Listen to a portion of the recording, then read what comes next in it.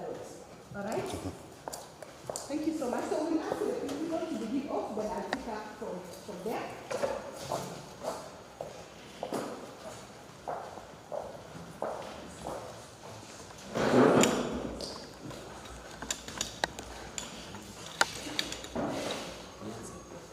Ama nichukua wa kwanza hivi brown, alafu tuanze.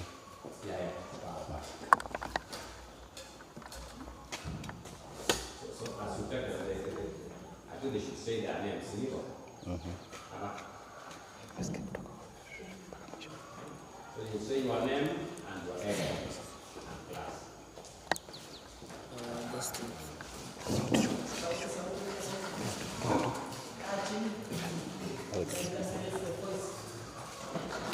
I'm Brand Pascal from Form 2 West. The affected crew from 3 West. My name is Gladys September from 3 East. I'm Marilyn Japchirchi from 2 East. Raymond Gerano from 2 East. I'm Charlotte Chabigal from 2 East. I'm Ivan Chepete from 3 East. I'm Abigail Sherita from 3 East. I'm Vincent Kamutai from 3 West. I'm Stephen from 2 East. Damaris Jacob from 2 East. Dylan Cheroni from 3 East. Hilda Chipto from 3 East. Michelle Chepchumba from 2 East. Jared Gibuat, student Chapa from 3 West. Abigail Cherop from 3 East. Romek Consultancy. To the Students' Council, today is about you. Leadership is not about titles. Leadership is not about positions. It's about service and responsibility, boys and girls. It's about influence and that positive influence. Through this program, you will gain insights that will help you lead with integrity, solve challenges creatively, and inspire your peers to aim higher. I encourage you to listen keenly and participate actively and embrace the lessons shared in the course of the day. As a school, we believe that education should shape not only the mind, but also the character. This mentorship is designed to sharpen your leadership abilities, strengthen your decision-making skills, and prepare you to be role models, both within and outside Sigot Senior School. I also wish to remind you that leadership is a continuous journey of growth. Today's program should be the beginning of a lifelong commitment to servant leadership and excellence, and towards excellence, where you lead not for self-interest but for the good of others, our student leaders. As we officially launch this program, let us carry forward the spirit of teamwork, respect, and dedication.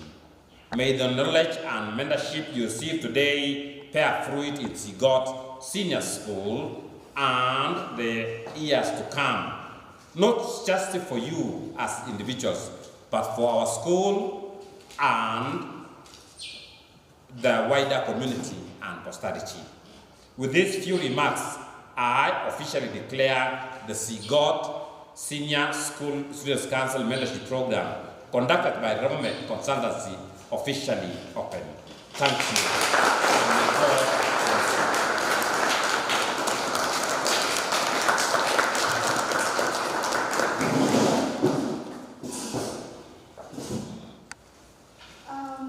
Thank you so much, Principal of Excellence.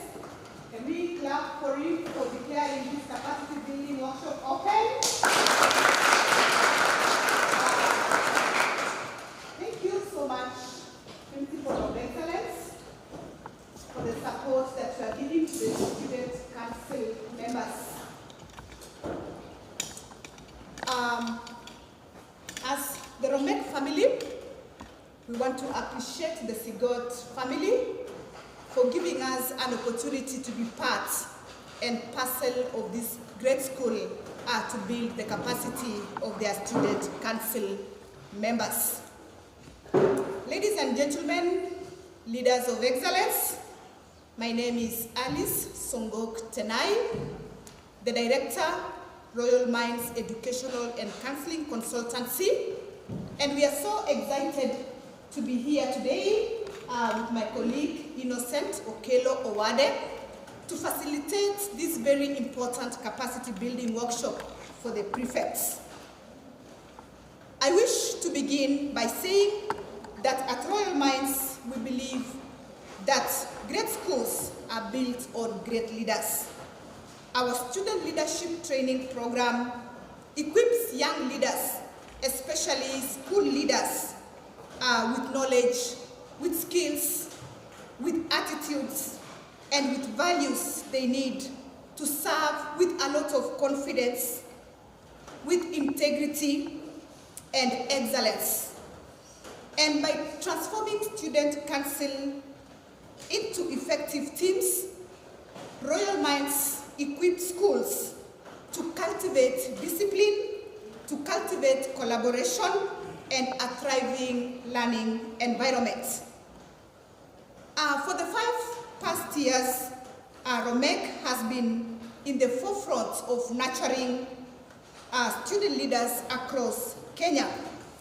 We have successfully trained thousands of student leaders drawn from public schools, private schools, and even international schools, as well as tertiary institutions.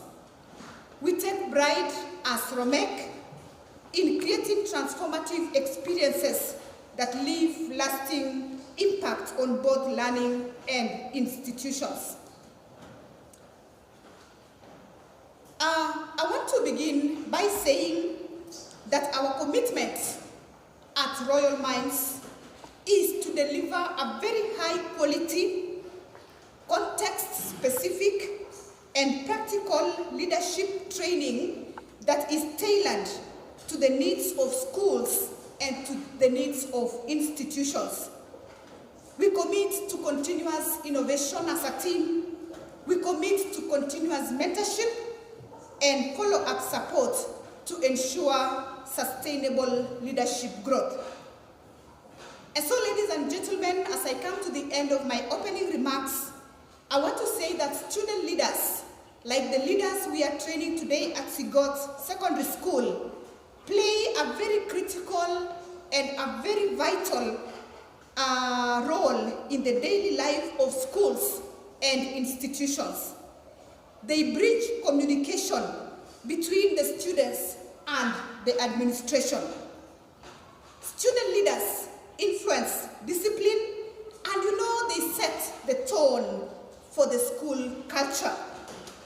However, in so many schools, such student leaders assume positions without adequate preparation, which often results in challenges of poor communication, challenges of weak teamwork, and even inconsistent discipline.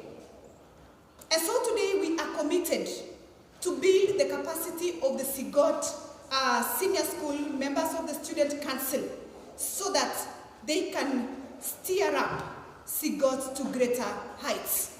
And so, ladies and gentlemen, I take this opportunity as the director to welcome the principal, to welcome the deputy principal, to welcome the great and the excellent teachers who are seated here, and the great team of excellent student leaders for our today's capacity building workshop. May we enjoy the training, and may God bless all of us.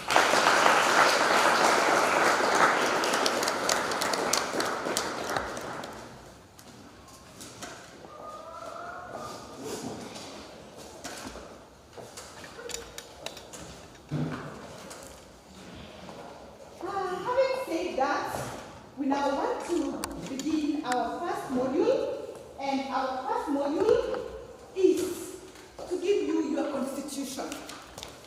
We want to talk about the roles and responsibilities of the student leaders. We want to talk about the roles and the responsibilities of student leaders. Indeed, just like I observed in my opening remarks, so many teams are disadvantaged when it comes to their performance of duties because they get to office and they don't know their roles they don't know their responsibilities. And so today you are so privileged as Sigot as student leaders to go through roles and responsibilities of student leaders.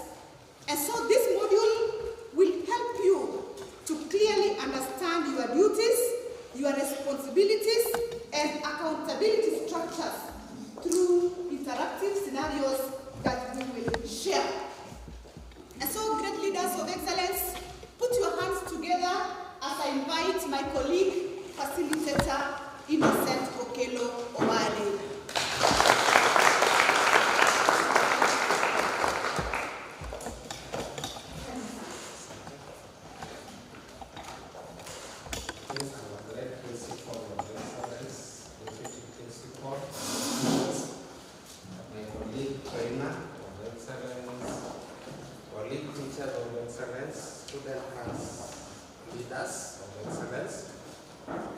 Good afternoon.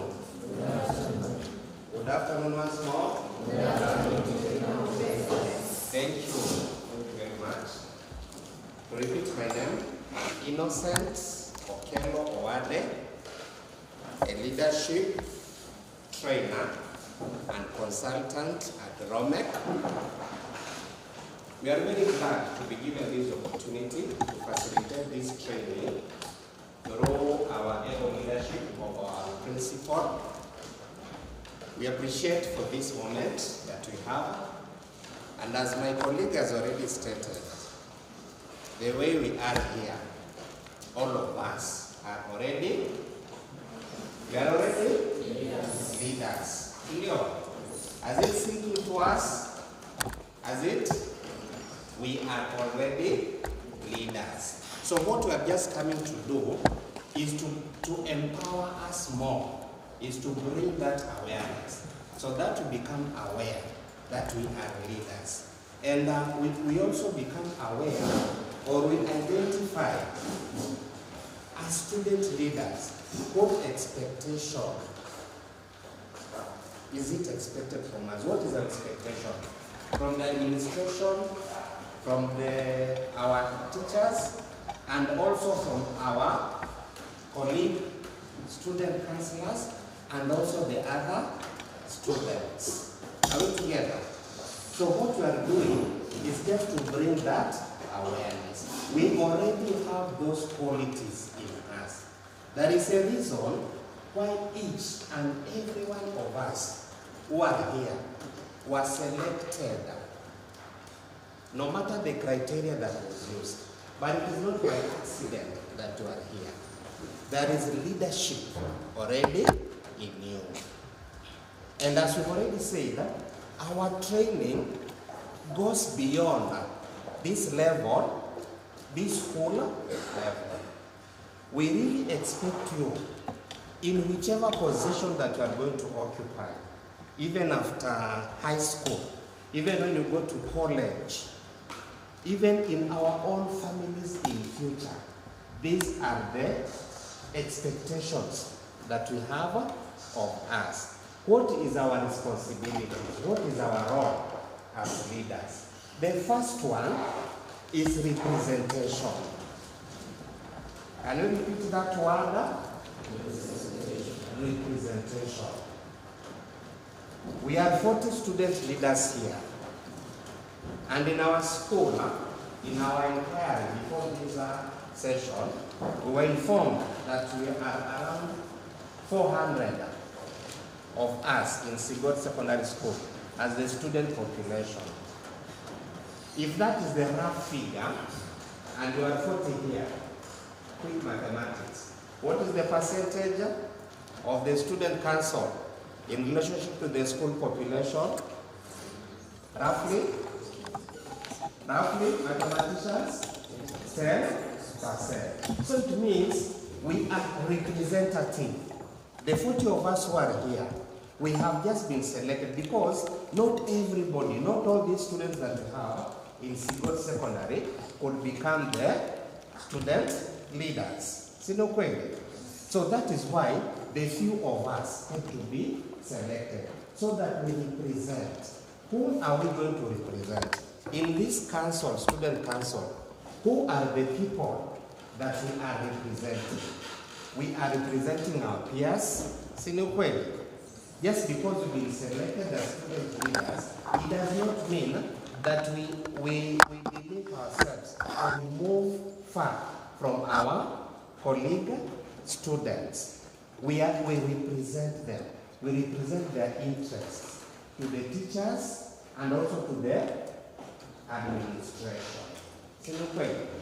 And because of this representation, as student leaders, we are expected to have balance so that we don't come into friction.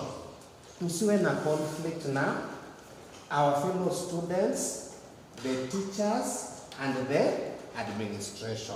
That is what we talk about when we talk about balance in representation. Then another thing, even as we do representation, we become the voice of our peers.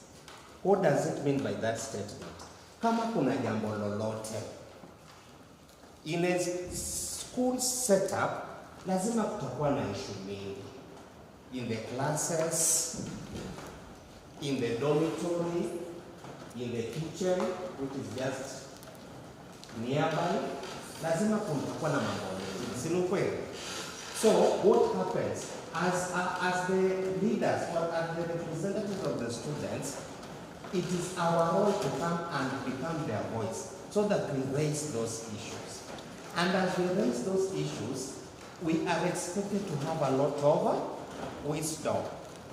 We are young leaders, but we already said that kuna jambo ambayo ilionekana kwa AD ndiye akapewa kuwa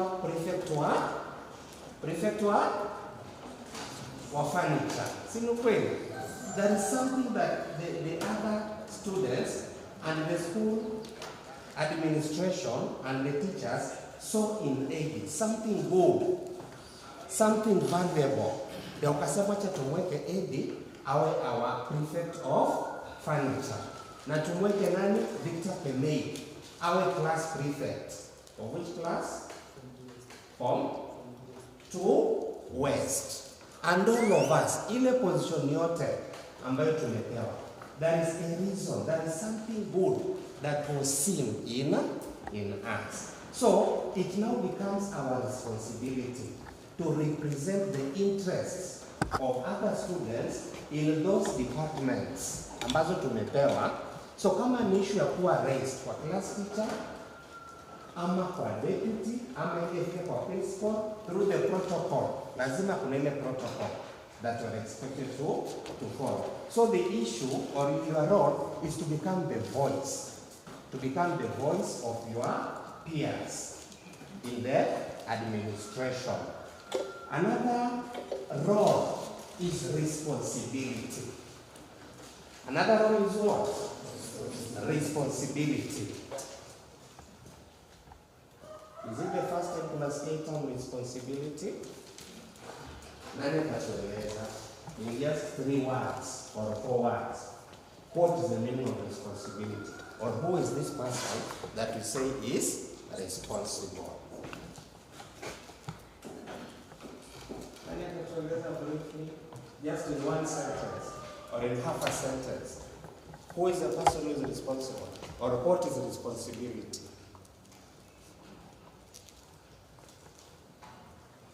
And still I'm thinking of it. I'm just trying to find how I'm able to give it out. Who is ready? Yes, our boss, yeah.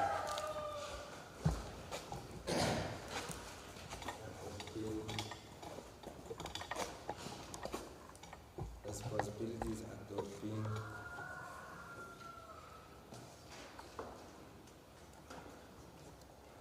Act of being.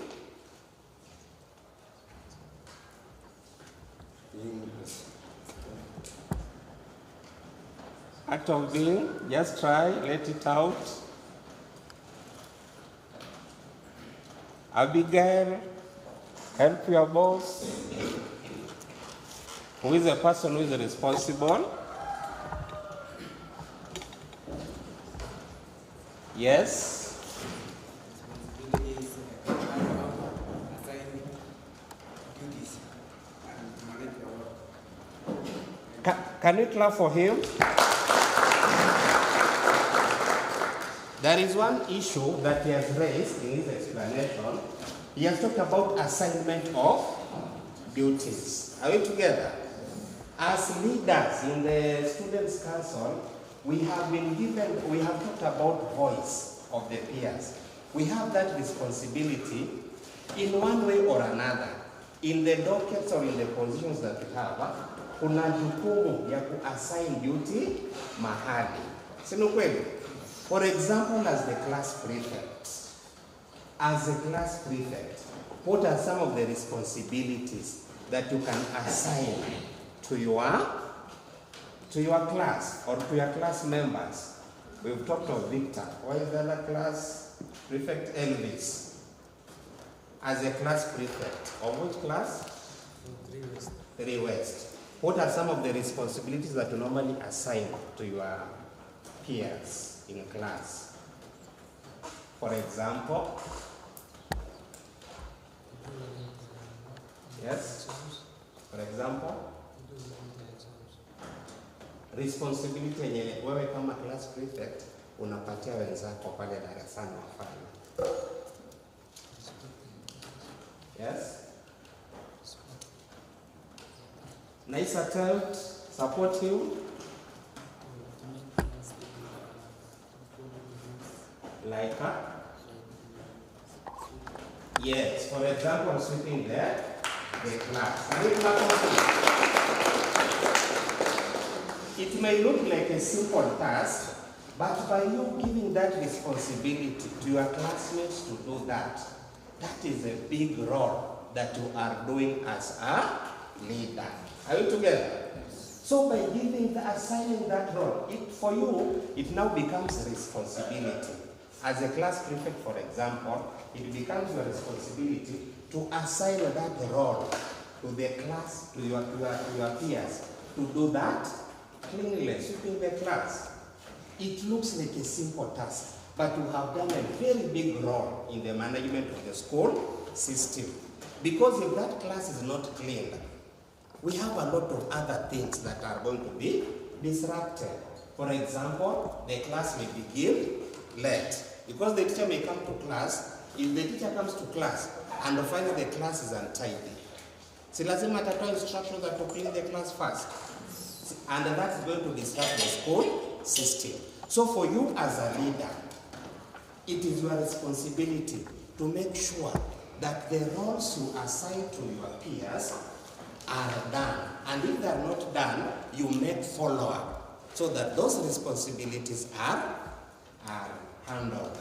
Another role for your responsibility or role is to be a role model. What we call role modeling.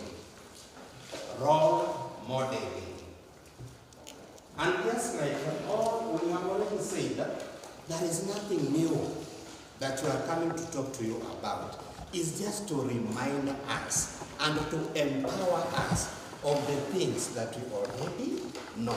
For example, I know if not all of us, at least majority of us, we have role models. I'm also very sure that it is not the first time you are hearing of this word role model. Is it true?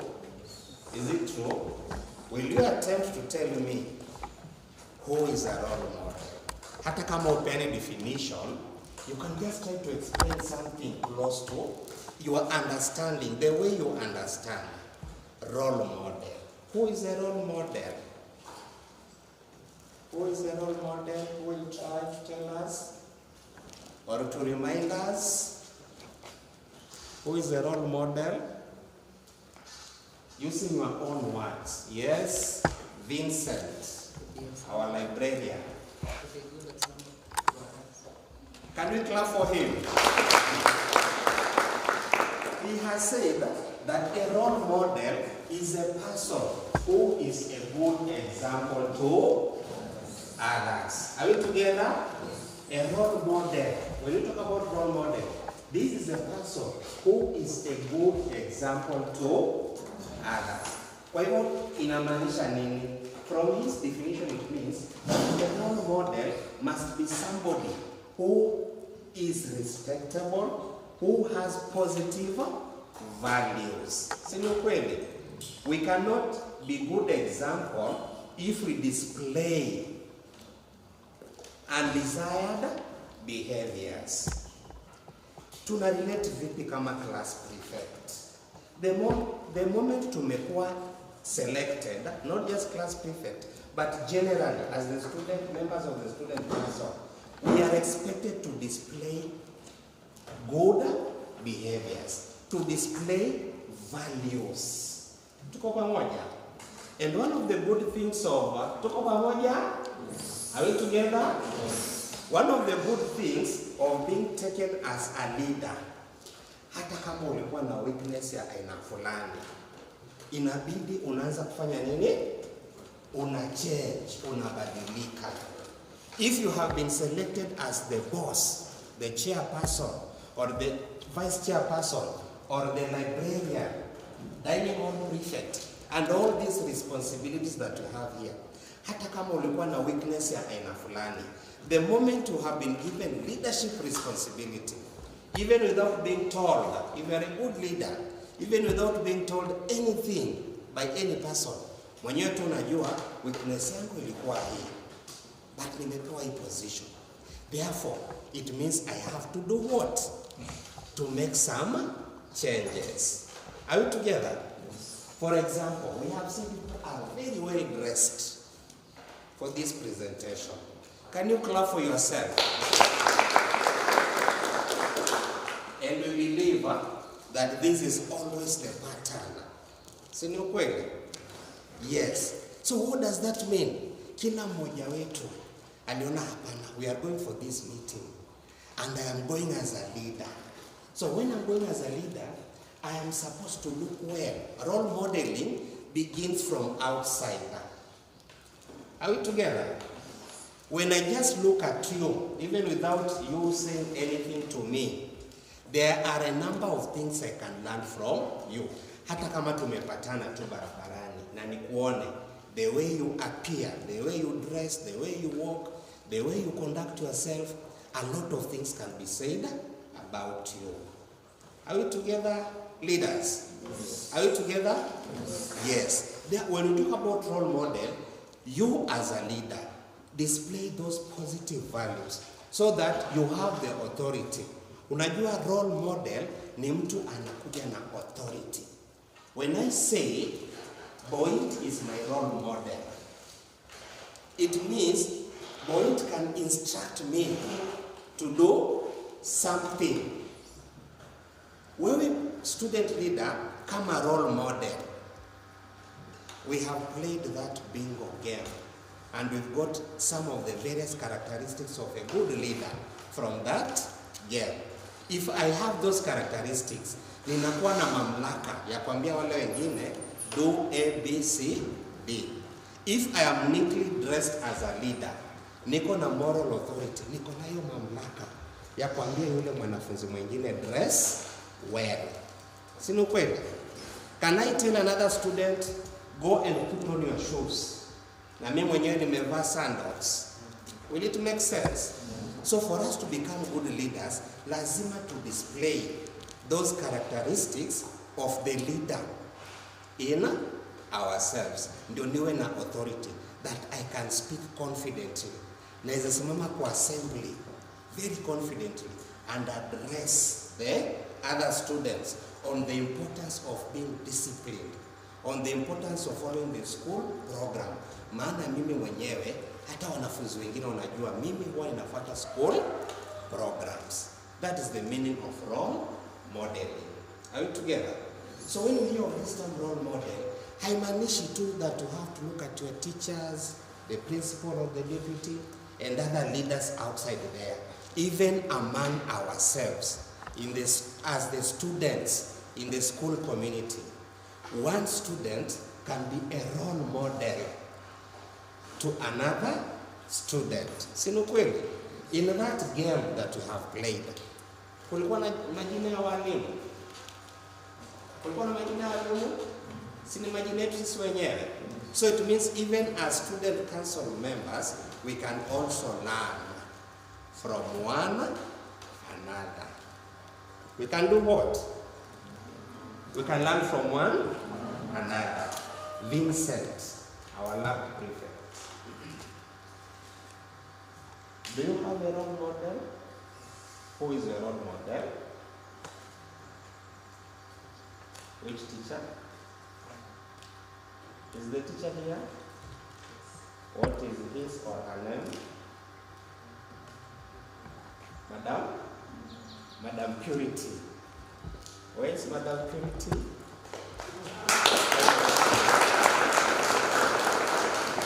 That is very great. So it means he has seen something desirable in the deputy principal. And that's very, can you clap for him? And also that tells us something positive about our deputy, because we go in some schools. Teacher number one, not liked by students, is there? Because of that discipline. But here we are seeing something positive.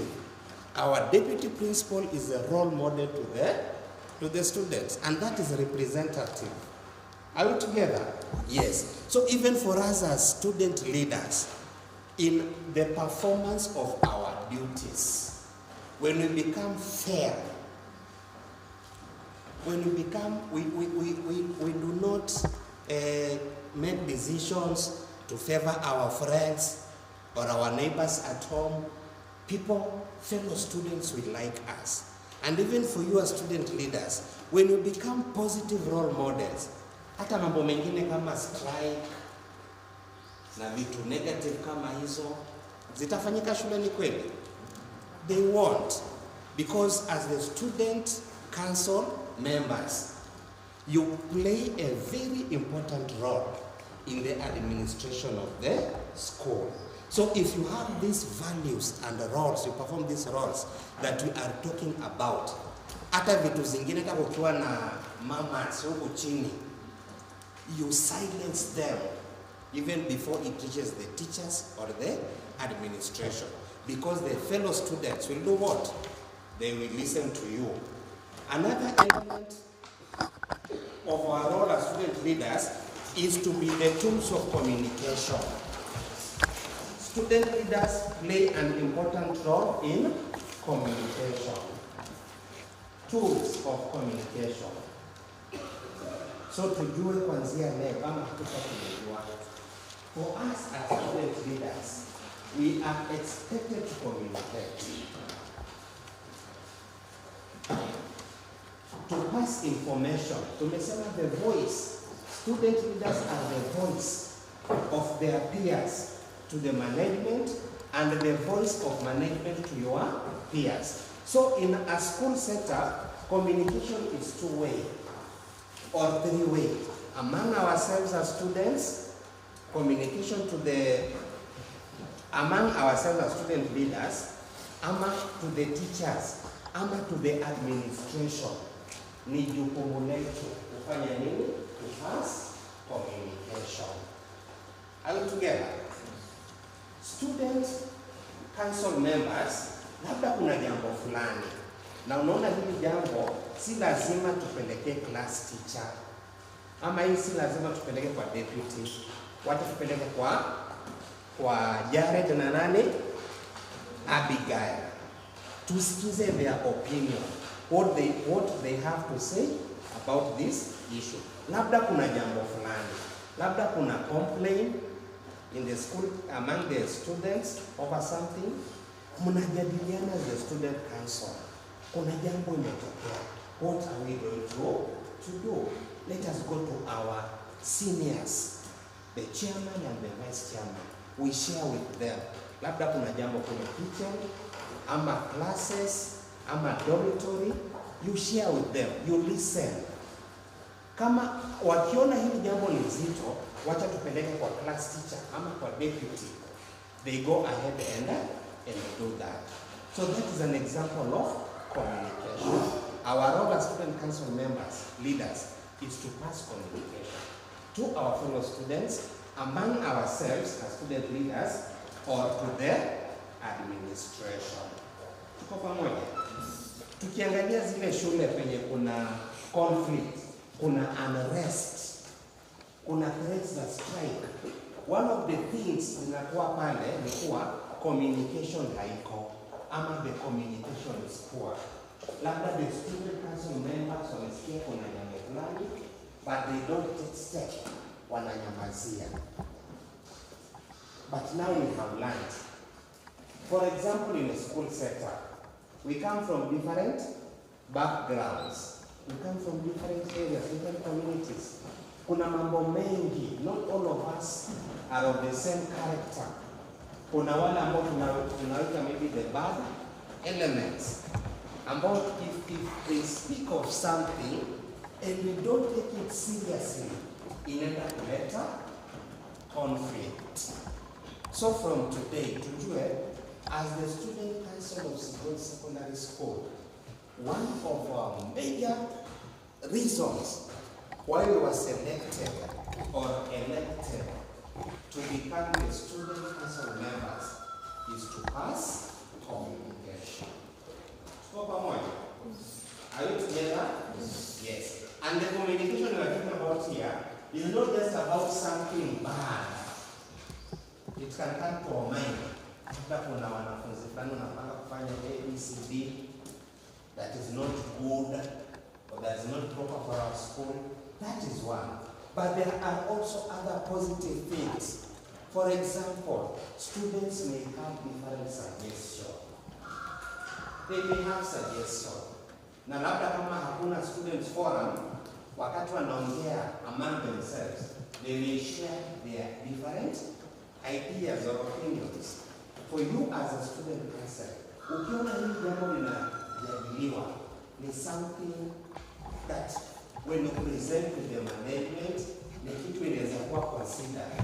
It is your responsibility to do that. That's communication. As a student council member, do not take anything for granted. Tuko pamoja? Yes.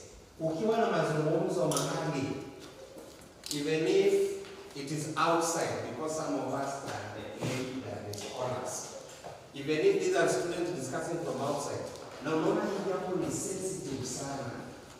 It's about the school. It is your role to pass that communication ahead. Are we together? Yes.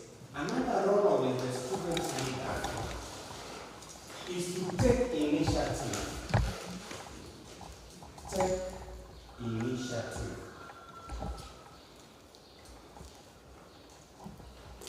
Initiative inamaanisha nini? As a leader, you are supposed to be creative. Wewe kama student leader, lazima ufuate, ama kuna ile kufuata sheria za shule. Lakini kuna some problems that need you to become creative. For example, as a class prefect, kuna a lot of noise in that class. Wanasema kwa darasa fulani, hiyo ndio inaonekana kwa nini? Kwa kelele. You can become creative as a leader. Hata kama utakuwa unaongelesha your class, you can take that step. Or maybe school. Do you normally have class meetings? You do? Yes. So some kind of issues can be addressed in the class meeting. Even if the class teacher has not told you, like you know, this is something positive that is going to help this class of ours. There was any class and class. That is something that you can do as a leader. For example, talking with them. Ama kama unaona ni agent, si lazima isubiri nini? The class meeting. You can just tell them before lunch or after lunch, give me 3 minutes. I want to do something. They will listen to you.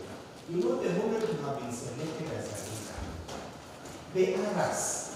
Hata kama ulikuwa na opposition of your selection or election, lakini with time, they just come and know this is our leader. Now watakuja wako respect.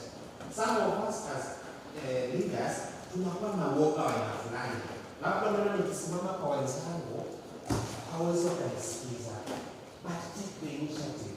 Try one day, simama mbele yao uambie, today I want to talk to you about FBCE. Believe me, they will listen to you, and that is how leaders are shaped. Most of the leaders we have in Kenya, walianzia leadership in high school and college. It's going to be the same with us. Are we together? Tuko pamoja? So soon na walk, be confident. Take the initiative, take the control. And itaendelea kukupa, the more you talk to them, the more you come with solutions for the group that you are in charge of, the more confidence in you to happen. And even when you walk out of the gate of this college with your certificate, that leadership skill will continue being in you. Are we together? Councillor Alice. I'm about to stop from there. Dr. Alice. Thank you so much. Can we appreciate Okello one more time? Thank you so much, Okello, for taking us through that very important module on exposing these young leaders on their roles and responsibilities. Now, I have so many gifts to give you. Okello has talked about a number of our roles and responsibilities. Let me see, Damaris, tell me one. Damaris, one role that he has talked about. That you act as a role model. That if you want others to respect you, you have to become a role model, especially in how you present yourself, how you praise yourself. But you appreciate that? What is your take home from what he has just talked about? What role are you picking with a lot of enthusiasm, with a lot of confidence? Which role would you really want to take home? Let me hear from Wilcox. Which yes? Which one of all that he has talked about? Presentation. So you want to talk about it a little bit? Yes.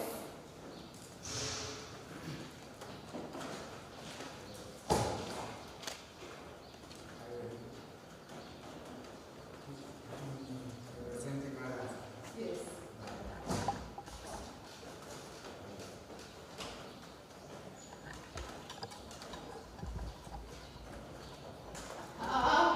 Positive influence. That is good. Representing others, very appreciative. Let's talk about representation. You know, you facilitate class meetings, you facilitate dorm meetings, you facilitate other fora of other students.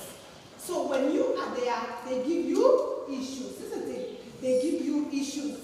In a class meeting, they will say we have a challenge with mathematics. In the dormitory, they will tell you we have an issue with a leaking roof. So what we expect you as members of the student council to come with those issues, either to the class teacher, to the boarding mistress, to the boarding master, and present those voices. That is very good. Any other? Naaman, what is your carry home from what he has presented? What is your role as a student council from what he has presented? Just pick one. Be responsible for other students.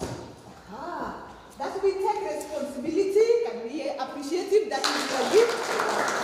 Thank you so much. I may not want to repeat all that he has said, but I want to say great leaders of excellence, that what he has presented is what is very critical to us as members of the student council. We choose not to deal with different offices, but we choose to deal with the umbrella roles of the student council, so that out of what he has presented, representation, responsibility, becoming a role model, becoming a very good communicator, and taking initiative in where you serve, we just come out very strongly. Look here, if you are a church prefect, you take initiative in your jurisdiction. You make sure all the services are organized in time, well organized like we have organized our training today. If you are a class prefect, you take initiative in your class to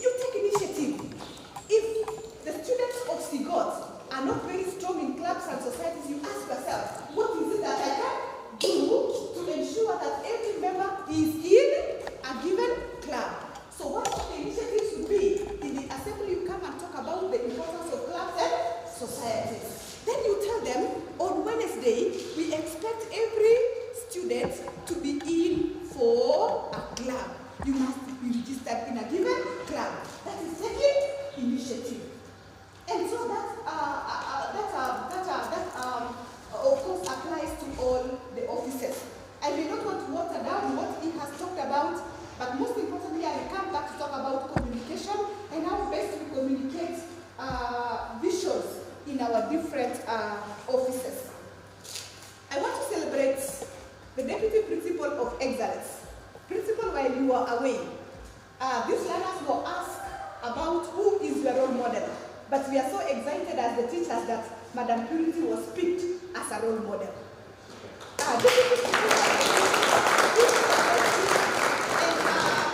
Roman celebrates you in a special way. I want to believe you can get so many gifts to give to Madam just for becoming a role model. We are calling upon all of us to always be a role model. Okay, the rest on the table. Pick each of those items and please allow the principal to support you to award the deputy principal of excellence. Can we clap for her again? I want to say in our training we have a lot of gifts. So we are saying do everything that is good and we gift you. I know we are tired, we have been waiting for quite some time. I know you may want to take a break, but before we take a break, I want us to do a small assignment. Can we appreciate?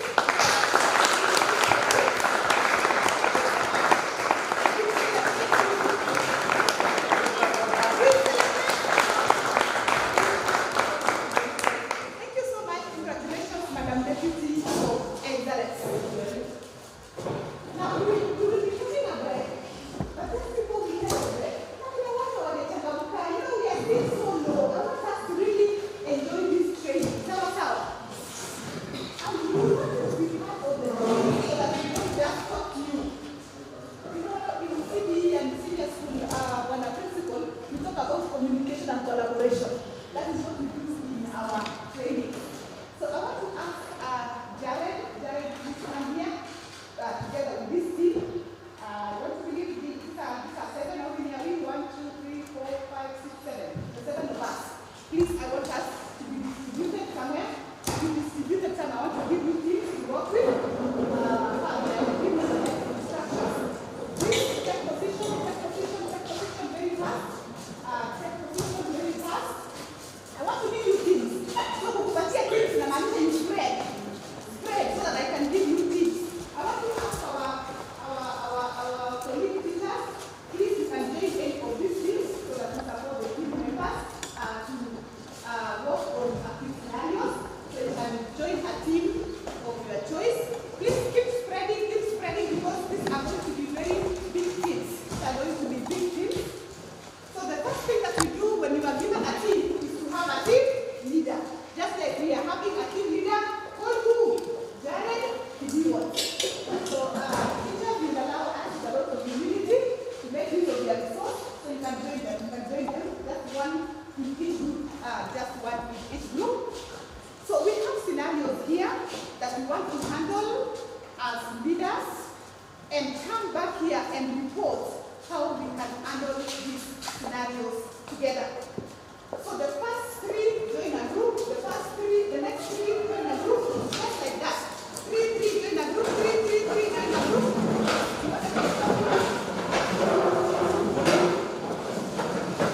Please join that very fast. And this activity should just take like 10 minutes. It should just like 10 minutes. Thank you so much. And we see, let us have 3 there. Very good. You see how easily we have all these groups? This is very easy.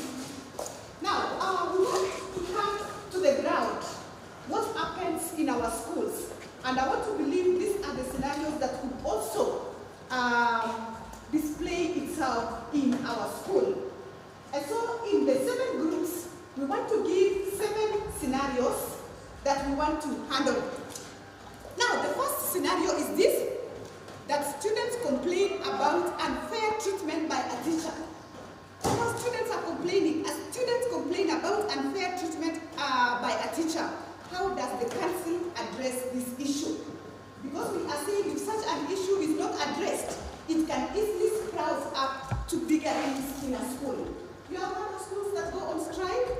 You have heard of schools that burn their schools down? It is because of such issues that are not addressed. The second scenario is this. Your classmates are always late to come to class, especially after breaks and lunch. I don't know if you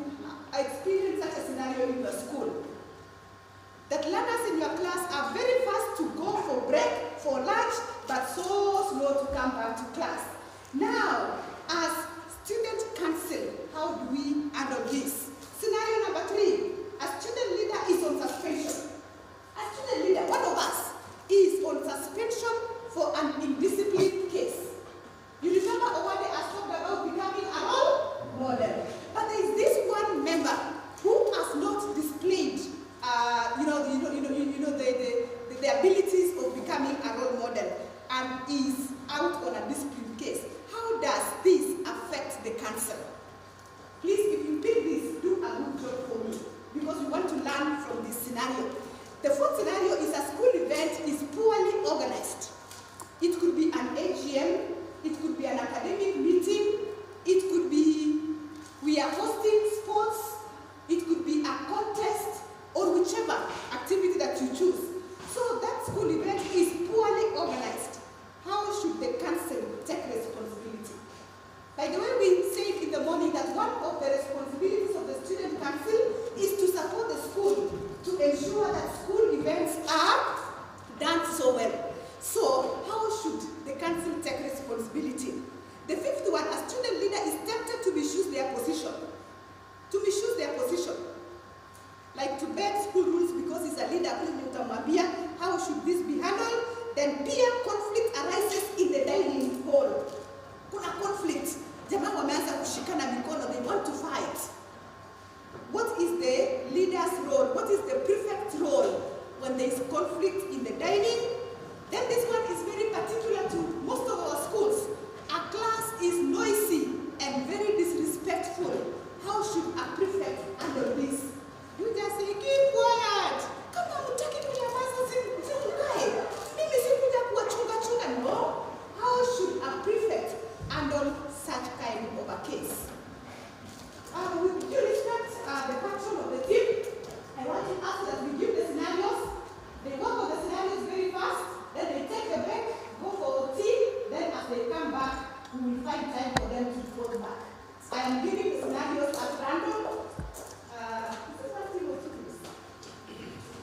1, 2, 3. 1, 2, 3, 4, 5, 6, 7. I will take 7 so you can see how to do this. So do it very fast.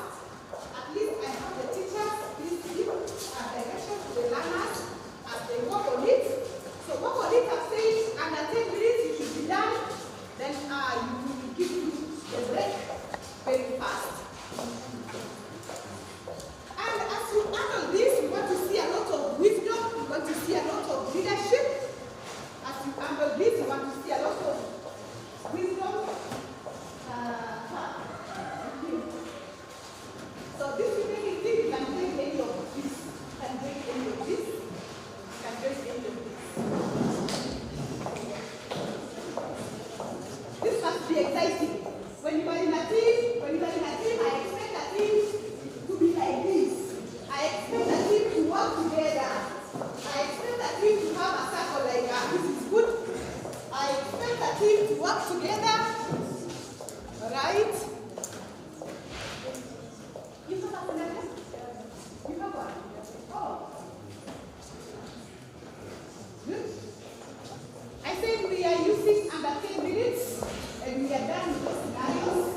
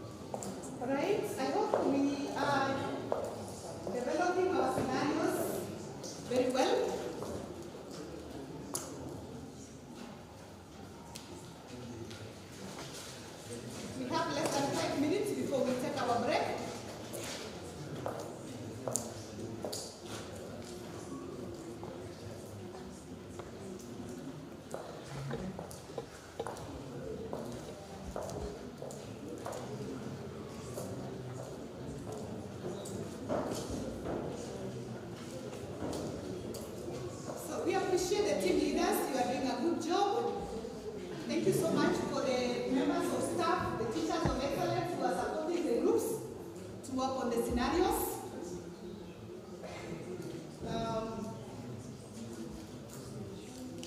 You can also join them and just see what they are doing. Yeah, you can join them and see what they are doing. Thank you so much. We have under 5 minutes to finish up.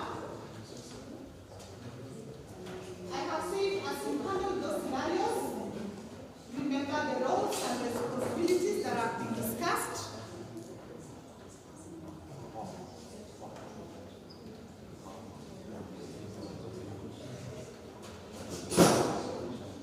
Thank you so much. And as we discuss the scenario, put down some notes because we will expect you to make a presentation. Yeah, you will be making a presentation after this. So make sure you have some short notes that will support you in the presentation.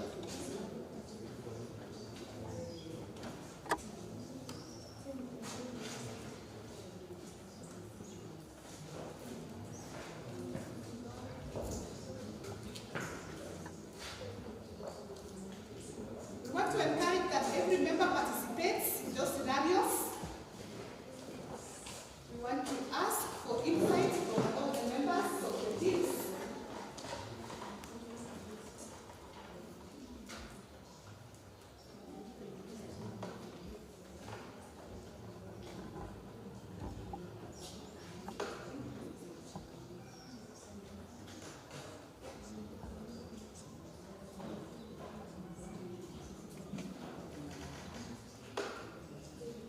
Okay. Thank you. I love the collaboration in the teams.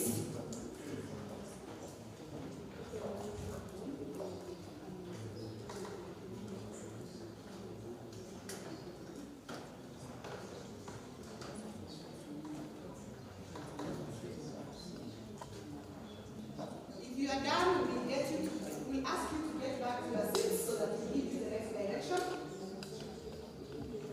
Remember, we are given that activity only 10 minutes.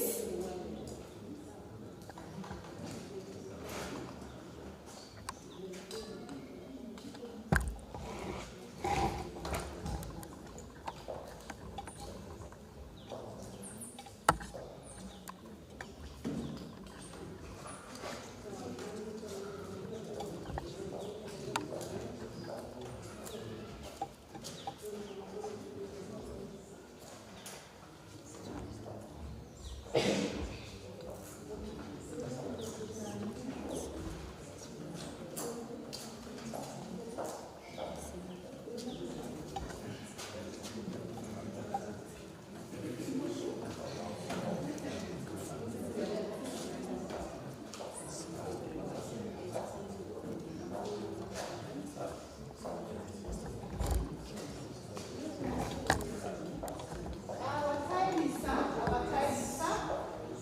We ask the group leaders to facilitate the closure of their teams. We ask them to facilitate the closure of their teams. I want to believe you are done. The other group on the other side, please facilitate the closure of your discussion. Are you okay with this team? All right. As we close the teams, make sure you have something to come and present the scenario to us. When we come back, make sure you have identified somebody to come and present the scenario. And we advise that we have the student leaders making the presentation, of course, with the support of the group members.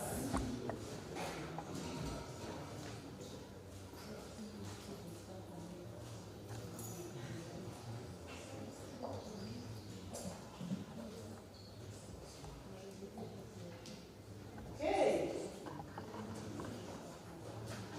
So we are calling that we come back. We come back after our discussion. I want to believe you have had time to reflect on the scenarios, and that your presentation is going to be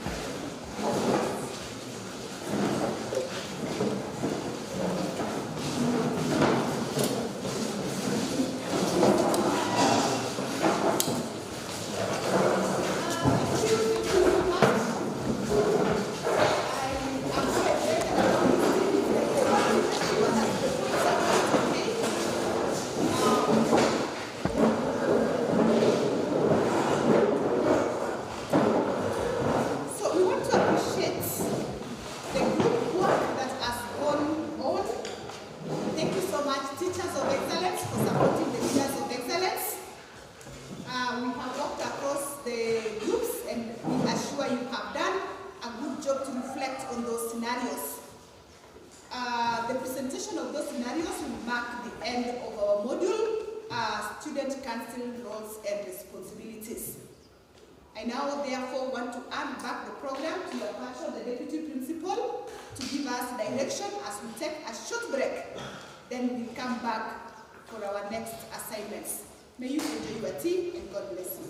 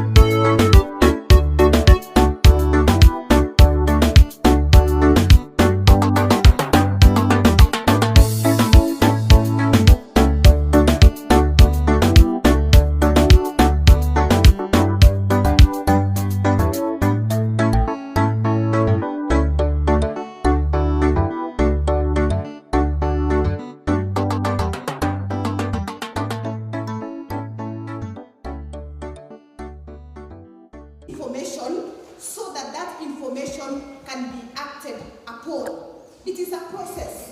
It's a process of passing information for a reason so that that information is acted upon. Are you together with me? And so this module is meant to build your confidence as student leaders as you endeavor to pursue this very important role of communication. I want to say in the different offices that you serve in, be it the chairperson, be it the academic office, be it a class prefect, be it a dog prefect, be it a clubs and societies prefect, be it a librarian, a laboratory prefect. We want to say if there is anything that you will be doing every day is to communicate. And Melvin, Redemptor, Daisy, and the rest of us, if you find yourself as a student leader retiring to bed before communicating, before giving information, it would be an indication that probably you are not doing the right thing. And so today we have come to tell you, if there is anything you will be doing minute after minute after any other minute, is communication, passing information, giving direction, giving counsel, influencing others through the word of communication. I also want to say, apart from the structured meetings, like the class meetings, like the dorm meetings, like the assemblies, we also do a lot of communications in our different positions, in our different positions of mandate. Now, why are we emphasizing on building our communication skills? Importance of communication. Importance number one is effective communication. Effective communication builds trust. It builds trust between leaders and their peers. It builds trust between peers and the leaders. Great leaders of Sigot High School. This is very important because the position we are holding as student leaders is a position of influence. You need to influence the others towards the positive. And so if they have to believe in you, if they have to accept that which you are telling them, they have to trust you. And so effective communication, therefore, will build trust between you and them. Point number two, through communication, leaders help to explain decisions. They help, or rather it helps to explain decisions and rules clearly. Yes, that is communication. That it is through communication that you are able to tell your class, by 4 in the evening, you should be done with your assignment. It is through communication that you tell the members of your dormitory that don't get out of the dormitory before you spread your beds. It is through communication that in the assembly you give rules, that it is movement by running, that it is English that we are going to use as a mode of communication in our school. So that is the importance of communication, number 2. Number 3, effective communication is very important also because it will help you. It helps to prevent misunderstanding. That when you communicate so well to your classmates, to your dorm mates, to your peers, in the field, in charge, in the dormitory, in class, it prevents misunderstanding. And lastly, we are saying it promotes teamwork. It promotes teamwork. It promotes teamwork. Effective communication promotes teamwork in your class. It promotes teamwork among the dorm mates. It promotes teamwork among the students and all that. And so looking at the 4 important points that I've talked about communication, I now come back and just drive my point home. Great leaders, we are talking about communication. If there is anything that you will be doing on a daily basis, is communication. I want to address the class prefects. Where are the class prefects? Class prefects, where are you? Please stand. Please stand so that we see you. Now, those are our class prefects. Now, our class prefects, I want to say that if there is a tool that you have to positively influence your class, is the power of communication. Milton and your friends, I have said communication is part and parcel of leadership. And Milton, if you find yourself going to bed before communicating to your class, it means there's something you are not doing right. I want to say the excellence of a school begins from a classroom. And I want to teach you how you can begin your day. You begin your day by communicating to the members of your class. What time do you get in for morning prep? 5 sharp, that is for boarders. What time do the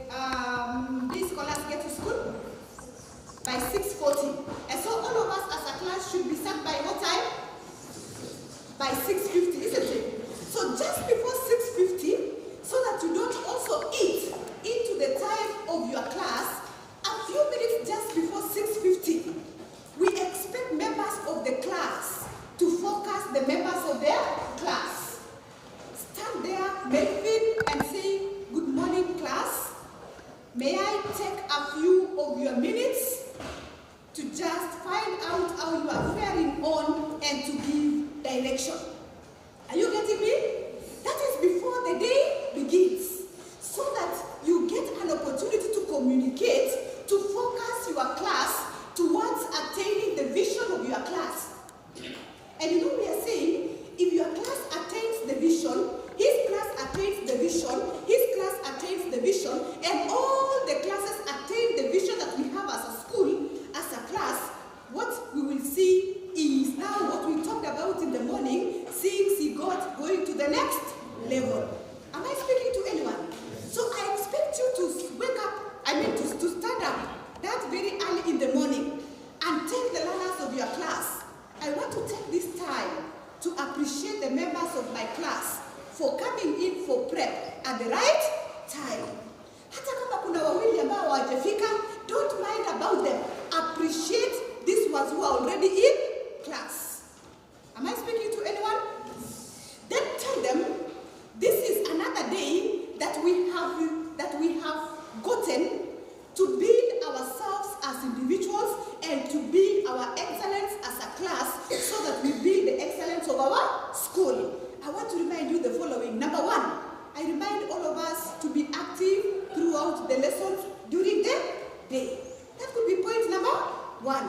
Point number two, I ask every one of us to make sure they have done their assignments as expected.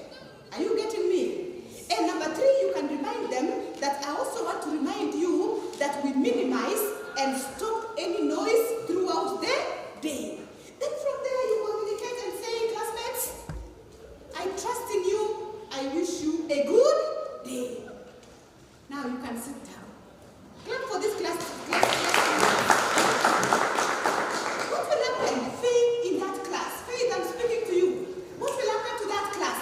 That class will feel like, hey, in darasa iko na leadership.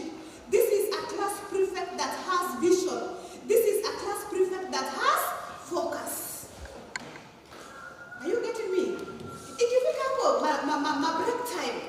my break time, there are these students who have already sat down and another lesson is beginning and the break is over. You can just say, excuse me class, I want to appreciate you for coming to class right in time. May you enjoy your lesson. What are you doing? You are communicating. But in the process of communicating, you are giving direction and you are refocusing. You know what? The good learners will be like, this one is a good leader. And these very few who are not very good will be like, hey, there's a direction in this class. That is the best way of influencing your class. Alright? Don't be this class prefect who just says, keep quiet. Simunyamaza nani? Mulikuja hapa ku make noise. Nyinyi mnanisumbua, mnafikiri mimi ni mtoto wenu. Don't be that leader. Be this leader who starts with a lot of confidence and provides vision for that class. Are you getting me? When they are going for lunch, you can say, excuse me class, as you go taking your lunch as your class prefect, I wish you a good lunch. You know what? You will be seen as a good person. But many a times our members of the student council have always been seen as enemies by the students. We don't want to create leaders who look like they are enemies. In any case, I'm talking about communication and interpersonal skills. Interpersonal skills is relationship. How do you relate with your classmates? How do you relate with your dorm mates? How do you relate and all that? The dorm captains, where are you? Dorm captains, those who are in charge of our dorm section, please stand. Those who are in charge of our dorm sections again, don't wait. Don't wait until it is Thursday. Is when you are speaking, is when you are communicating. Are you getting me? How are your dormitories? You know, you could say, just as you get to the dormitory, you say, excuse me, may I have 2 of your minutes? I take this time to wish you a good night and to appreciate the good work that you have done in class. Allow me to remind you one thing. By tomorrow, by 5, was it 5? Yeah, by 5, I want to ask that all of us are out of our dormitory to go to class, to go and build our future so that we have a great Sigot. Look at that. They have communicated. They have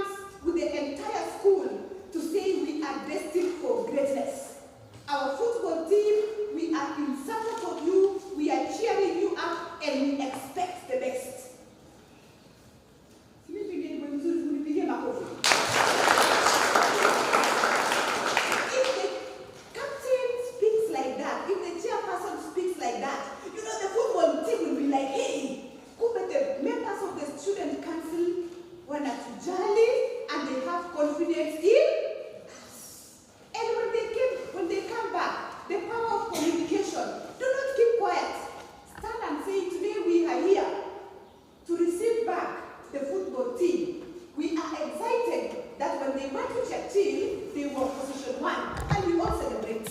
And even if they were not position 1, you come and say they did their best.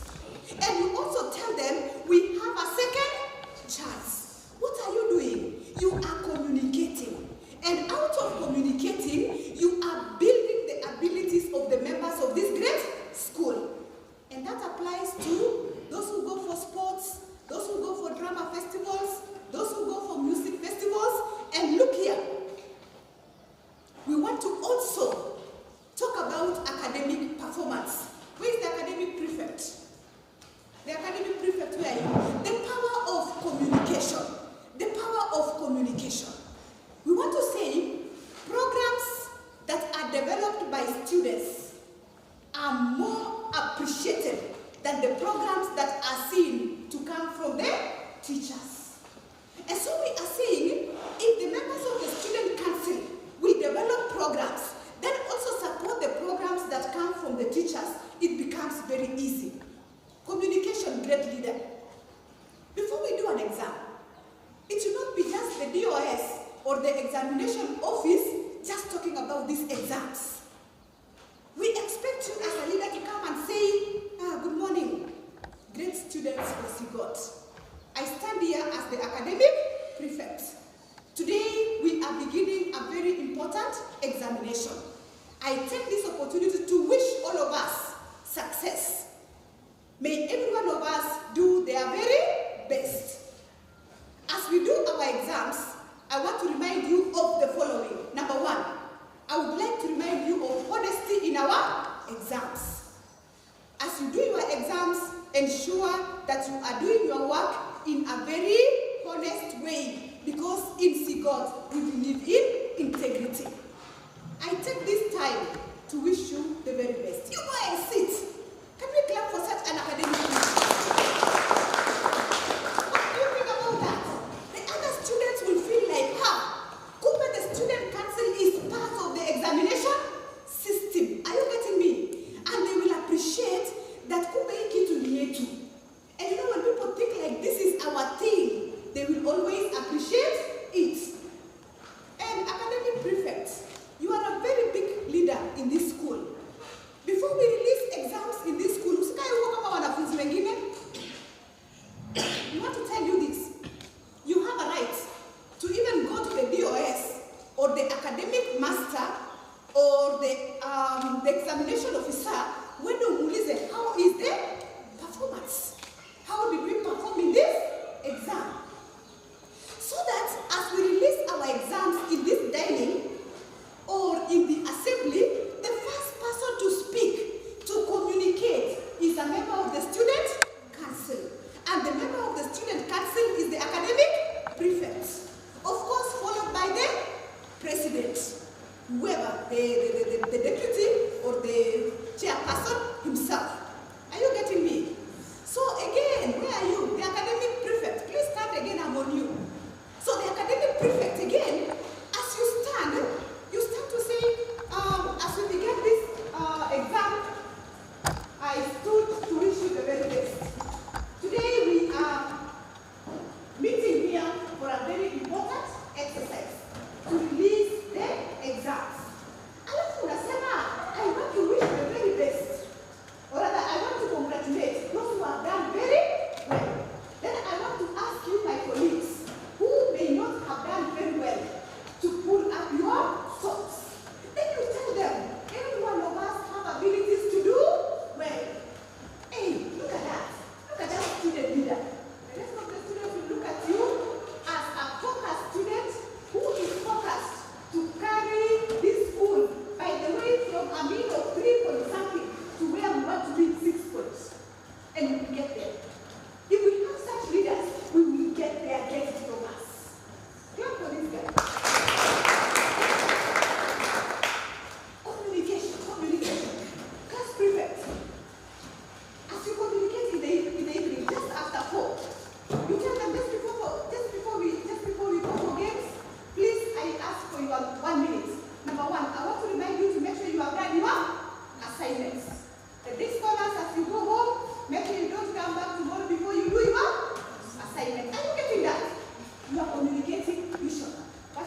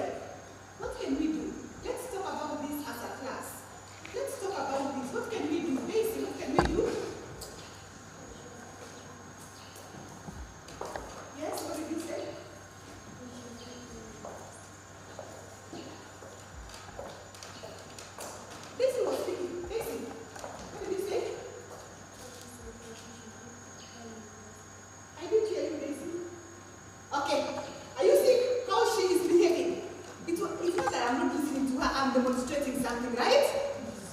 What kind of a communicator am I?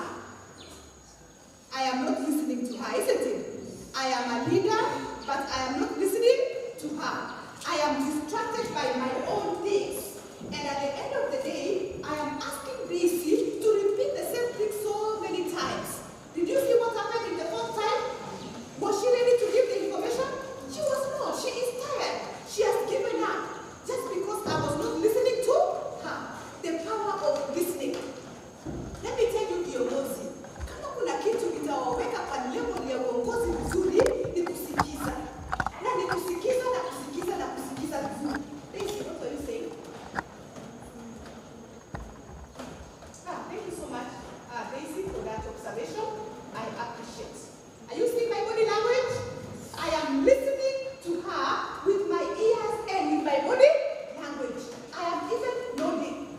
At the end of the day, how do you feel, Daisy? Daisy feels good because I have listened to her. But many a times, unakosa heshima kwa hao wanafunzi kwa sababu when they are speaking to you, you are not listening. You are doing bad things. Umesemaje? Kama hutaki kusema si uachane naye. Watafanya nini? Wataachana nayo. Na wakiachana nayo, hiyo vision yetu ya kupeleka Sigot to the next level, we do what? We miss it. Are you getting me? So active listening is very important as a leader. You know, you are told by a teacher, please go to your class and get me a biology textbook. And because Madam teaches biology and agriculture, hata huku msikiza you run and you think now that she teaches me agriculture, unaenda kuchukua textbook ya agriculture, unafanya nini? Unakuletea. Halafu anakuambia, "Meti, what did I send you to?" Unajipata hata huku msikiza. Remember, as leaders, we pass information and we receive information. If we don't listen to information very well, we will not be able to pass the information very well. Watch this sana. We ask leaders to be listeners and to be active listeners. I have told you can either be a listener or a speaker. Now, when you speak, how do you speak?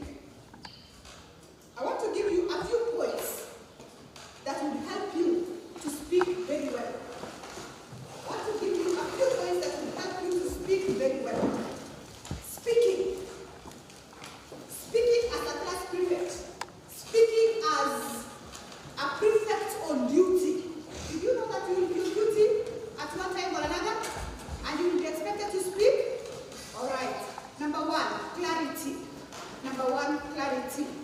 Clarity. Clarity. Clarity. What do I mean by clarity? Be clear. It means use simple words.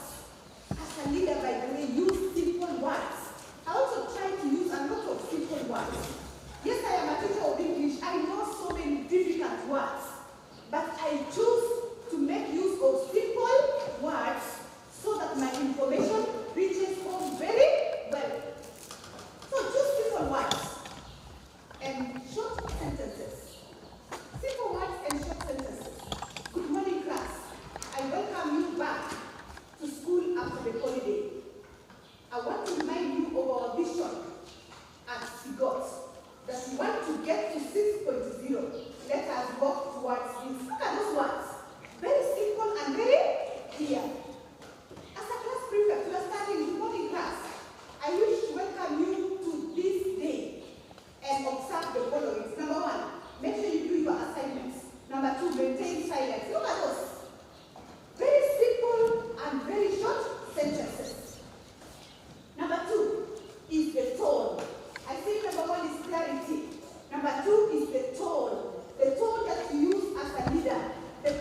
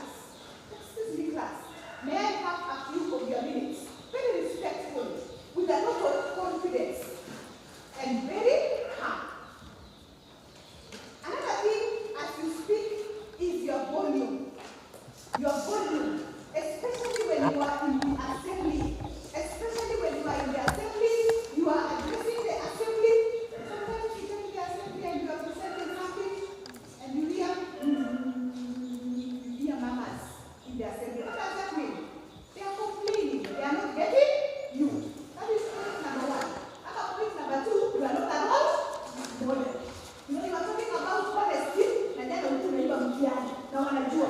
So you say, students, I want to ask that you become honest. What is doing now? People, nanaongea tu ya honest. Tusaidie kwanza. So you get a lot of manners. Another reason for manners, especially the assembly, is when you are speaking and they are not getting you. How? Nobody is born with speech. Nobody is born with voice, but with practice. So now that you become a member of the student council, you've got to practice, you've got to project your voice, you've got to train your voice, so that unapoongea, you are loud enough to be heard.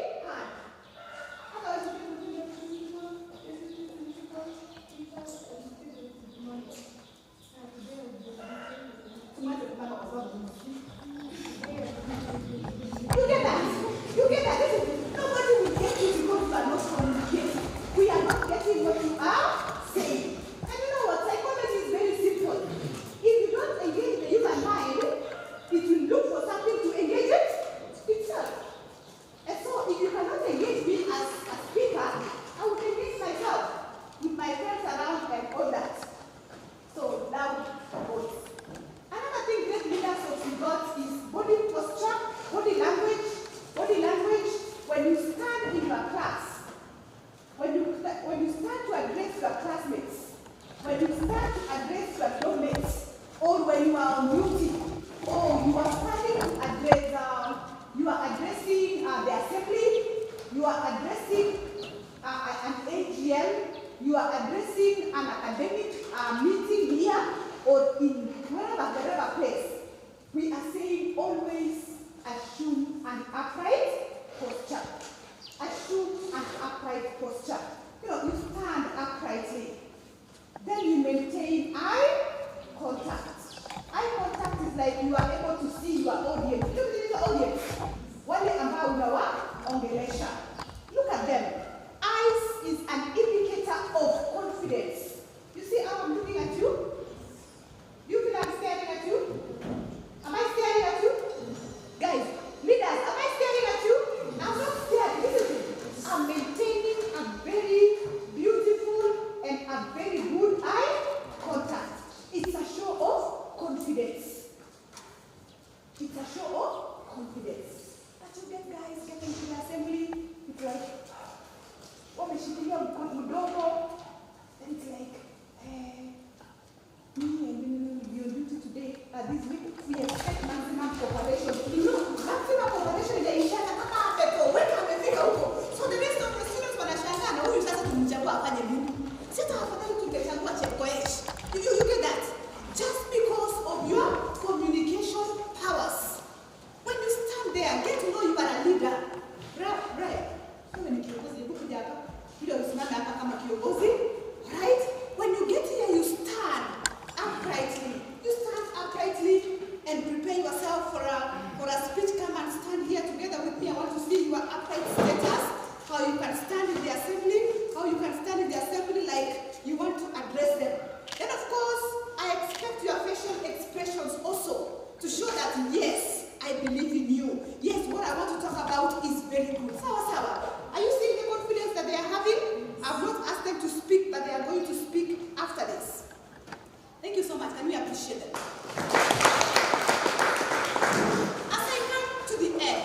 As I come to the end, how therefore do you prepare to deliver a very good speech, to deliver a very good form of information in your class, in your dormitory, and all that? So tips of speaking effectively. Tips of speaking effectively. Number 1, prepare main points.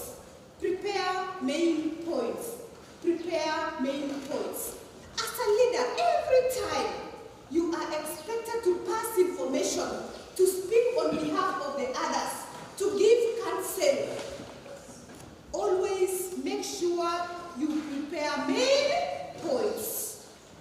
Learn from us. Look at the points I am having. I am presenting this module I've been doing it for so many times. But every other time I stand, I make short notes. Look at the notes I have made. Are they so many? Quite a little, isn't it? But I have spoken so much. So Melvin, ukiwa na class meeting, the first thing that you do is to make main points that you want to address.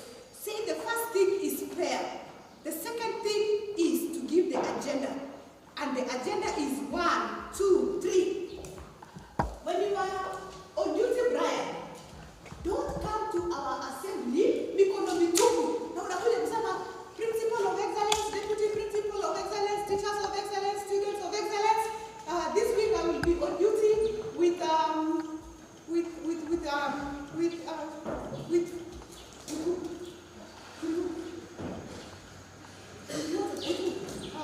it's all right. We expect maximum cooperation, and you have gone. Brian, what have you told us in that assembly?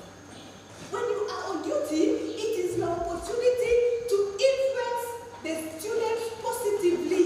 And so we expect you to make main points. Say the prefects on duty are Jane, James, and John. I will talk about 1, time management. I will talk about cleanliness. I will talk about this. And before that, I will appreciate those who have done this and this and this. Am I speaking to anyone? Am I speaking to anyone? So prepare main points. Don't captains. If you want to meeting, make sure you have main points. Na usifike huko tena Milton, uanze kusema any issues, nani yako na issues. By the way, usipokuwa na agenda watakutafutia agenda. Na hiyo agenda itakuwa if you have my time, I need it now. Na kama ulikuwa familia yangu, I want it now. Okay? And another one will tell you, now when mnatoanga viatu kwa darasa, mtache hiyo tabia. So at the end of the day, mtakuwa tuna issues kwa darasa na isaidii nini? Darasa. This training is meant to focus our dormitories, our classes towards attaining excellence at Sigot. Nimewajenga ama sijawajenga? Practice your voice projection. Pause for emphasis. Pause for emphasis. Pausing for emphasis means what? Point number 1. I'm speaking. Point number 1. Time management. We expect that all of us manage our time very well so that we do well in our academics. Point number 2. Point number 3. Lastly, I want to wish you a very good weekend. Did you see how I'm speaking? I'm speaking with pauses. So that you also give with wanakusikiza time ya kufanya nini? Ya kureflect about what you have just said. And before you speak to people, before you speak to your topics, before you speak to your members of your dormitory, courtesy. Leaders are known for courtesy, politeness. Greet them. Members of my great dormitory, good morning. Members of my awesome class, good morning.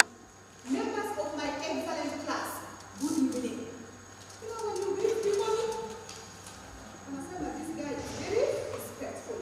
That is what would be expected of you. As I sit down, I want to say, great leaders of Sigot, we expect you to do a lot of communication every day, every minute, every hour, so that you give direction, so that you give influence, so that information gets to the rest of the students. At the same time, we expect you to give a lot of information to these teachers. When students raise issues, by the way, in your classes, in your dormitories, this one way. See the evening as a result. You know, Nama, I've always complained about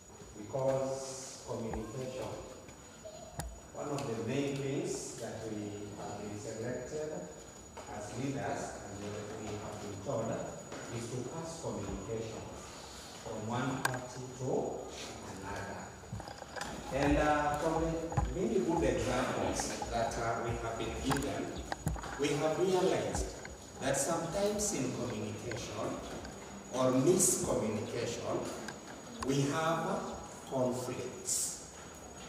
Sinukweli? Yes, sometimes we may have conflict. Maybe among the students, or the students may have some misunderstanding because of miscommunication with the administration or with the teachers. So we now want to see, in case of conflicts, because as a leader, in lazima, at some point, you are going to be at conflict.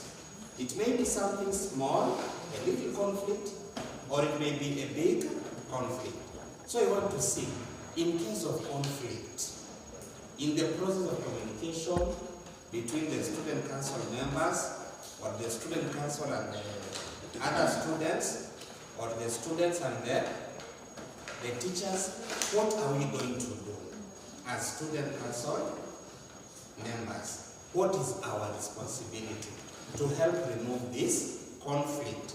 So we want to look at something called conflict resolution skills. Conflict resolution skills. So that we become empowered. When we have a conflict, tutasuluhisha vipi sisi kama viongozi? The skills in conflict resolution or conflict resolution skills. The first one that is very important is that you as a leader, you should be neutral. You should be neutral. Conflict means we have parties that are at conflict, or we have two conflicting parties. What do you think if you say neutral? Do you understand the meaning of that word, neutral? What does it mean? Yes, Japheth? Yes, it means you do not take sides. As a leader, one of the basic things that you should have is neutrality. Yamaanisha don't take sides. In case of conflict, pale darasani, ama dormitory, ama ni wanafunzi wawili tu wanazozana.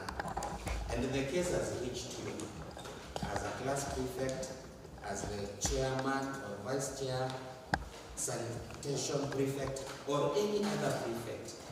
When that case has reached you, when you're trying to solve that issue, try as much as you can that you don't take sides. Because these two parties, when you take sides, it means you are going to favor one party or one person, one student, at the expense of the other. If I come to you and I'm in conflict with another student, then I realize that you are taking sides with that student. Will I continue presenting my case to you? Will I? Sitakuwa ni vigumu. But let us also note this. This case might come to you. Lakini from your judgment, umeona student A is wrong. Are you together? Tuko pamoja leaders? Yes. The case has reached you. Lakini even before you listen to a lot of the conversation, already ushaona student A is wrong. But you as a leader, hata hapo, even if you realize one party is at fault, bado jaribu kuwa neutral.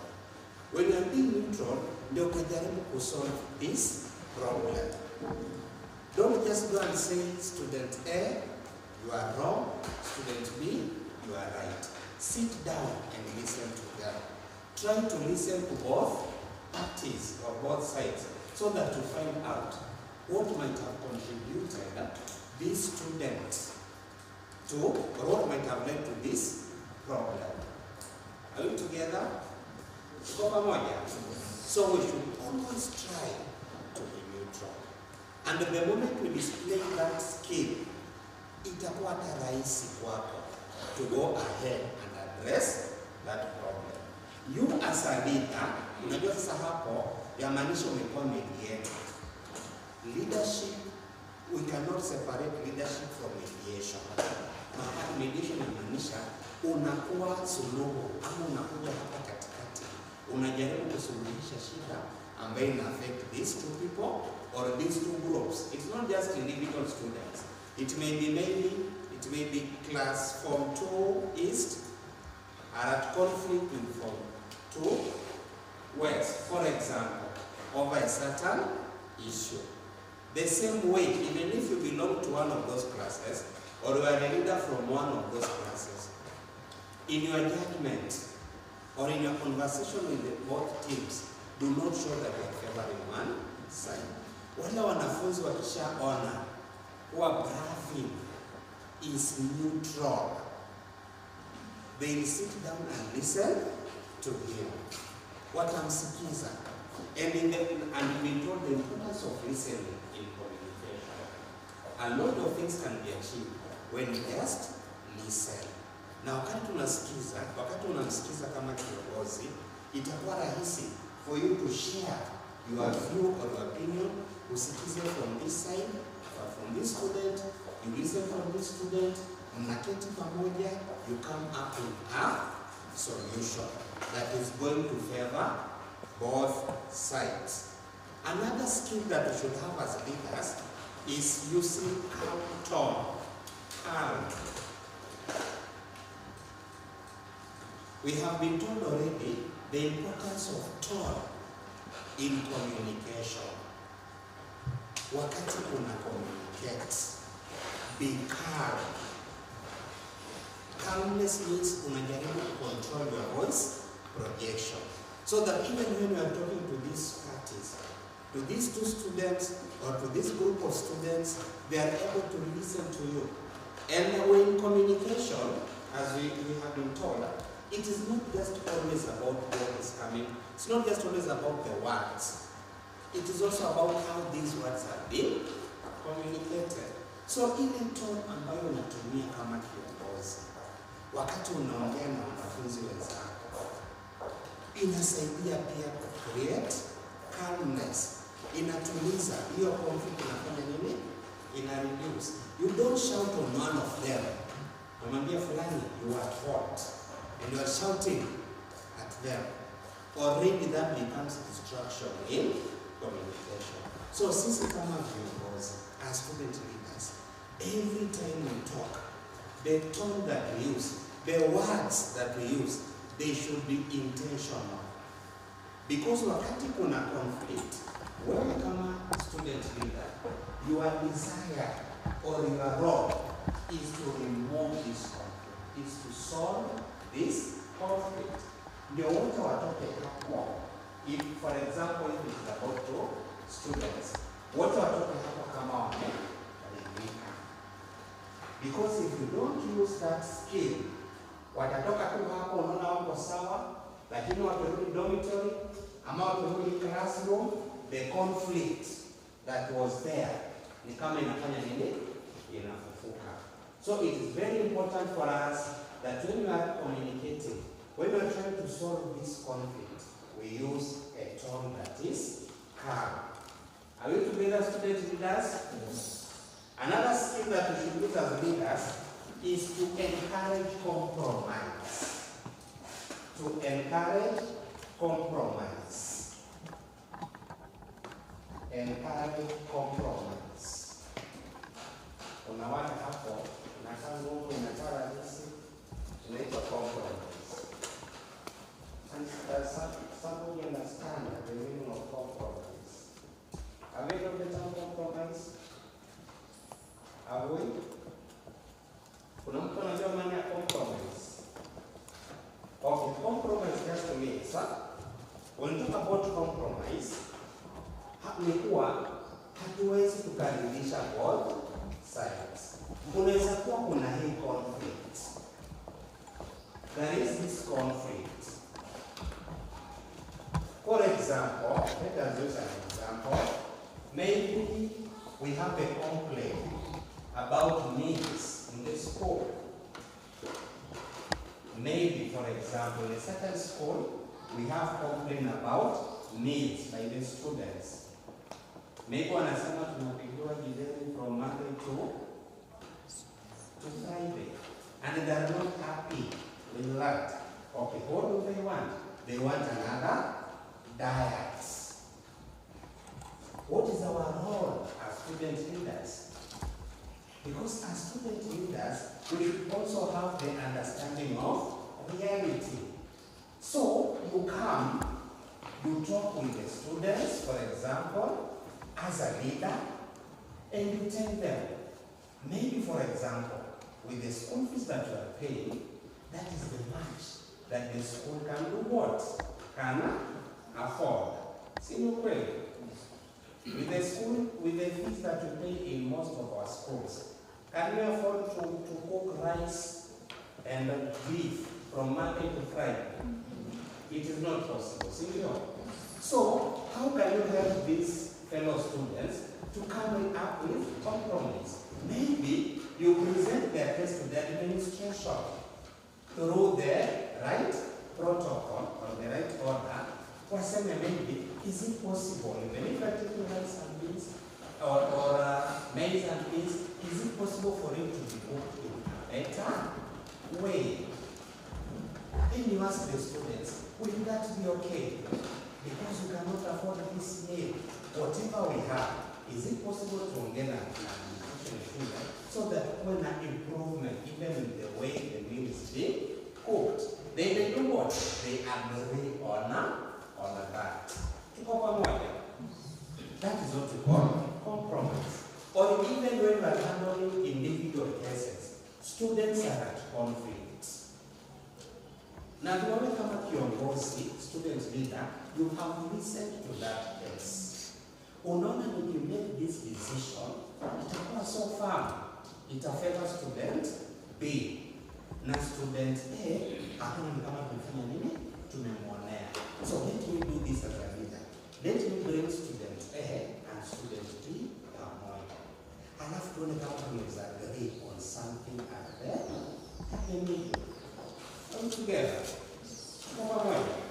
For example, we have the student leader in charge of girls. Yes. The student, you are in which class? Yes? Form 3. Then the students from this class, wanasema, we are now the seniors. Maybe you want to go for tournament or championships. Hii team yetu, out of the 20, when you are for example, we want to have 8. We want to have 10. Then the remaining 10 are people from the other classes. Lakini kama kiongozi, because as a leader tumesema, you are not supposed to take sides. Simu kweli? Just because he is in Form 3, he will not, as a good leader, he is not going to side with them. He is going to reason with them so that he can sit with them. They are very open. It's not possible. Kuna players here from Form 4, for example, Form 3, CC, Form 2. Instead of telling him a request, what about we propose 6 or 7? Then they sit down and agree. Tuko pamoja.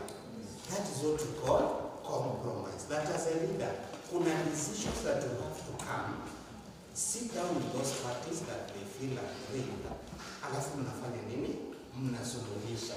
So that when you walk out of that place, both party A and party B wame agree.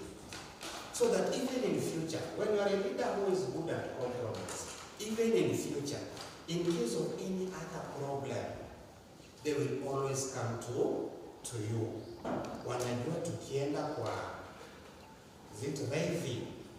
raving, how are you? Wanajua tukienda kwa raving, atafanya nini? Atatusaidia to solve this problem. When you have these skills as a leader, by the way, they will always notice. They will know. They know us. From the example that facilitator Alice has led us through, wakati unaongea kwa assembly, when you just go and stand they know a lot about you. Sino kweli? They know a lot about us.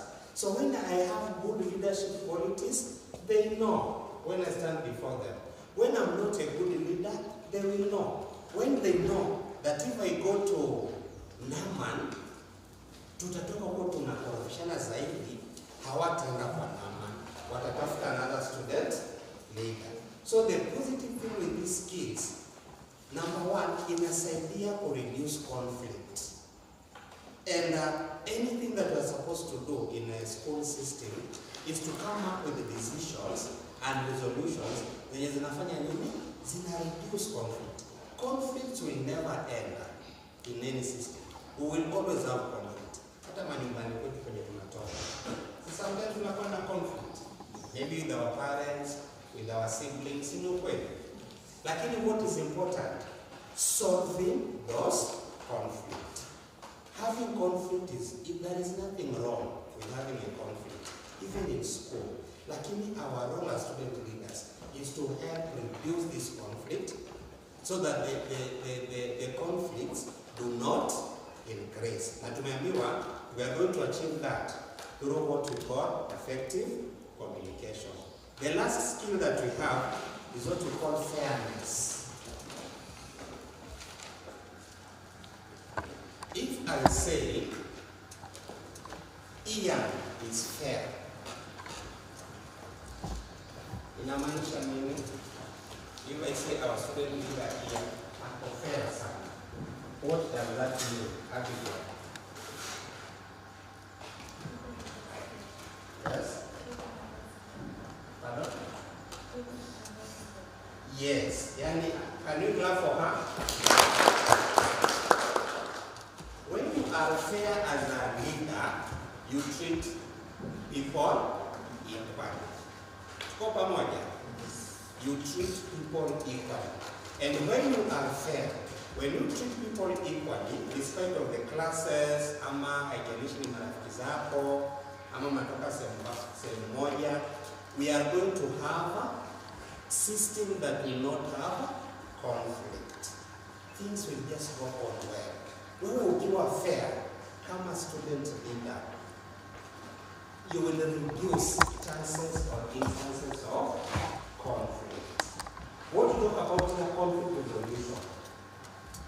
There is no need of a lot of thinking. How are we going to resolve this conflict? Because the student leaders of Sigot Secondary School are always fair. Are you together? When we see student leaders, that is a very basic skill that we should have. We have just chosen Ian, it was gay, who is our dining hall prefect. Who can give us an example in which Ian, as dining hall prefect, can promote unfairness kwa hiyo position yake? Anaweza kuwa unfair vipi kama DH prefect? An example, hii anaitwa kupatia anaweza kuwa unfair vipi kama DH prefect in your department? Any try? Let's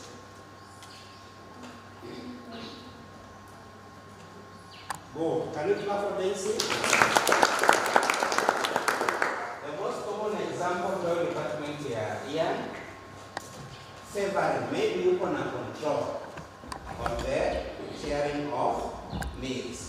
Alafu sasa tumio position yake, ufeva kila nani? Marafiki zake wa karibu. Will you be fair? No. So what we're talking about here, tumetumia tu Ian kama example. Lakini sisi sote hapa, in the various topics that we have, there is something that we can do to promote unfairness. But what we have learned, our position and the authority that we have in these dockets or in these departments, inafaa tuitumie kusaidia wenzetu. So that in the course of doing our duties as student leaders, Let us always focus on being excellent. Thank you very much. Thank you so much, facilitators of excellence. Innocent Owale, you have presented that so well. My good audience, you've been good. I've been looking at you. You are very good listeners. We want to appreciate you. How do you feel? Do you feel so tired? We do something? Now, as we do something, I want to ask a few people to come in front here. We do an activity, one of them, as we usher in the next very important module on teamwork and collaboration. I want to ask the chairperson, please come here. I want to pick on you for a reason. It's something we want to teach, please come here. I want to ask for 2 class prefects, a girl and a boy, 2 of them. I want to ask for a teacher who would like to participate in an activity, a very exciting one. Please come and stand here. I want to ask for 2 dome captains, a girl and a boy. Volunteers, please come here. There are a lot of presents I'm going to give you, by the way. So any teacher who would like to participate in the activity, very good. I want to ask the dining hall prefect, please come here very fast. I want to ask the prefect in charge of church, chaplaincy, please come here. Please come here very fast. How many are we? Just stand up. How many are we? Very good. How many are we? How many are you? 8. I want to ask for one more volunteer. I would like to have 9 of them. I would like to have that. Let me clap for this leader. Thank you so much. Now, this is a team. And because it is a team, I want them to move closer. I would like to ask the principal and the deputy, move closer to yourselves. Not closer to me, closer to yourselves. So you can just go up again. I wish to ask my co-facilitator, the principal and the deputy principal, you can join the team so that we see what is happening. Now, right, I want to give them these papers. These papers are very simple. My team looks boring. This is how student council looks like when they are beginning an assignment. Thank you. How many are we? Supposed to be 10, right? You want to attend again? Would you like it? Yes. I do. You can just sit there so that you see what is happening. Now, great leaders, we want to talk about a very important part of our training. We are talking about the power of teamwork and collaboration. And so before we talk about how we intend to have a very strong team that works together, I want us to make use of a very, very simple activity here. This activity, it is made up of the principal. The principal is here. We have Madam representing the teaching staff. We have the president, and we have this other part of the council. I want to say this is a council of a given school. And we want to say every student council is given an assignment. Since morning we have been talking about your role. Now we want to give you an assignment and see how you coordinate as a team to do that assignment. So my great audience, I'm also giving you an assignment. You are my judges. If you are a judge, I would expect you to make a few notes of what you observe from what they do. And as they are doing this, we want to look at how they are working as a team to do the assignment that we are going to give them. Great leaders, the assignment is very simple. What I have given you are called numericals. Numericals are numbers. And these are numbers that are running from 0 to 9. I want to ask that. Thank you. So the numbers that we have given you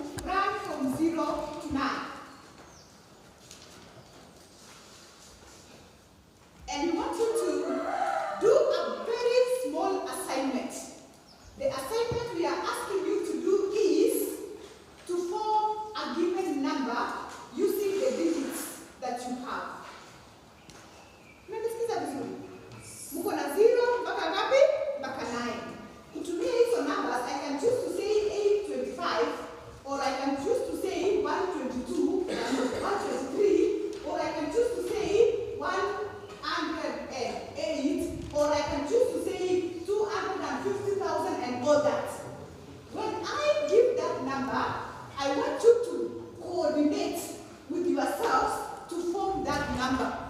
And how you form the number is, you come in front and raise the paper that you are having that has the number that I have said. So that sisi tukiwa huku pamoja na hao walimu wote tutasoma hiyo nambari. Right? Give the instructions very well. So the assignment is 1. You are creating a number using the digits that you have. And this assignment should be done using the shortest time possible. In fact, we always use 10 seconds to do that. That means student council wakipewa kazi, lazima wa use the shortest time possible. And not just using the shortest time possible, doing things that are right. Using the shortest time possible. Are we ready? Do you think we need time to consult? Do you need time? Unasikiza? Wamesema no, we don't need. Kama we do hear that. Wamesema they don't. All right, now that we don't need time to consult,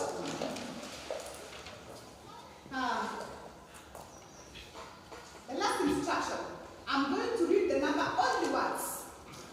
I'm sure about myself, I read it so eloquently. So, the number that we are forming is 253,670. I say hold it up, our time is up, on a principle, our time is up. Now hold it up. Thank you so much. Hold it.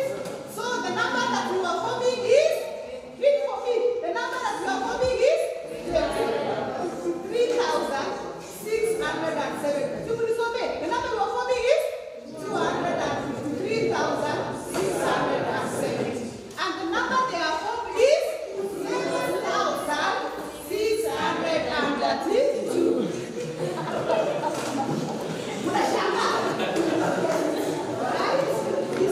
What do we do? Do we give them a second chance? Yes. We are giving you a second chance. You did not get it. When I bring people, this is the same instruction was who is supposed to read the number? Us, not you. Yes. So when we are reading the number, 0 should be. Thank you so much. Now.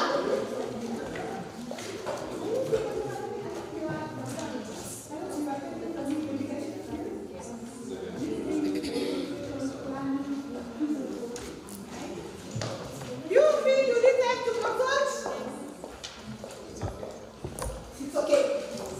So she feels she needs time to consult, but for you it's okay. All right. Do you need time to consult?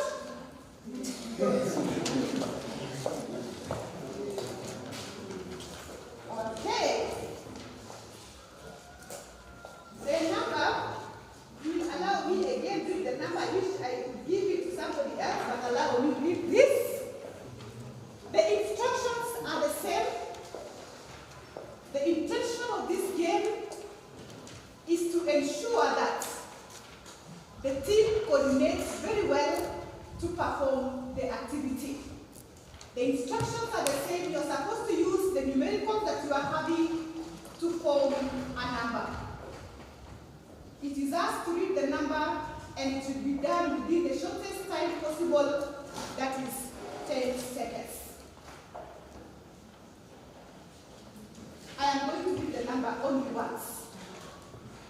The number that we are forming is 109,658. Our time is up. Can we appreciate that? Right? Right? Please stand in there. The number that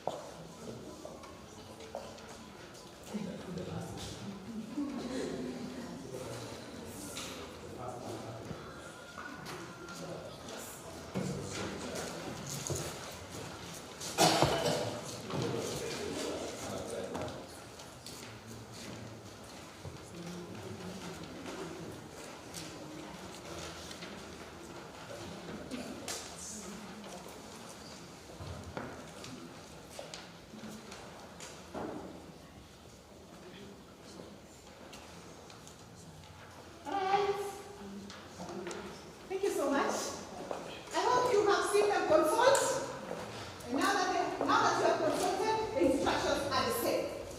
Our intention is to see how this team coordinates to achieve a given goal. And the goal is to correctly form a number. And this number is going to be formed by the individuals that make up a team. Great team. I pray that you don't let us down this time round. We ask for composure and we ask that you work together as a team. Are we ready? The number that we are forming is 60,258.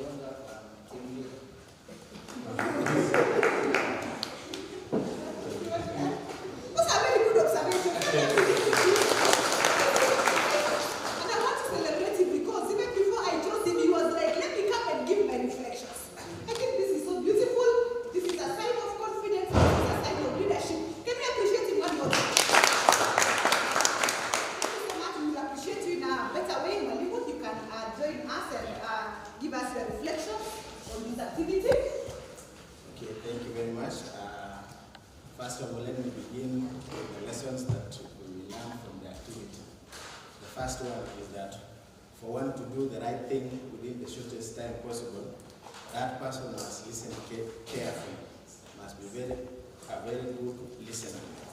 Number two, there is need to consult before you make a decision. And another one is that after consultation, there is also need for coordination among the team members so that we coordinate for the success of the activity. And then there is also need for proportion so that we are confident in whatever we are doing. What I saw from the team is that at first, they did not do any consultation and they failed. Number two, they really failed on the coordination because they began the number from the opposite side. And so that was lack of coordination. Otherwise, the activity is very impressive and we have learned a lot from it. Wow, can we appreciate? Thank you so much, Madam Clement. Please give us your reflections. You can come this way because we want to hear you so well. Thank you so much. I also made this similar observation as my colleague mentioned. There was inadequate communication initially because the members they were just standing waiting for the instruction, but they never felt they were not keen. And then this need for collaboration among the team members for the success of the team. If there is no collaboration coming together, then they might fail in their task. So initially they failed, but after consultation is when now they collaborated together to ensure that we achieve the success of their team. Otherwise, we are happy for them. It's good to listen and to be alert because the shortest time that they were given, they were supposed to act. So if you waste time, then you will be disadvantaged. But if you keep time, then you are in a position to give what is required. Thank you so much. Wow, that's awesome. Thank you so much, colleagues, and thank you so much, Kiongozi, for the reflections. I may not want to add a lot, but just to pack up what they have said. But where I would want to begin before I ask Innocent to give a few insights. I want to begin from how it ended. When it ended and they had formed the right number, without even thinking about them, think about the audience. How was the audience? How did you feel? You guys support me. How did you feel? You felt so excited, you felt so good, you felt so nice, but you are not even part of the team. I want to say this team represents a team of the student council. And this other team represents the rest of the students, the teachers, and the community of Sigot. Look here. When this student council made it in the assignment they had been given, we saw a lot of celebration. We saw a lot of excitement amongst those who are not even members of the student council. This is the encouragement we want to give you, members of the student council, that when you do your work so well, that you achieve a desired goal, that you are having a Sigot, get it from us. Even the rest of the students, the rest of the teachers, the rest of the school community will celebrate with you.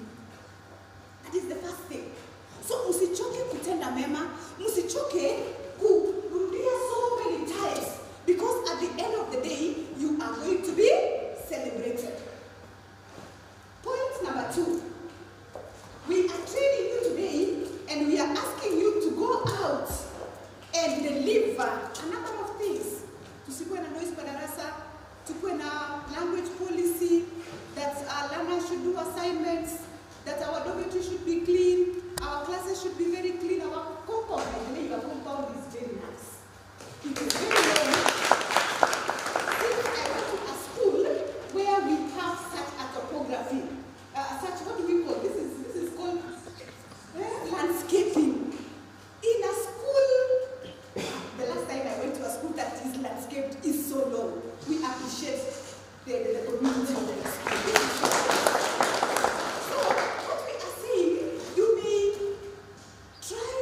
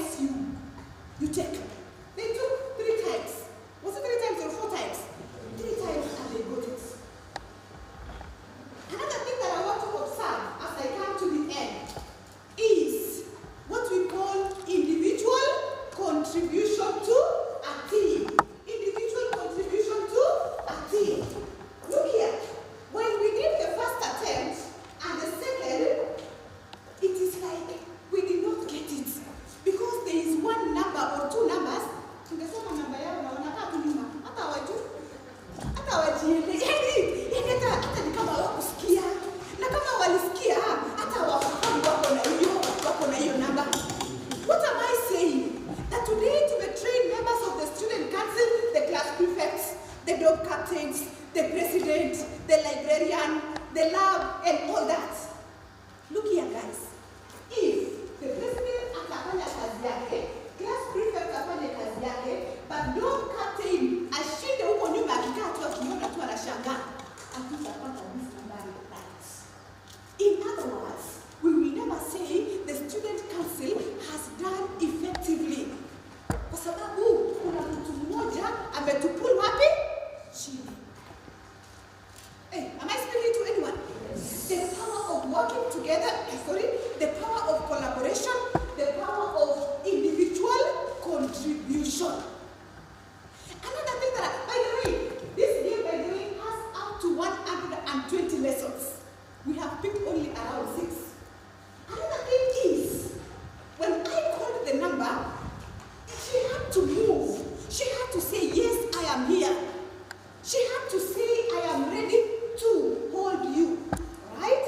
If you don't move forward, if you don't take responsibility, what he was talking about, we will not have it right. We will never have it right. Another thing that I want to say is, while we were forming this number, we still have these other numbers. What happened to these other numbers? What was happening with them? They were very alert, isn't it? Just in case they are called.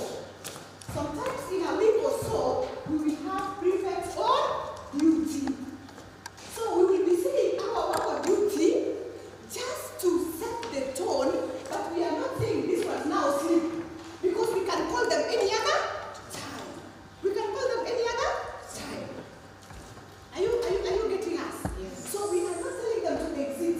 We are telling them to stand just behind them to offer support.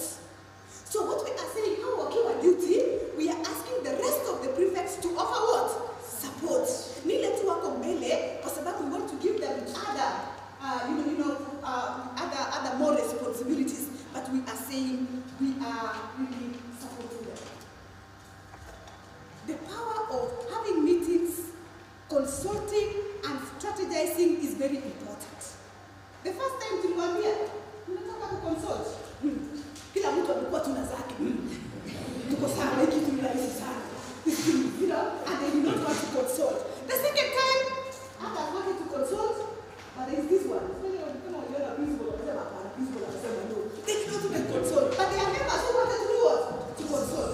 But the third time, if you are very keen, they don't just talk to each other. I am so happy they formed a circle and they were even embracing each other.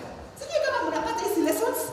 The power of coming together, embracing each other, and it's like let down. Hey, Nama, tukikuita usitulet down. Milton, namba yako ikiitwa usitulet down. Are you getting that? That was the power that was in. And you know the consequence, or rather the impact, was the right number. There's so much that I can pick, but I want to pick this 0. You know number 0? 0 ikisimama peke yake ni sufuri. It is nothing. But when it gets in between these numbers, it adds value to 60,000. Are you getting me? Yes. Kuna hawa prefects, by the way, wanajionanga ni kama the positions they are holding iko chini sana. You know, the other time we were doing elections, and there are these prefects who wanted big offices. Hawakupata, alafu tukawapatia wasafu kama clubs and societies. Watusaidie these other positions. Alafu wanasema sasa hivi kitu kidogo sana. Get it from us. There is no position that is not important in the council. Every position is very important, and if it takes this place, then we get the number right. You have been standing for long. I want to give you other submissions as I finish. Thank you so much. I think we've got a lot of lessons, as Daktari has already mentioned. What I'd just like to emphasize on is something that she has already said, that, but we have this team at the back. When we were clapping after the front row formed the correct number, was the clap just for the ones with the number? It was for the whole team. Are we together? The clap that we gave is not just for the ones in front. it was also for those at the back. So as a council, any effort that is achieved, even if something has happened so good, and maybe just the chairperson and the deputy are called, it's not just their own effort, because just like any other institution, the student council acts as a system that one individual cannot exist on its own. Are we together? Then another thing that we also learn is about the order, and we've already been told the coordination. For the last time after consultation, when the number was read, everyone just moved exactly where they were supposed to be. Are we together? So before we come with the decisions as a council, and remember we have said that it's not just, we are not just training you to be student leaders. It is general for leadership, even after school. So any point you are required to make a decision, and you are a team, it is very important that you meet together, you come together, you consult before you come with the final decision. Because from this thing that you learned, while their numbers were not read, they did not move after consultation.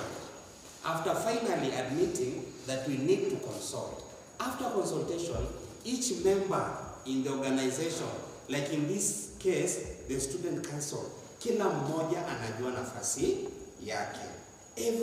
Each and every one of us here has a role or a position to play. So you don't feel left out the way we have been told.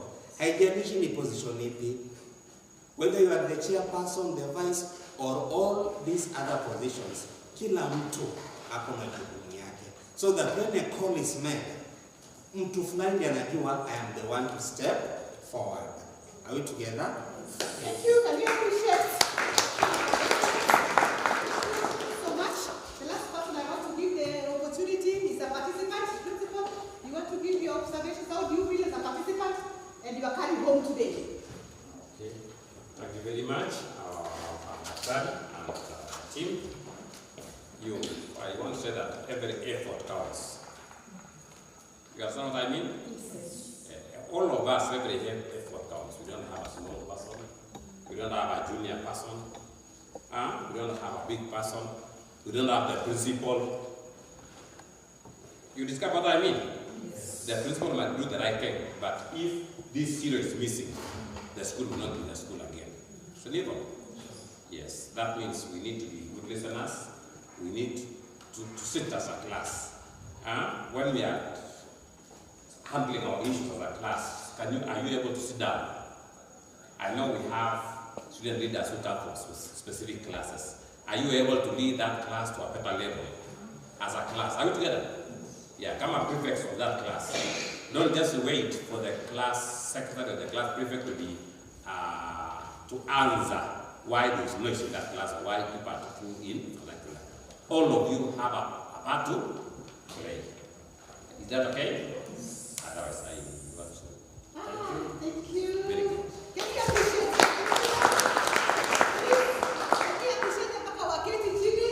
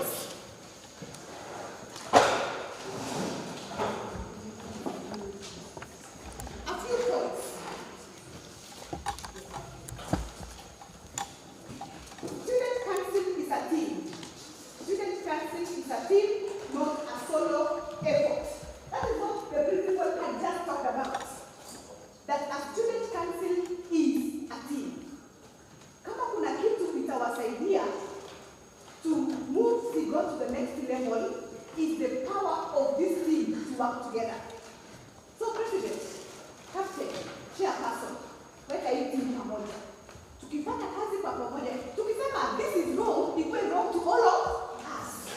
Tukisema coming to school late is wrong, it becomes wrong to all of us. And we all come early so that the rest follow us. Are you getting us? And we work as a team. Sauti yetu ikuwe moja. But the moment our voices differ, then it becomes very difficult. Number 2, tasks are achieved, and assignments are achieved. Tasks are achieved faster and better when duties are shared. Tasks are achieved faster and better than when you are alone. Tasks are achieved faster and better when duties are shared. You could just imagine if we had asked the principal to form another 60,253 peke yake. Angeweza kufanya nini? Angeweza kushika yote. You get that?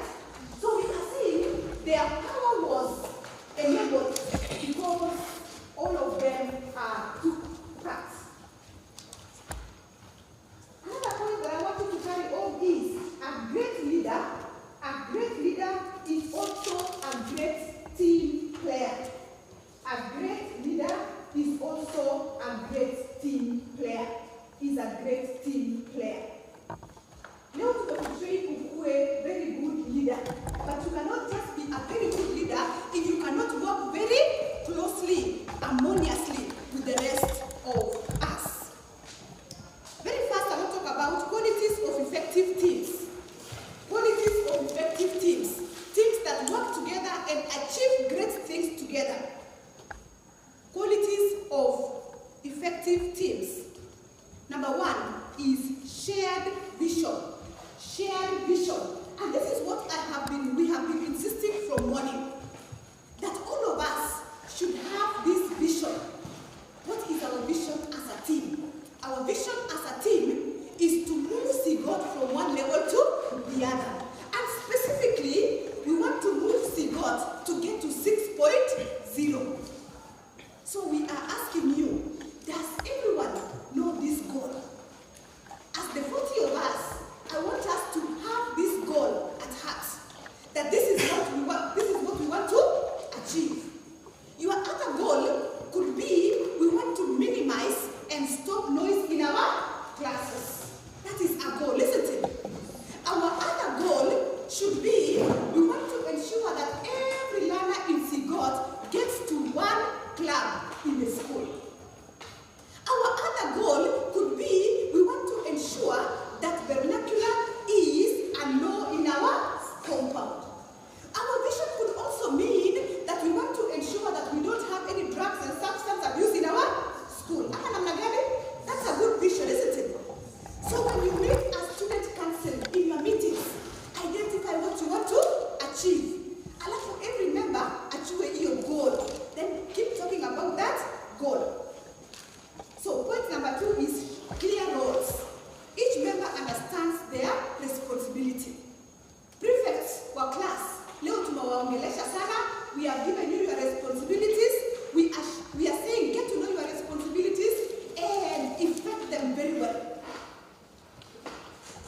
If it is minimizing noise in the class, if it is time management, if it is doing assignments, if it is all that, we are saying do your work. Prefects in charge of the dormitory, do your work. Number 3 is trust. Trust is very, very important. This means as members you are able to rely on one another. As members of the team, trust each other. Mwingine akikwambia ni kama I feel things are not well in the dormitory. Ni kama hapa kuna drugs, waambia issue yetu iko wapi, and tell them no, I am sorry that this is happening. Let us hold the student council and see what we can do because you trust what they have told you. Are you there? Then another thing is respect. Respect is valuing others' ideas. Valuing others' ideas. You know, in the team, I heard somebody else say, zero, another one is like, no, you know, you get that. So at the end of the day, if you don't agree, then it means you will not achieve a lot. Most importantly is communication. That is another quality of an effective team, communication.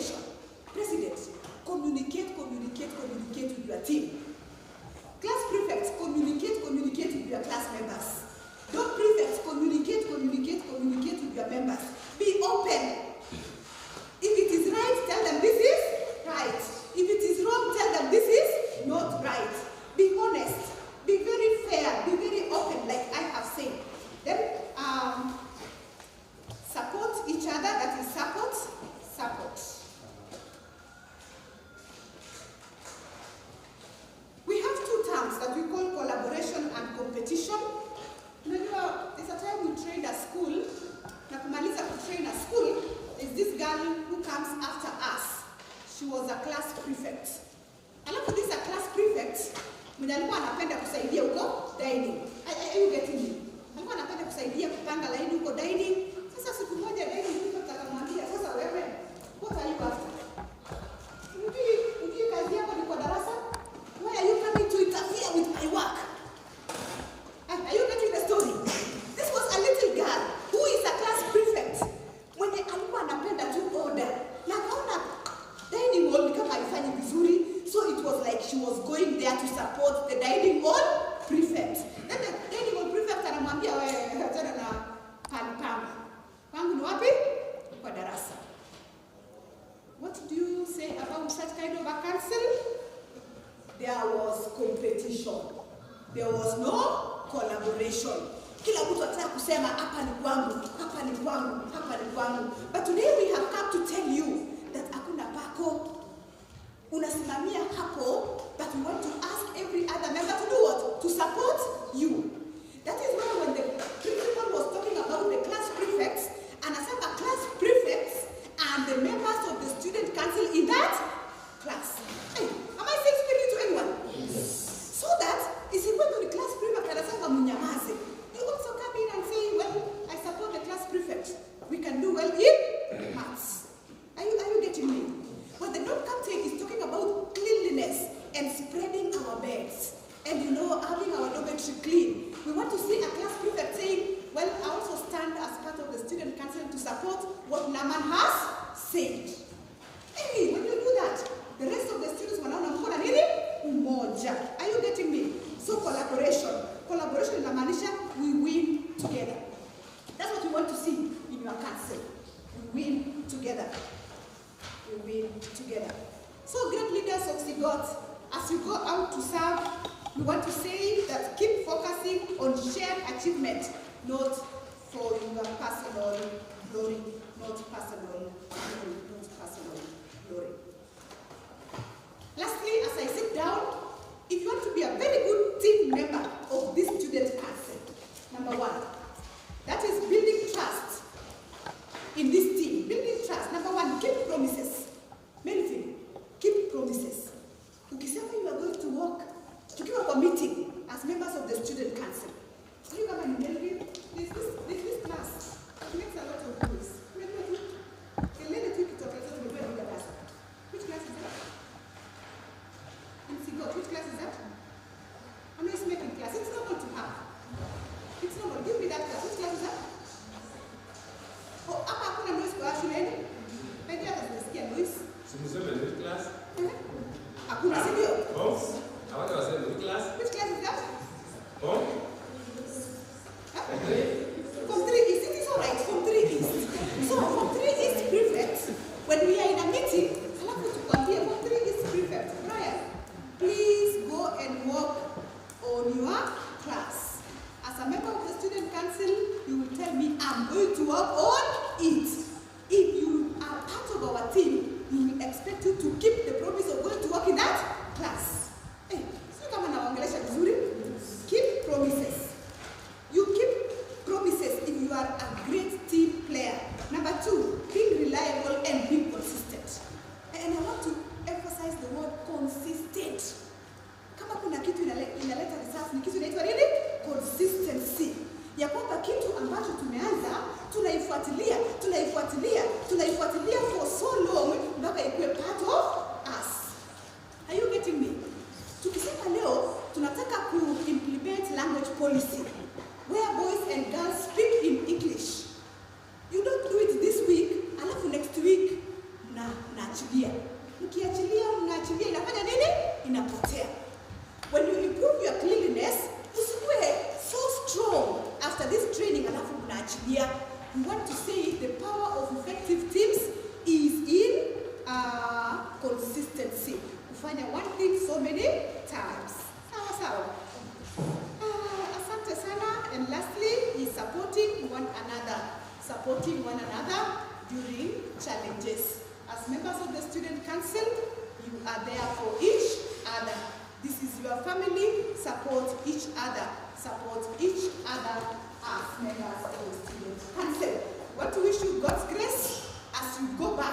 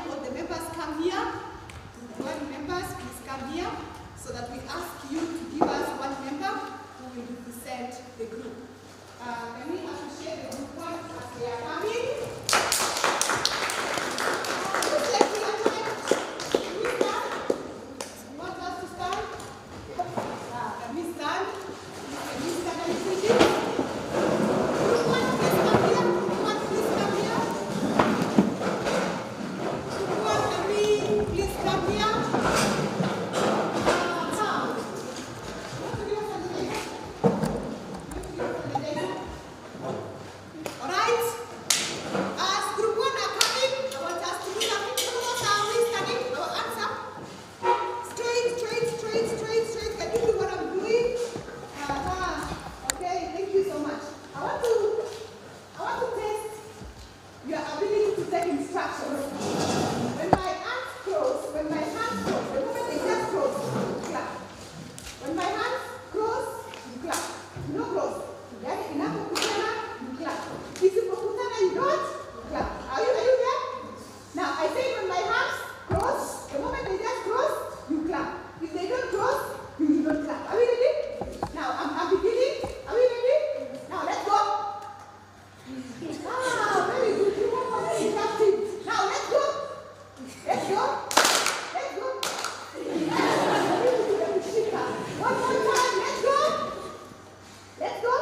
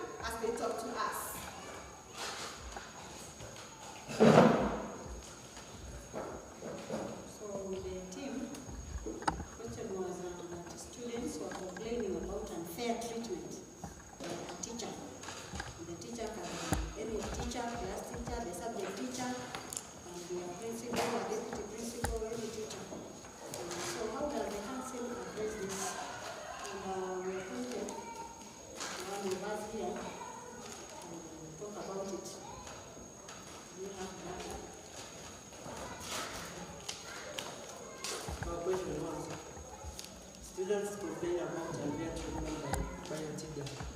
And we find three solutions. First one is release the complaints to the class leader so that the class leader will take an action. For example, is that maybe you have a teacher that attend the class during late time. Secondly is that a teacher when you cause wrong, he give you more punishment. Thirdly is that you should talk to the teacher, and maybe a teacher harassed you, have an harassment in the class. So you should list the complaint to the class teacher. Secondly is that you should call that teacher so that you can talk together. That means forward the issues to the administration. You should forward your issues to the administration so that the administration will take their action. Thank you.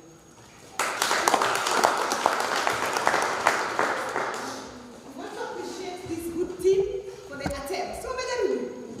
Umejaribu, si ndio? Now, unfair treatment, and students are complaining about a teacher. I want to say this is very sensitive. It is very sensitive because we are talking about students complaining about a teacher. As leaders, again, we want to address this in a very good way. I did say that we are working on a goal, and the goal is to take Sigot to the next level. Imagine, kama tuko na conflict between the students and the teachers, we will not go there. We will not get there. Because walimu wako na kazi yao, wanafunzi wako na kazi yao. So, kama tumeanza safari ya kuchukua Sigot to the next level, it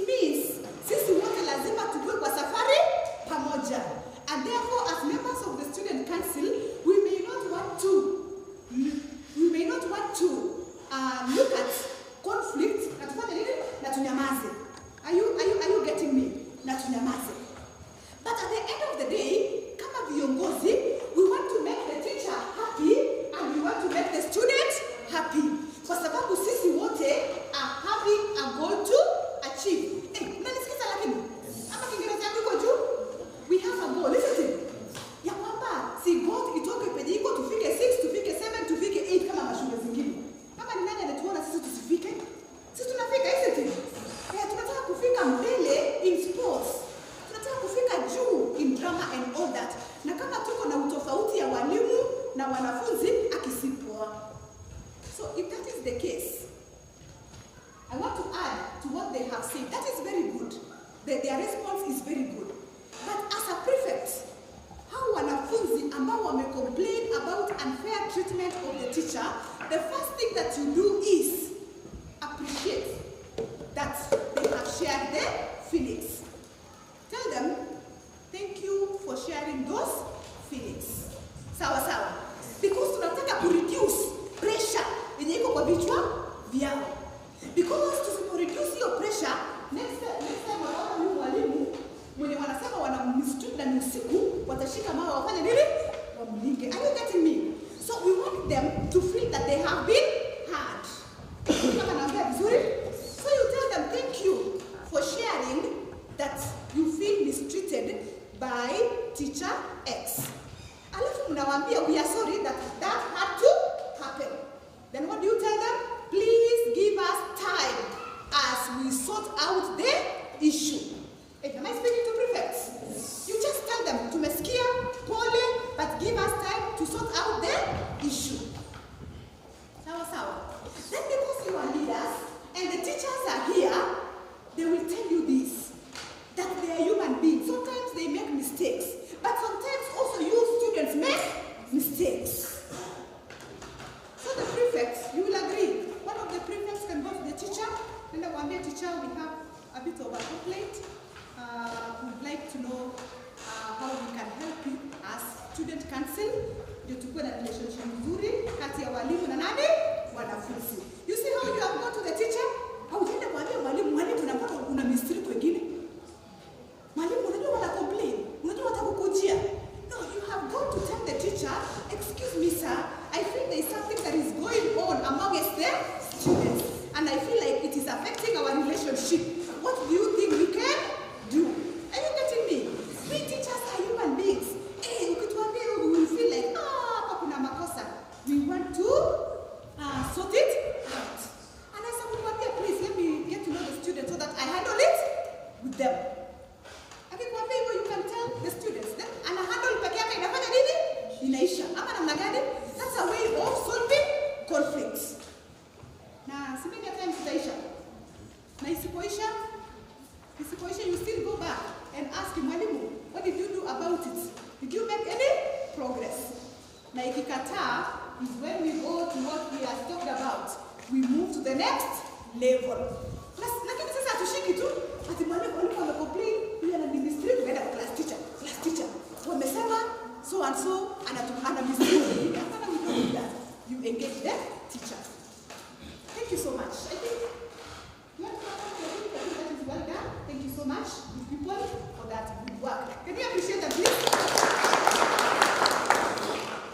Asante sana. I think my time is almost coming to an end, and we still have something to cover. I want to ask group 7. Group 7, please come. The last group, you are having paper number 7. Please come here with the team. Group 7, very fast. As they are coming, can you appreciate them?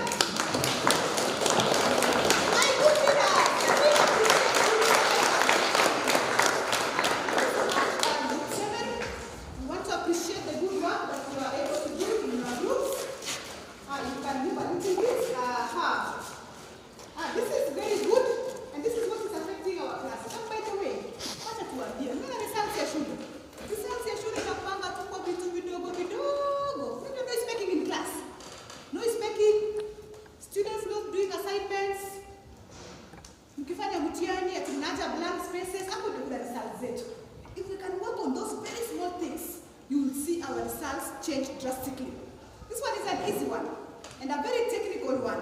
A class is noisy and disrespectful. Yani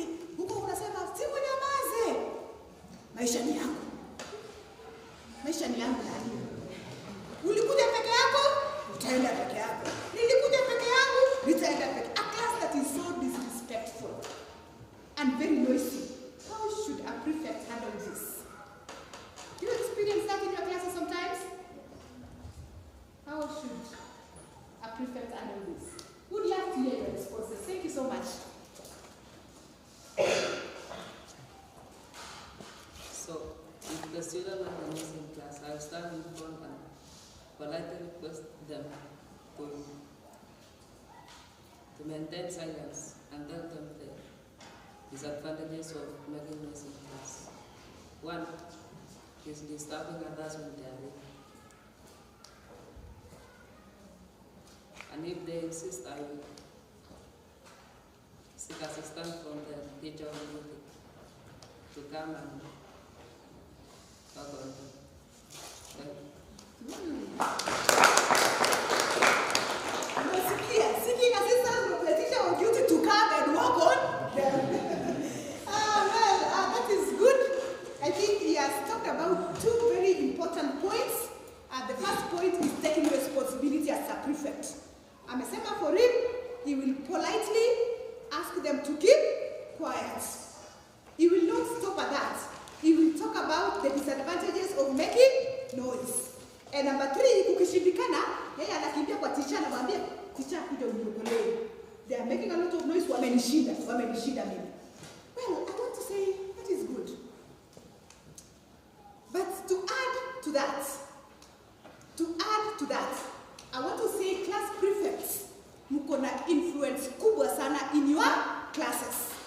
To add to what they have said, number one, I want you to take time to always remind them of the vision of your class. Hey, do you remember what I talked about when I talking about communication? If you realize noise making is an issue in your class, give it a priority. Every other time, it is morning, 5, you are getting in for preps. Say good morning class, I stand here as your class prefect. Allow me to make use of your 2 minutes. You know, that morning, by the way, wajanza makelele. By the morning, watu waanzangi makelele. So that morning, tell them, as your class prefect, I want to say I have a lot of confidence in you. John, we did maths the other time and you improved very well. Jackie, you did chemistry so well. Francis, your biology really improved. We are doing so well as a class. But there's one thing that is still disturbing us in our class, and that is noise making. I want to make an appeal to every one of us that let's work as a class to minimize noise. I wish you a good day. By the way, get it from me. Just giving direction about noise and celebrating the successes in your class will drastically minimize what? The noise. Then how will you be disrespectful? Keep telling them we are here as a family. Remind them as a class we are a family and we have come here to chase our dreams. Let us support each other. You know, a lot of influence, a lot of talking will minimize this noise. Lakini tuwache story ya kusema to keep quiet. Kama mtaki kunyamaza ndaenda kuita teacher on duty. You know what? There are those who don't want to read. Watakwambia enda ita yeye. Na utamuita leo, umuite kesho. After that you get tired. Na hatutaki mchoke. So the best way to fight noise and to fight any other vice, any other vice, is to talk, remind them, and always share with them the vision that you have for the class. Remind them that as a class you need to get to 6.8. Wakumbushe, hii 6.8 ati hatuwezi pata na nini? Kelele. Waambie, hii 6.8 hatuwezi pata nuclear disrespectful. Don't you think that is great? Don't you think that is great? Thank you so much. Want to appreciate this group for the good work? Can we appreciate them? Thank you so much. That was group number 7. Kindly let me have group number 3. Group number 3, please. That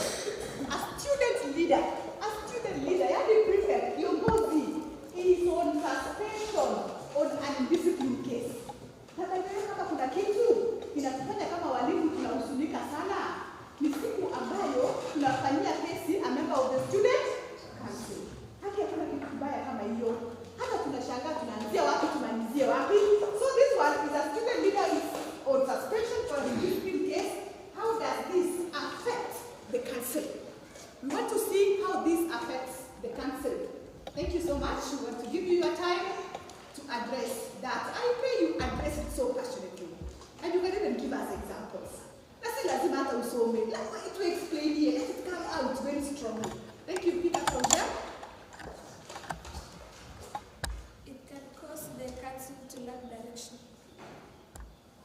It will cause delay in service delivery by the council. It will lose the trust of leadership and population. Reputation. It will bring disappointment from council. The council team failed the school as the role model.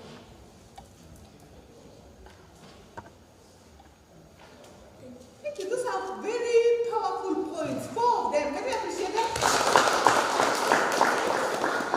Members of staff with the team, maybe you can take time to highlight a few of them kindly. Please. So for the case, the first case that she stated was can cause the council to lack direction. In case it was the school president, but it did not happen for our case. Without the school president, the school will lack guidance, and that is what we call the lack of direction.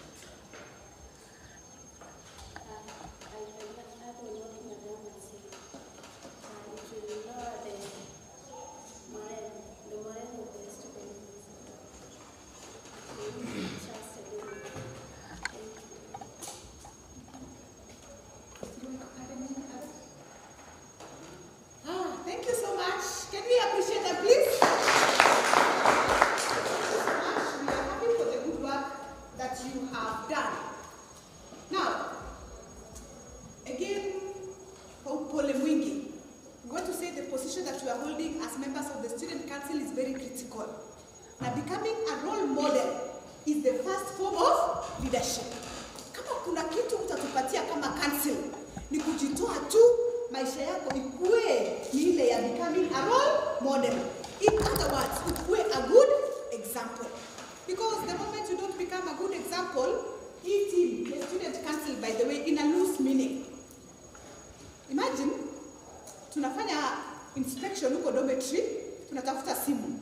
Alafu simu ya kwanza tunapata kwa Naman. Naman atatuambia nini assembly? Hakuna, si ndio? Naman akishapewa suspension ya kwenda nyumbani, hatarudi na hatatuambia chochote. And next time Naman, these members of the student council want to talk about the phone, wanasema simunge ongelesha Naman kwanza. Mulishindwa na Naman, ndio mtatuweza sisi wengine. You get that? You know, we are talking about issues of theft. Tunaenda kufanya inspection huko dormitory. Alafu tunapata sanduku ya prefect iko na longi 6 na shati 4. Zote si zake. Na ni prefect. What happens? The rest of us will look at you as a prefect, anasema wewe ni mwizi, but wanasema kumbe prefect ni wezi.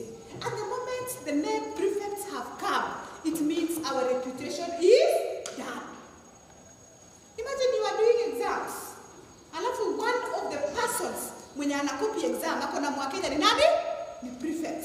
Next time prefect wataongea juu ya honesty, wanasema wala sasa hivi team gani? Si wajisaidie kwanza. The next time Matthew was copying exams. Are you getting me? So we are saying if members of the student council are on suspension or an indisciplined case, it lowers the reputation of the student council. Na hatutakuwa na sauti. Na the moment hatuna sauti, hatutakuwa na mwelekeo. They have said it all. And you know, we will not be able to deliver.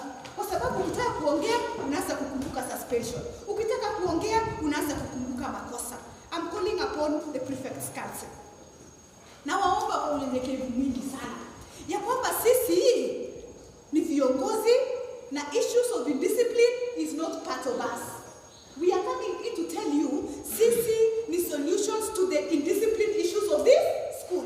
Sisi ni solutions, sisi ni decision makers and not part of the problems. Thank you, team. We appreciate you. Asante sana. Vincent, kuna watu ambao wamechoka. Can we appreciate that team?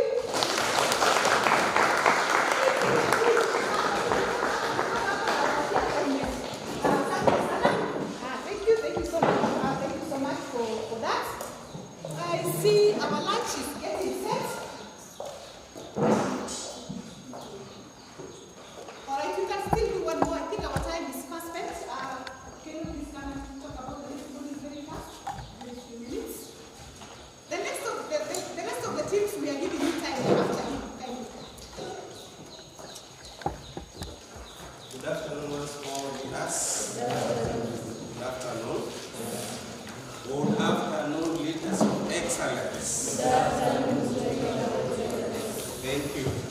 So, we have already talked about the other presentation I did was on conflict what?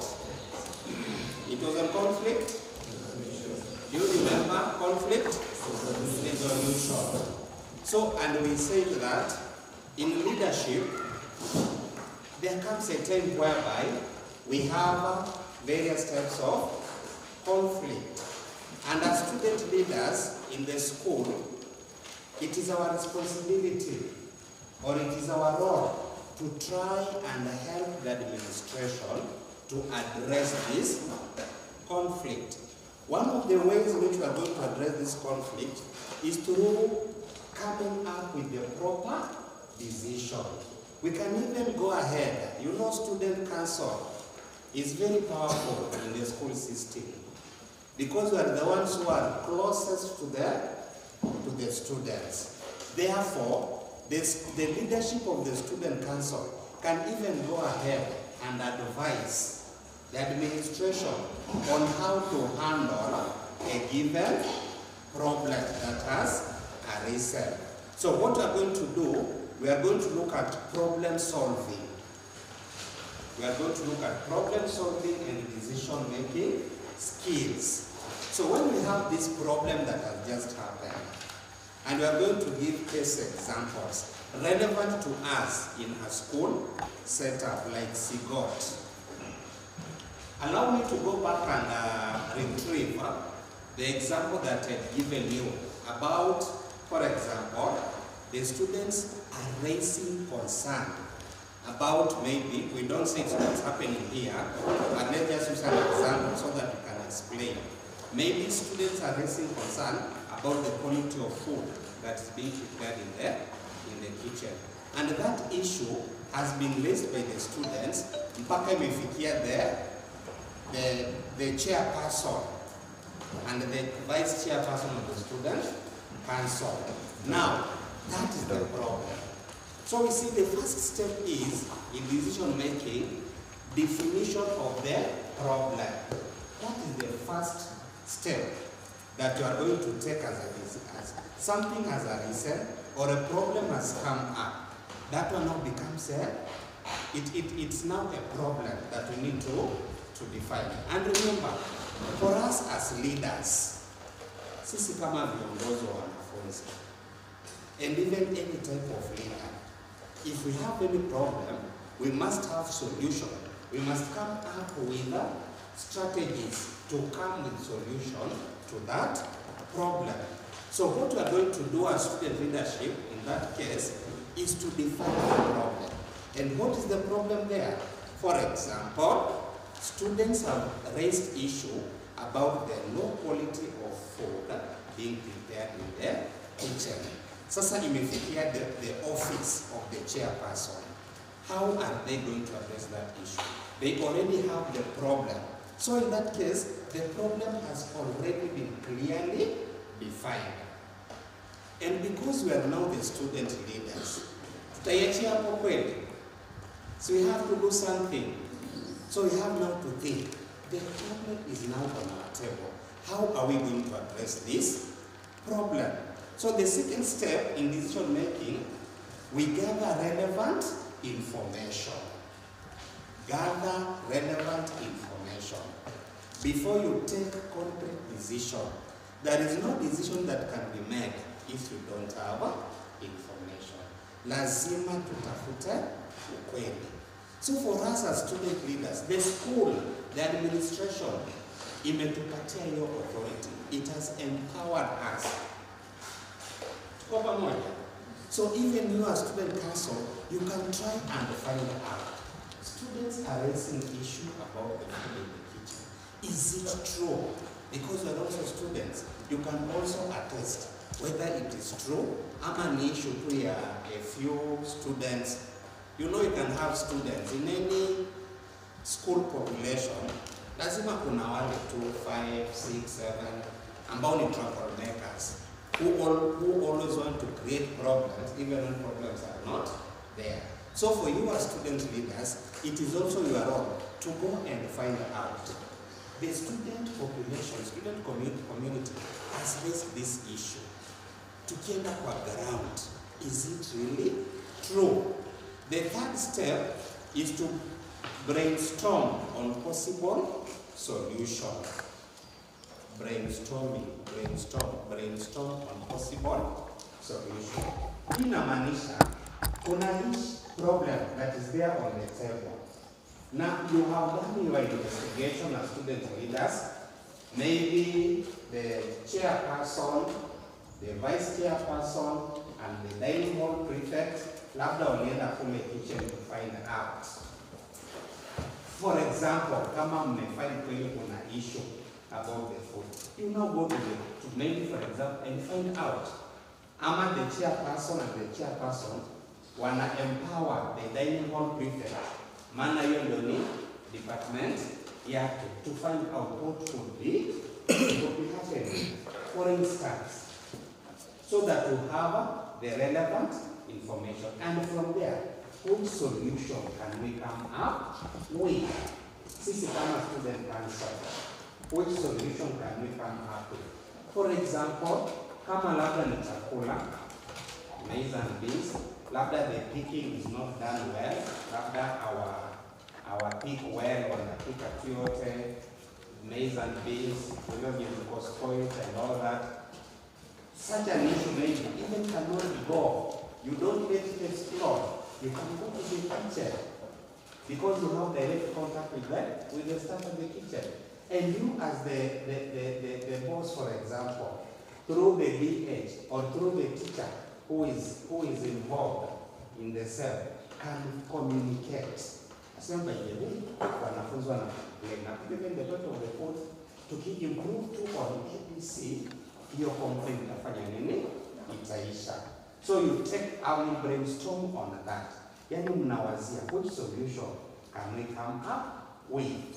Ndio hii problem yenye tunajaribu kuaddress isiongezeke, isiescalate to the next level. Because as you've already been told by facilitator Alice, is that when it comes to student population, any complaint, no matter how small it may look, it should not be ignored. Are you together, student leaders? The moment you start to complain fulani, ulisikia mwanafunzi fulani wa form 2, ukasikia the same complaint with 3 students in form 3, form 4 are still there, umesikia around a number of students in form 4 are complaining about that issue, you as a student leader or as the student council, it is your responsibility to act on that problem. Tuko pamoja? As leaders, do not ignore anything. Then you just assume itaisha tu. Hali nyingine kidogo tu. Itafanya nini? Itaisha. No. Any cry, any complaint from the student population is supposed to be addressed so that it does not escalate and go to the next level. Number 4, the next stage is we do evaluation. We evaluate pros and cons. Ama in brackets tunaita critical thinking. Evaluate pros and cons of any decision to be taken. Evaluate pros and cons on any decision to be taken. In brackets, andika critical thinking. Tunaelewana pros and cons. What is the other word that you can use? Badala pros and cons. Yes? Yes? You're saying something? What other 2 words can we use? Badala some pros and cons. Yes? Go. Can we clap for Gladys? Tukisha decide that we're going to take this decision, we have to look at it before it is implemented. We have to consider what are going to be the advantages or disadvantages. Kuna hii problem ambayo imepitia hizo stages that we have mentioned. Before we take this decision finally, what are going to be advantages and what are going to be disadvantages. For example, sisi kama student leaders, representatives, tukienda kwa mwalimu in charge of the kitchen and catering department, tumweleze a communicate na the cooks, for example, advantages itakuwa zipi? Ama tukiamua kuambia mwalimu a communicate to the administration, badala ya sisi wenyewe kama student leaders to contact the kitchen people, what will be the advantages and what will not be, and what will be the disadvantages? Because in decision making, hauwezi kuja tu na one decision ama one option, lazima kutakuwa na several options. Na tumeambiwa even from the numbers game that we have played is that as student council, decision is not to be made by one person. Lazima sisi sote ama representatives wetu, those who have been tasked with that responsibility, are the ones to go ahead and make that decision so that iwe ni good decision yenye ita improve situation instead of making matters worse. The next step is decide and act. Wewe kama kiongozi wa wanafunzi, in any situation, at some point, you as an individual or as the student council, at some point you have to make a decision.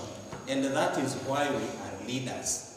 One of the roles of student council members in the first module tulisema, one of the roles is to be responsible, to make decision, representative. We become the representative of the students and also the administration. For you to be a rep mahali, lazima at some point you have to make the decision. And let us remember, as student leaders, sometimes the decision that we make, tunaweza jaribu by all means that kila mwanafunzi akubaliane na sisi, lakini sometimes it will not be possible. Are we together? But tunaambiwa as student leaders, we have to take the right decision. Ulijaribu kadiri ya uwezo wako, that everybody comes to you and agrees with you. Lakini kama umeona this is the right decision to be made, and we have some people maybe who may not agree with you, you just have to go ahead and make that decision. That is our responsibility as student leaders. And finally, the last step is to review and reflect on the outcomes of the decision. Review and reflect on the outcomes of decisions. That is number 6. Now, tumesema review and reflect on outcomes of our decisions. We have talked about making decisions. And when you looked at the roles or quality of a leader, we talked about responsibility. We must be responsible. Responsibility means we are accountable of the effects or consequences of any decision that we take. Kwa hivyo inakuwa challenge kwetu kama student leaders. When I make decision, lazima nijiulize, what will be the consequences? What will be the effects of this decision? What will be the consequences? Unajaribu kuangalia kule mbele. Nikisha make a decision, ama sisi kama council, labda ni decision that was taken by the council. Unajaribu kuimagine, one term later, ama 6 months later, after this decision is implemented, consequences zake zitakuwa ni zipi? Hiyo itatusaidia kama student leaders that we don't just rush in making decisions. And that is why we have those 6 steps that we have mentioned. So that we become sober, we become deliberate in every step along the way. Maana tukimake your decision, alafu iwe ni decision that is not proper, wanafunzi watalaumu nani? If the student council make a decision na hiyo decision inakuja na backfire, who will be to blame? Who will be to blame? Sisi kama student leaders. And that is why we have said, not just making decision unajua hii inakuwa made na inaisha hivyo. No, pia tunajaribu some period after making that decision, what are going to be there, the consequences or the effects of making those decisions. Tuko pamoja? You are guidance.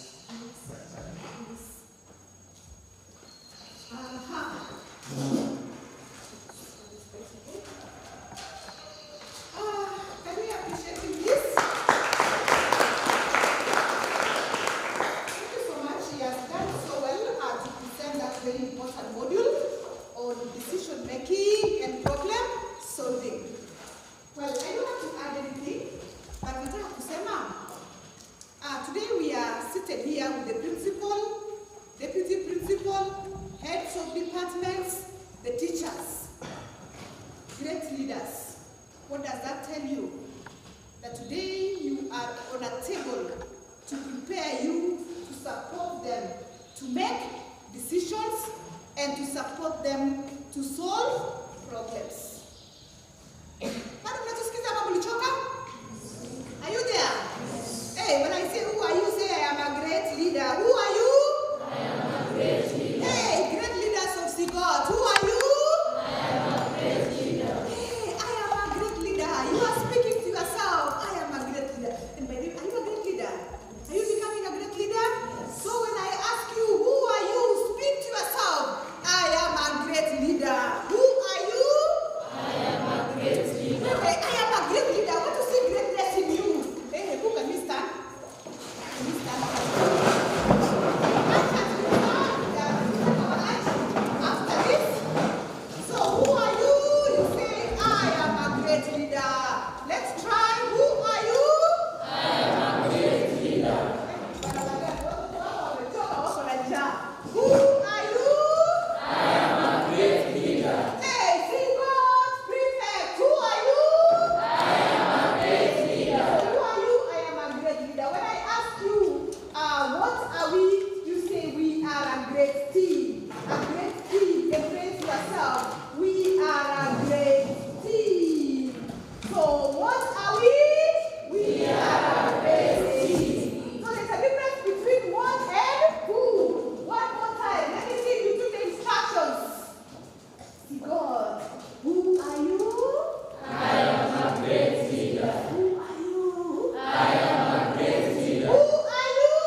I am a great leader. And what are we? We are a great leader. What are we? We are a great team. What are we? We are a great team. What are we, great people? We are a great team. And who are you? I am a great leader. I want to see a lot of conviction in all the members of the student council. Who are you? I am a great leader. Are you a great leader? Yes. You believe you are that person who will drive this school to greatness? Yes. So I ask you again, who are you? I am a great leader. What are we? We are a great team. What are we? We are a great team. Thank you so much. Thank you so much, Keno, for taking us through that very important module. Nataka kusema hivi, in short, that today we are a great team, together with our teachers, together with our principal. I want to say Melvin, Redemptor, Naman, Pravin, Ravin, and the rest of us. Today we are welcoming you on board so that you support us to solve problems that affect our school. Next time, the boys and the girls of Sigot are complaining about a problem. Our classes are making noise. You don't become part of the noise, but you become part of the solution. You tell yourselves as members of the student council, what do we do about this? You go to the deputy principal and tell her, Madam, there is a problem. have water in our school. So when the rest are like, tumeteseka kwa hii shule hatuna maji, we don't want to hear prefect saying, na ukweli si tumeteseka sana. Wiki mbili utafikiri rahisi. Hapana. You are part of the solutions of the insufficient water in school. When they are complaining about water, you are telling them, we are working on it. Because you are part of the solutions of this school. Hey, am I speaking to anyone? Yes. When these teachers are talking about late coming, now issues of late coming by the way should not even arise amongst the members of the student council. So come a challenge, yes, Sigot, we late coming to school during weekends or in the mornings. We want to hear the members of the student council talk about what can we do to ensure that all students get to school in time, because you are problem solvers. Are you getting me? When your class is a little bit making noise, you don't join them and make noise. You are not part of the problems of this school anymore, but you are part of the solutions of this school. Are you getting me? Yes. But the rest, I don't mean this school. So there's a school, by the way, that went on strike the other time. We had just come from training them, but we are so excited. When the rest were getting out of the gates because of a strike, the prefects were entreating to have a meeting. What can we do? It has happened. What can we do? We are not saying you wait until it has happened, but we are saying when the rest of the students are like, we are going to the road, we are, stalling this class, we are doing what? You are saying, no, that is not right. Wait here. We are part of the solution to your school. Lastly, as I finish that module, we have one challenge that is still affecting us. The challenge of driving our performance from where it is to 6 points. That is a challenge. Tusikue tena part of the problem that is unajua tusiingia tufanyaje poa. Si unajua ni day school. Si unajua hata entry market ilikuwa kidogo. We are saying now we have empowered you to sit down with these teachers. We have empowered you to sit down with the DOS and talk about what can we do in our school to do well once. Let me tell you, you can do as good as any other school. So when you begin makofi jamani.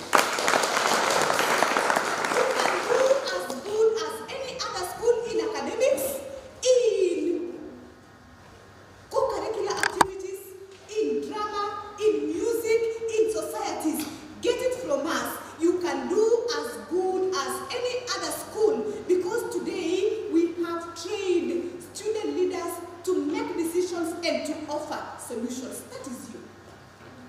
Appreciate yourselves. That is you. So as we come to the end of this module, I want you to think about your dormitory. Think about your class. Think about your lab.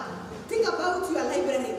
What is it that you want to improve in your class? What is it that you want to improve in your dormitory? What is it that you want to improve in that library? What is it that you want to improve in that laboratory? Then we are saying, as a leader, provide solutions. Go to the HOD in charge of languages. And then, madam, excuse me, I am the library prefect, and I have come to request if students can be given newspapers every day so that they can improve in their language.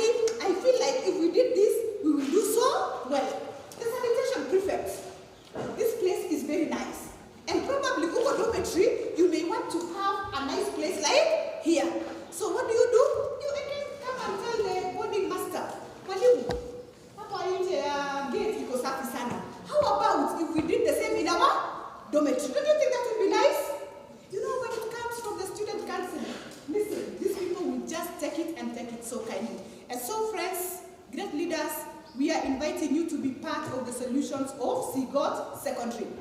Do not continue becoming part of the challenges. And so when we are talking about language policy, nyinyi ndio mna effect issues of language policy, na isikuwe Faith sasa ndiye anaongea anasema Helene, sisi sasa ndio viongozi, and we are providing direction, and we are offering solutions to the challenges that affect our school. As we go for our lunch, we want to remind you of ethical leadership. That if you have to make decisions, and if you have kusaidia shule yenu to sort out the challenges that are facing your school, number one, you have to be honest. Honest, right? Honesty. I want to finish that while you are standing. Honesty. Honesty. I'm talking about ethical leadership. Ethical leadership. What is expected of you to be able to make decisions and support the teachers and sit with them in the same boardrooms, to take your school to the next level. Number one is honesty. Being truthful and very transparent. Be very truthful and very transparent. Mkishamaliza kuandika hiyo mnione alafu niwaambie kitu.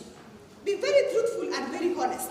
Naman, you are a dog prefect, but your class is making a lot of noise. And so this teacher, Madam Mali, comes to your class with a lot of confidence. Anajua Naman ako kwa hii darasa atanisaidia sana. So anakuja anasema, class, why are you making a lot of noise? Naman, as I came, there were 3 boys. I saw 3 students standing. Please give me their names. Please give me their names. Please give me their names. So, a honest leader will give me their names. Lakini kiongozi changili, hata sikuwa muda. I was doing chemistry. Na hata textbook yenye hapo nayo si ya chemistry.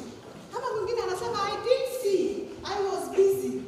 We are saying after this training, we expect all members of the student council to be honest. Are we speaking to anyone? Yes. Kama kuna fununu ya kwamba there is somebody who has a phone, come and say, Madam, I heard that Jane has a phone in his box.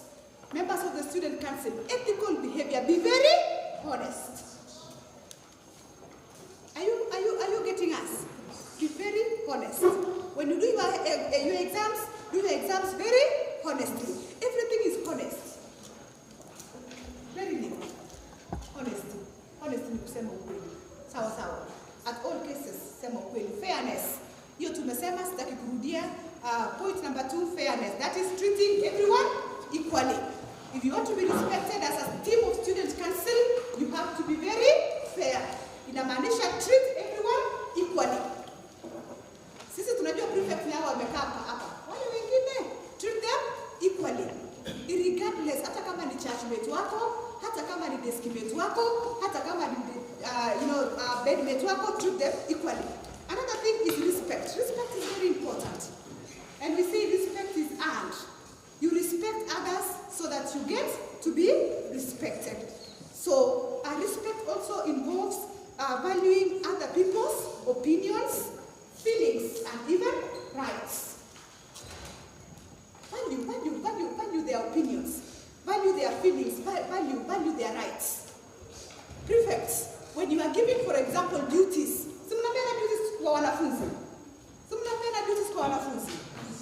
and there are these duties that probably are done only on Saturday. Value the belief of maybe those who are Adventists, give them other days. That is valuing them. Are you getting me? Then another thing is discipline. I may not want to overemphasize that. We expect members of the student council to be disciplined. I want to end by saying discipline, ethical leadership requires the courage. It requires the courage great leaders, even when friends pressure you to do the wrong thing. Get it from us that if you want to succeed as a council is to do the right thing, regardless of what you are, of what pressure you are having.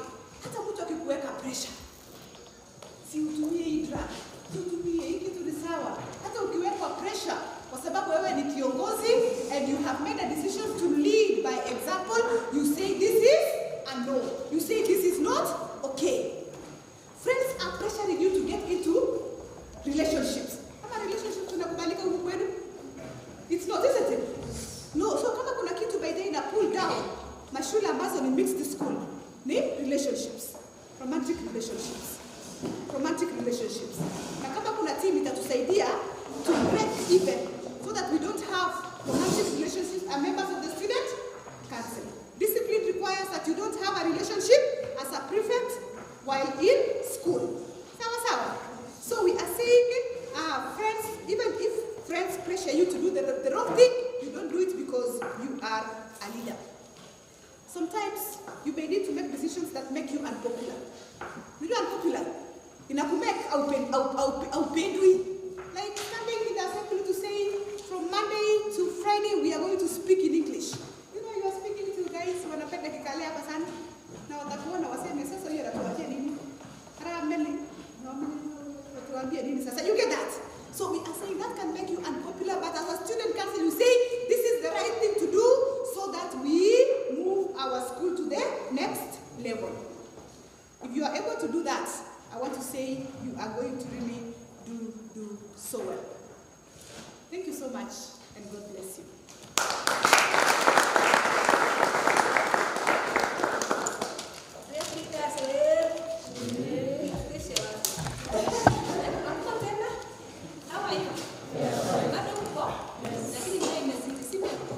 So let us appreciate our trainers for the modules that they have taken us through so that we can rejuvenate our energies before we come for the remaining modules. So tunataka tu kufanya haraka. Let us give 3 hand claps. Tuanze moja, mbili, tatu. Thank you so much our trainers. We are looking forward to more of what you have for us. For now, allow us to take a break so that we can rejuvenate our energies through the days that we have. So to only let us take a look, can we pray for the news so that we can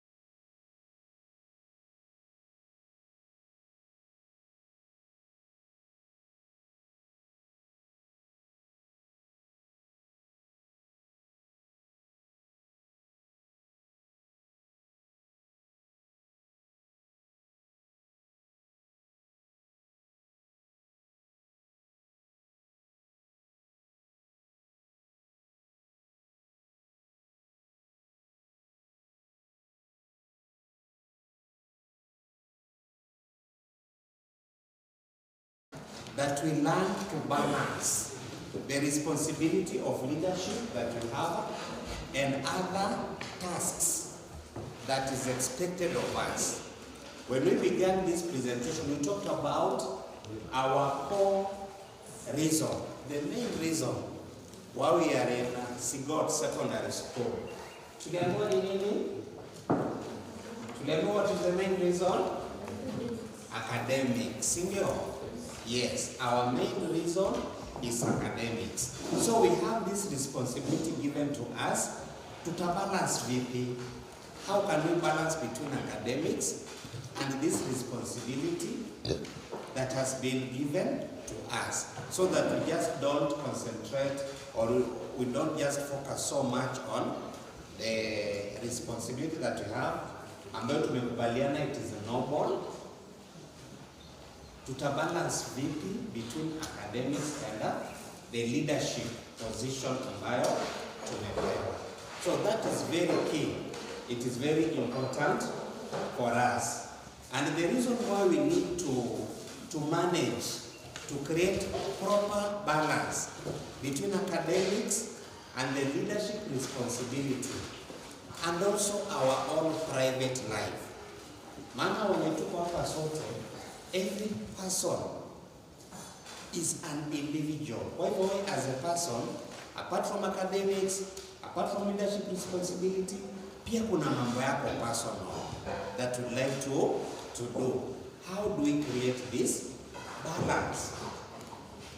So tutaangalia tu briefly why it is important. Why should we ensure, or why should we have this balance between academics and leadership responsibility? Why should we have proper time management? Number one, inatusaidia vile we have, the way we've already stated, it creates balance. So time management creates balance between academics and the leadership responsibility that we have been given. In most schools, and I believe also here, student leaders, I believe one of the main reasons or one of the main criteria when you select student leaders is academic performance. In one way or another, when you try to perform better in your academics, you also become a good leader. So tukiongea juu ya balance between academics and your leadership roles and responsibility, hatutaki tukupatie position as a student leader, ulikuwa una perform vizuri, wakati umekuwa leader, una concentrate so much on the leadership, mpaka your academics inaanza kufanya nini? Drop. So inatusaidia, tukiwa na time management as a student leader, inatusaidia kunakuwa na hiyo balance. Another reason, inasaidia kupunguza stress. So time management helps to reduce stress and what we call burnout.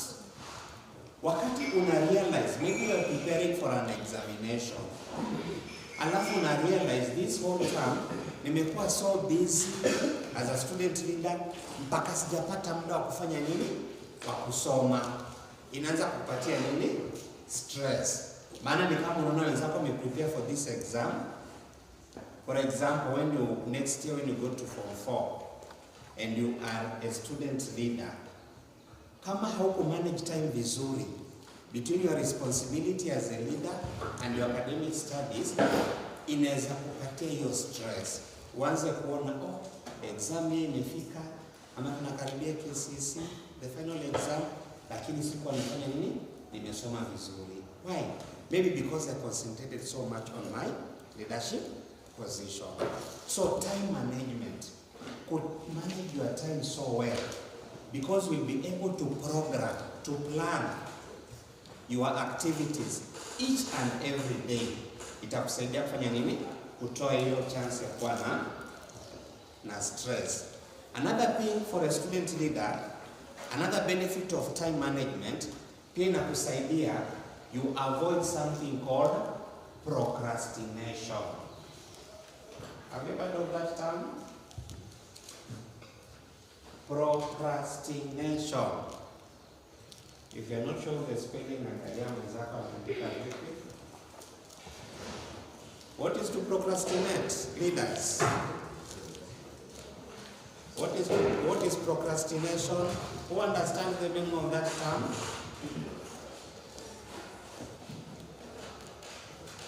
Hii litafanya nini? Hii litafanya nini? Wakati unasema hii kazi nimechoka, hii kazi nitafanya nini? Nitafanya kesho. Do we sometimes find ourselves in that situation? Procrastination inamaanisha something that you can do today, unaipush forward, unaipeleka kesho. Na hata usipokuwa careful, inafika kesho, majukumu yanakuwa mengi, unazunguka the whole compound, maybe because you're the prefect on duty. Inafika jioni umechoka, uko na banner that the one you're talking about. Kesho ilifika ulisema nitapeleka kesho. Aya, kesho yenyewe pia unasema nitapeleka kesho. That is what we call procrastination. Yani something that you can do today, you push it to a later day.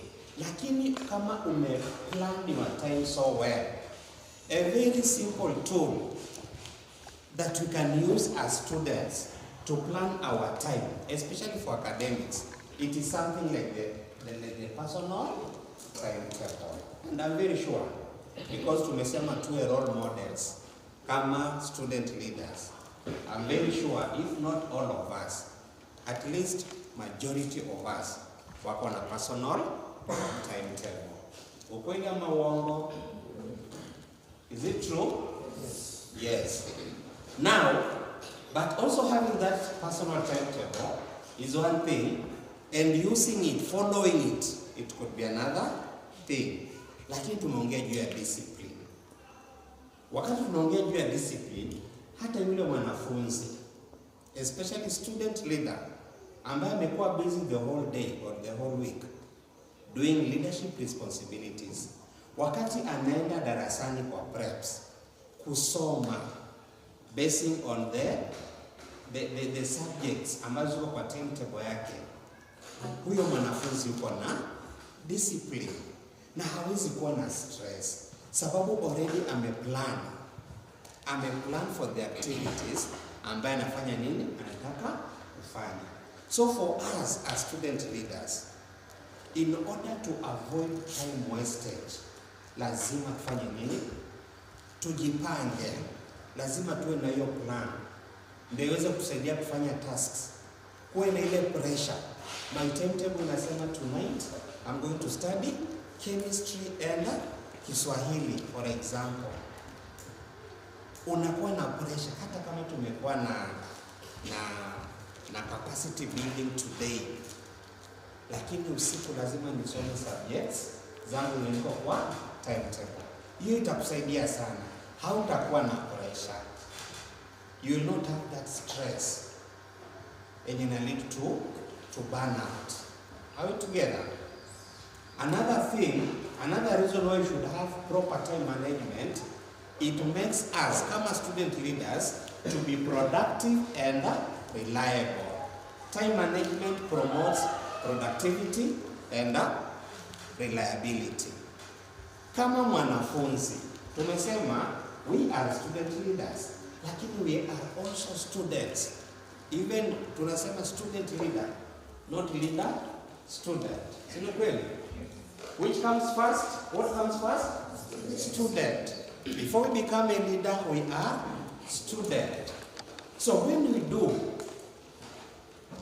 our responsibilities kama student leaders, walimu ambao wako hapa nasi pia ni matumaini yao that even in classes, in their subjects, we also perform well. We go back to role modeling. Wakati wenye class prefect anasimama darasani na kuambia wenzake tufanye nini, let us be serious with our studies.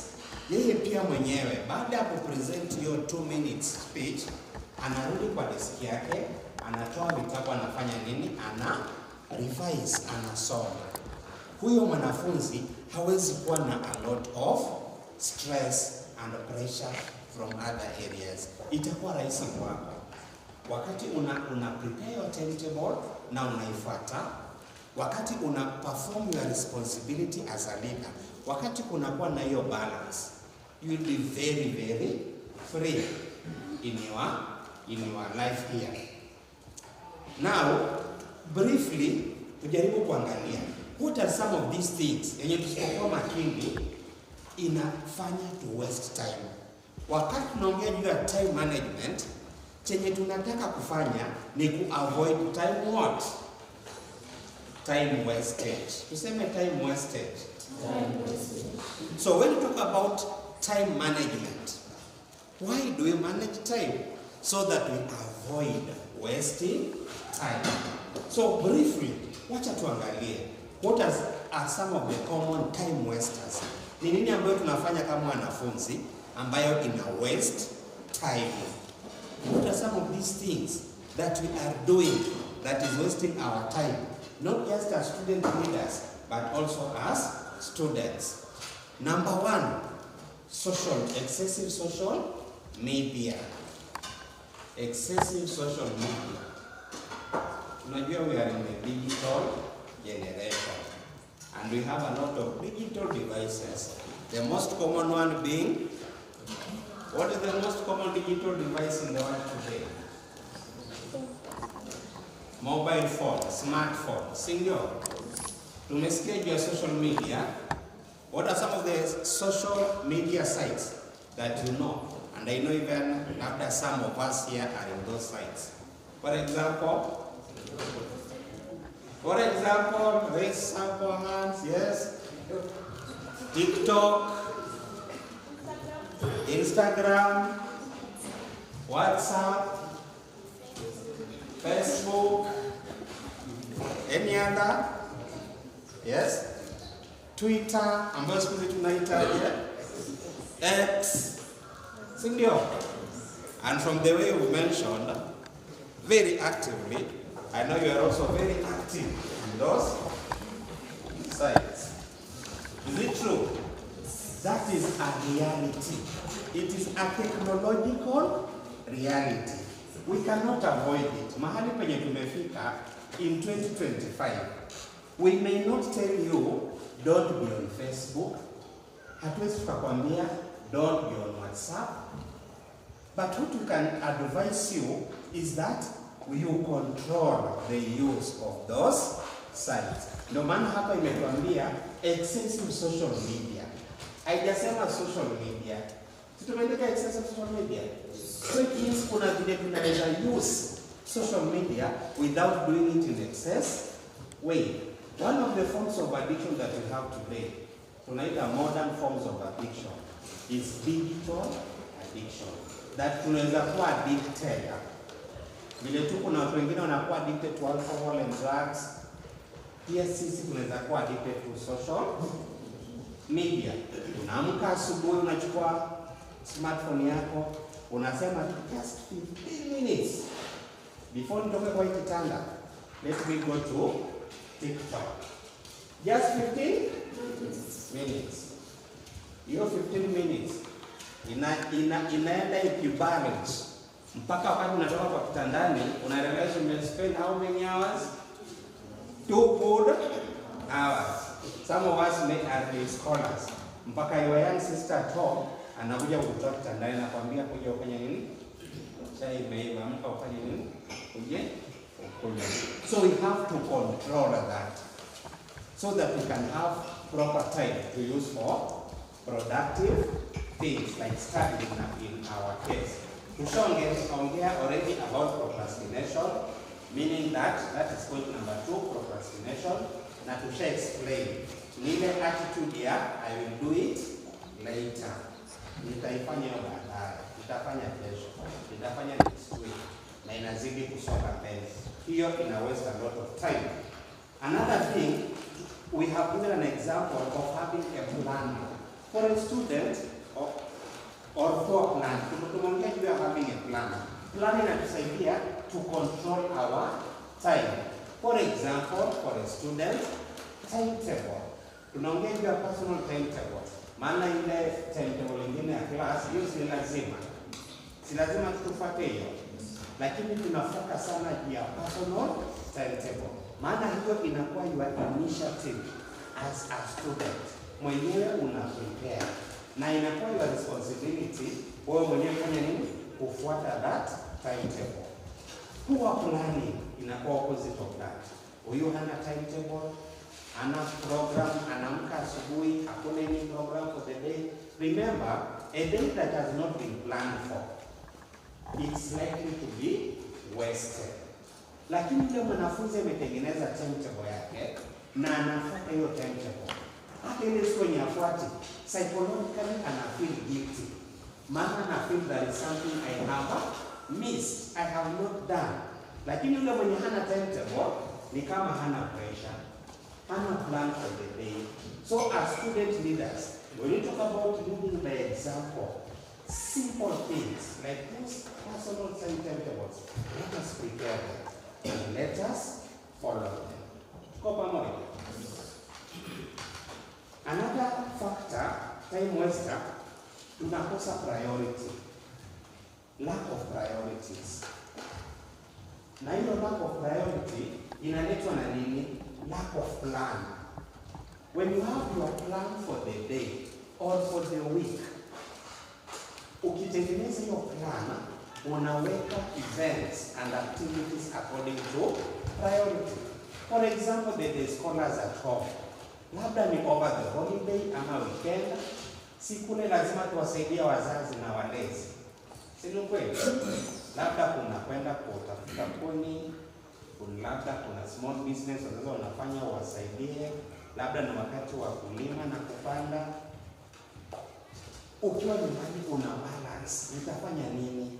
Ndio kwa hii program pia ni fix my personal study ama school activities. Inakusaidia kuweka hiyo priority. Lakini usipokuwa na hiyo plan, anything that comes ahead of you, you just do it. Mwenzako akija kwambia twende stage, twende Sigot, ama twende Limoko, because you don't have plan for the day, you just join him or her and go. Lakini kama ulikuwa umeset priorities for your day, when somebody comes and calls you, you are being pulled back. Kuna mambo nitakana nifanye leo na nikienda I'm not able to do. Finally, we have what we call distraction from our peers. Peer distraction. Peer distraction. And I think the example that I've given in the previous point inaweza kusaidia pia hapa. Peer ni sisi wenyewe kwa wenyewe hapa. Kuna expect as student leaders, we are expected to be very responsible. Lakini labda kule nje unaweza kuwa na yule rafiki yako ama classmate mwenye hayuko serious, yeye hajaplan events ya siku yake, so akija na anything atakudistract. So as a leader, one of the things that you should have is to say no to what does not go with our vision. Kuna mali tumeongea juu ya vision. Vision for ourselves and vision for our school. If you don't learn the skill of saying no in this life, inamaanisha kuwa itakuwa rahisi wewe to be pulled to fix into the program of other people. And their program may not be something that is positive to you. Kwa hivyo kama student counselors, lazima tuwe na ile ability ya to manage our time. Let us manage our time so well. Let us create balance. Balance in our academics, balance in our personal life and our family life, because some of us have been scholars, and also in our responsibility as leaders. So that even the villagers na our neighbors kule nyumbani, wakijua fulani ni kiongozi, wanajua Boyd Bravi is a leader, student leader, Sigot Secondary. Pia kule nyumbani, the way ana manage time yake na vile ana manage life yake, wanasema kweli huyo ana act kama kiongozi. Na tushasema already, student leadership is a seed for leadership outside school. Utaendelea tu kuwa kiongozi. You just continue doing what is expected of you. Kama ulikuwa very good time manager, ukiwa Sigot Secondary as a student leader, even when you go home after Form 4, that is a skill ambayo utakuwa umelearn, and you just continue doing the same. So we are expected as student leaders not to focus on one area, but to balance in all the areas that we have talked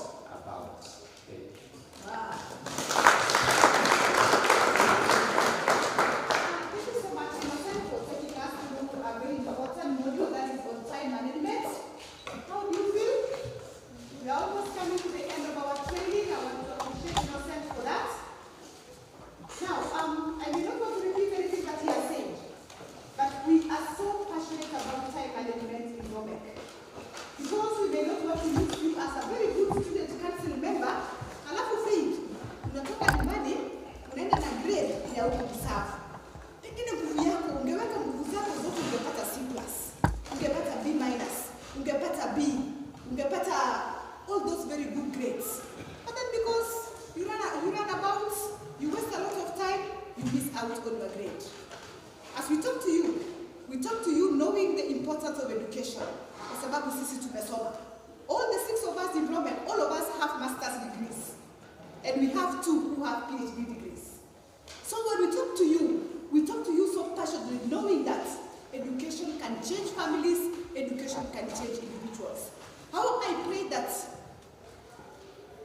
the skills that Owade has given you will support you as a person to do well in your studies, as you do well in your leadership skills, so that you get out of Sigot a happy person, that you did your very best, you made use of your time so well, na ukafanya vizuri. So Mungu awasaidie sana.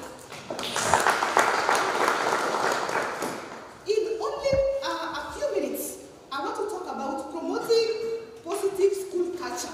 Promoting positive school culture. I'll not make use of a lot of notes. Now listen to me. There are schools penye ukifika, you just admire because of the positive school culture. I went to a school in Sigot. I had been invited just to go and speak to them. And I was invited to go and speak to them on a Saturday. It was a service for the church. Then apparently whoever was inviting me was not in school because mtoto wake aliugua.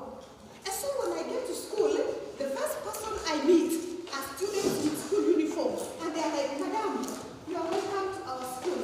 Karibu sana to our school. We knew you were coming. Our patron is out and he has asked us to take care of you. Then we walk along the paths to the school administration. The school is silent. And so I get to where the service was going on, and the students are just facilitating the service so well. When it gets to my time, it's like, Madam, can we have your profile? Whoever is introducing me is a student. Let me cut the story short. Later, I came to realize that that school was as silent as it were without the presence of a teacher. It was just the members of the student council who were running everything.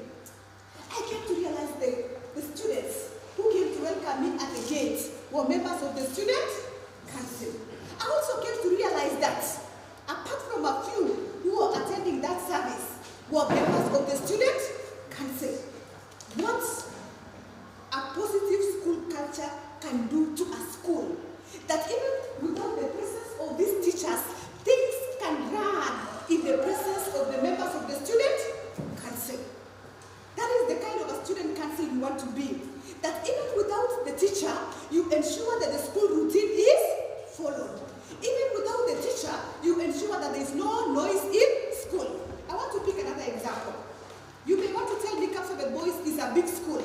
But as I talk to the principal is just an ambitious man. He tells me, Madam, I want to take Sigot to a greater height, mpaka watu watashangaa kama ni Sigot.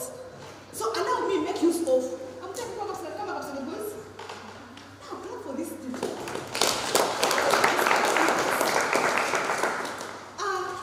We were in Kapsabet Boys sometime last year when they got a challenge and went there to offer psychosocial support, counseling services. And get it from us that sisi hatukujua wanafunzi wako kwa hiyo shule. We did not see any students walk around. We did not hear any noise in that school. They have what we call a culture of silence. That is Kapsabet Boys. And we say performance is created in silence. That is the culture of Kapsabet Boys. That when you get to school, it is you and you alone and your books. That is the culture of that school.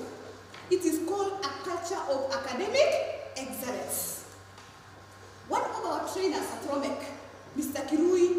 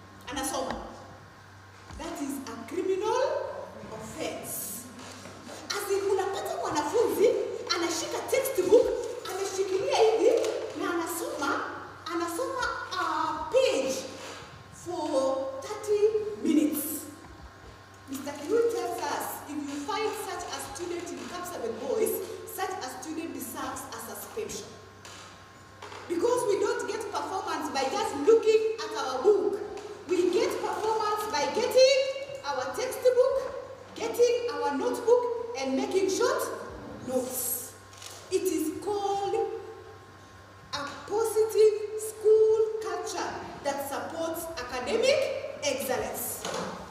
I come back and ask you, what culture do you have here in Sigot that promotes academic excellence?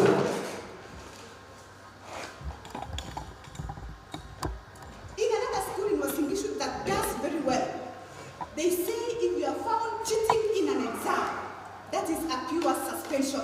That is the environment that they have created. And they know our environment is an environment of honesty. So our question as your trainers is, what is the environment that you want for Sigot so that Sigot gets high? The Kenya High School, and don't tell me you're going to your national schools, we want you to build up. The Kenya High School, the moment you get to that school, unaambiwa hapa Kiswahili ni A. Kiswahili ni A. By the time you checked the results of the Kenya High, all candidates must get A in Kiswahili because that is their culture. Wanaitetea. This one is ours. We have to fight for it. See God, what is yours? We want to hear. Ni nini mko nayo? What is yours in you? Sachel High School and JSS have a motto that says, mind about others. Mind about others. One of our daughters is in that school, but she has never complained about stealing. You know, it reminds me on when we went to admit her. After admission tukaweka kwa room kama hii sisi wote. And you were told, pick uniforms for your daughter ukishamaliza mtoke nje. Then mimi mwenye nimezoea a lot of wizi, mashule ya wizi, I go tell the teacher, na mtu akienda na tatu, kuna shida gani mtu akienda na tatu? Akaniambia here, we are honest people. Ukishaambiwa chukua moja, unachukua moja. That is their school culture. That is their school culture. If you went to another school, their culture will be like, when you wake up, you say, good morning, how are you, how was your night, I wish you a good day. Lakini kuna mashule zingine culture yao jamani. When you try telling somebody, how are you, anakuwa nisalamia kwani wewe ni mama yangu. Okay? You will get to other schools. Inakuwa culture yao, walimu wakitoka darasani 8:40, anaenda kwa ofisi, wanafunzi wanamfuata, ni kama wanaenda kumuuliza maswali, na kumbe wanakimbia wapi? Toilet. After every 40 minutes, wanafunzi lazima waende nje. Look at their results. You can never compare with such schools like Kapsabet High School. What is your culture as Sigot? Culture yenu ni gani? Kuna culture ukifika shule, by the way, ukifika tu gate, nasema James, kumbe umefika? Oh yeah, sawa bana, tuonane baadaye. Everywhere is shouting. Lakini ukifika shule ingine, unapata an academic environment. Mtu ukifika gate, you just move. I taught in a boys' school. Then kuna kijana alitoka Maseno school. He came to repeat in our school. You know, when our boys were taking 30 minutes to eat their githeri, this boy from Maseno school, before hata aanze kukula, amemaliza na anatembea hivi. Anatembea akiona wapi? Mbele. Anatembea akiona wapi? Mbele. That is what the environment, the school culture of Maseno did to him. That as you take your meals, you take it very fast. And as you walk to class, you walk when you are focused. Another school that does like that is Kapsabet Boys. After they have taken their meals, by the way, the only thing you hear are footsteps. And the footsteps are going back to class. Hawaongei, hawana moshene, hawana time ya kudiscuss issues. Their focus is in class. Imagine, hizo ndio school culture zao. And so we ask our great school Sigot, because that is where we want you to get. What is your culture? And what culture do you want to live as members of the Student Council? President, ni culture gani ungependa kuacha katika hii shule? Halafu ukifika shule ingine, we want to train another school here. Yaani walimu wamewekwa, mmoja hapo gate na hapo na pipe. Mwingine hapo pale na hapo na pipe. Mwingine hapo pale na hapo na pipe. Hey boys, move! Sasa ni kama military. Ni kama unalazimisha wanafunzi waende wasome. That school, by the way, tulifika pale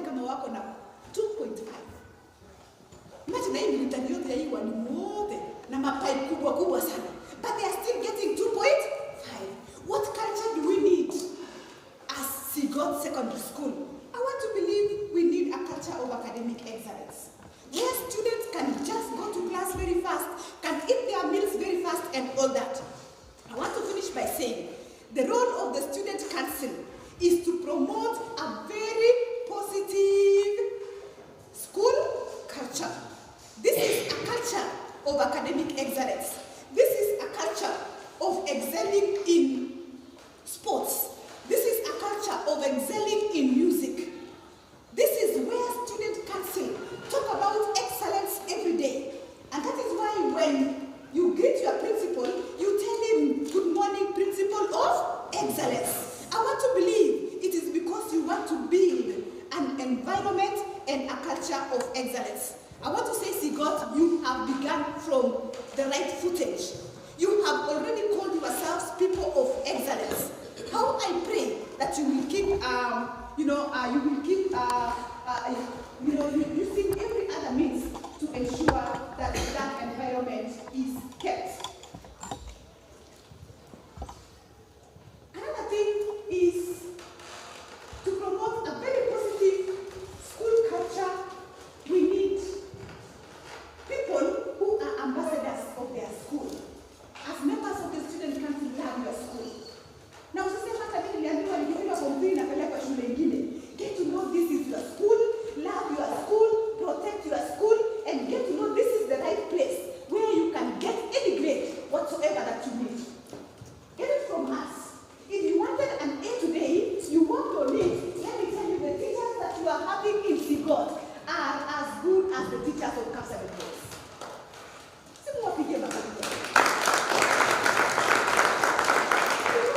The environment you have created in your mind, then you make others get to know this is an excellent environment. Friends, I want to say, as we leave Sigot today, we are leading a great team. We are asking you to go back and sit down and talk about what kind of culture do we want in school? What kind of culture do we want in our school? If you did that, then support that culture. Talk about it, appreciate it, get it from us. We will come back next year to celebrate your results.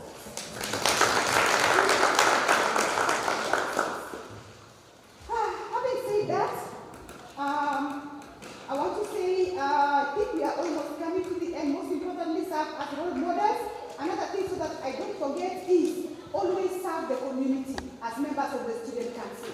Don't be so selfish just here. Sometimes you may just decide to go and help the community outside there, the primary that is outside here. Go and talk to their leaders. Go and talk to their candidates. Talk to them about time management, because you are also expected to serve the community. Another most important thing is support those who are needy amongst members of your school. That is also a beautiful culture. We went to a school in Kisii, and they were telling us that most of their learners are very needy. But what they do is they ask the rest of the students to contribute items so that they don't have any learner who is missing school or who are lacking basic items. So again, President, think about how you can look for a few items so that you support learners who are very needy. I'm sure here there are people who come from very needy families and they would need our support. I want to believe if you did that, you are going to have a great school culture, a school environment where every one of us just loves to be in this school. We want you to create an environment of love, an environment of care, an environment of compassion, where every other student would not want to miss school. Hata akituma school fees anaenda kusema nimetuma school fees na anarudi mbio shule kwa sababu anajua environment ya shule is an environment of excellence, is an environment of making it in life. Allow me not overemphasize. I want to say that is what we would really expect you to deliver for us. It may look to be a big thing, but I want to say that if you come together as a team of the teachers, the principal, and you are really going to realize this. Thank you so much for listening to me as I presented that. As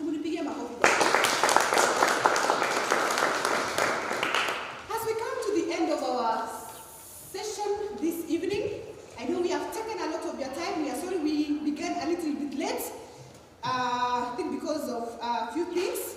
But as we come to the end of our training, I don't know what is in your mind after this training.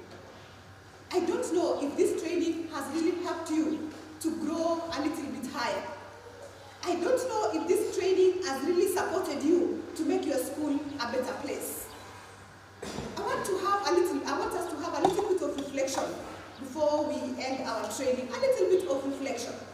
And the first thing I want us to share is, please share this with us. Please share this with us. Number one.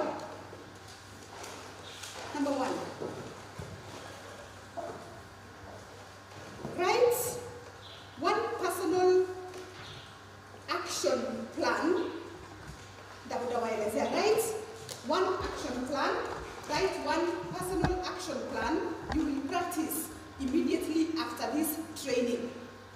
After this training, what do you think is one thing that you would want to do as a prefect? For example, you could say, I will always be neat. I will always manage time. I will ensure there is silence in my class. I will ensure my dormitory is clean. Now, I have given you examples. Now, as a person, as a class prefect, as a computer lab prefect, as a spiritual leader, what is it that you want to do in your field? And I'm going to pick just at random. As a spiritual leader, what is it that you want to do after this training? Nini ambacho ungependa kufanya? Sema, I will always manage time. I will always be neat. I will always want to see those reflections. Sio kumaliza kuandika. I will. I'm very sure kuandika. Number two, what is the one area we need to improve in our school? What is the one area we need to improve in our school? What is the one area we need to improve in our school to realize greater excellence? To realize greater excellence. Think about your school. Think about your role as a prefect. What is this one area that you think if we improved, we will have greater excellence in our school? Either kwa masomo, either kwa sports, either kwa games, either kwa spiritual nourishment, and all the spheres that we are serving. Write one thing. Very fast, write one thing that we need to improve in our school.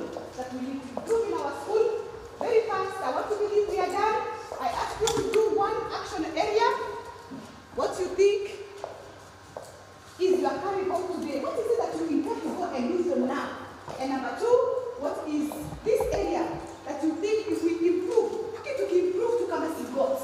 Principal Amaka, your teachers are there to support you. They will listen from you. What is it that you think to improve to improve? You need to improve to improve. That is one thing that we want to support you with. Your teachers will support you. Usiandike paragraphs. One thing is just an issue. Moja tu, yenye unaona tukiimprove kama shule, sisi tunaenda juu. Sawa sawa. Thank you so much. We are coming to the end of our training. Now, I want to begin from our team leaders. My good friend, I want us to deal with the first question. What is it that you are doing as you live here? And speak loudly so that we can hear. I will always collaborate with teachers, students, and administrators. Wow, what do you appreciate it? As I get out of this training, I will collaborate with the administration, the teachers, and the students. Kwa sababu tumejua tukiwa na vision na sisi wote tushikilie hii vision, we will get to greater heights. My good friend, this is the next one. You are the temple. I will help our school to be productive in academics. Wow, can you appreciate it? I'm waiting for you. Can you appreciate it? I want to believe that as you give the reflections, you are holding these reflections at heart. You are holding them so dearly. Unaona hii investment, hata wallahi mimi ninaangalia hii chakula tumekula hapa nikahudumia huyu mwalimu. Nikasema kama ameinvest mpaka kwa soda, mpaka kwa maji, mpaka kwa kuku, mpaka kwa managu, mpaka kwa everything. Alafu tusimsaidie kweli kupropel hii school. Lakini tutakuwa tumemkosea sana. Asante sana. You have said you are committed from now to make this school excellent academically. I hope your team has had and your teachers have had. Let me hear the next speaker. I want to use the main table, yes? Wow.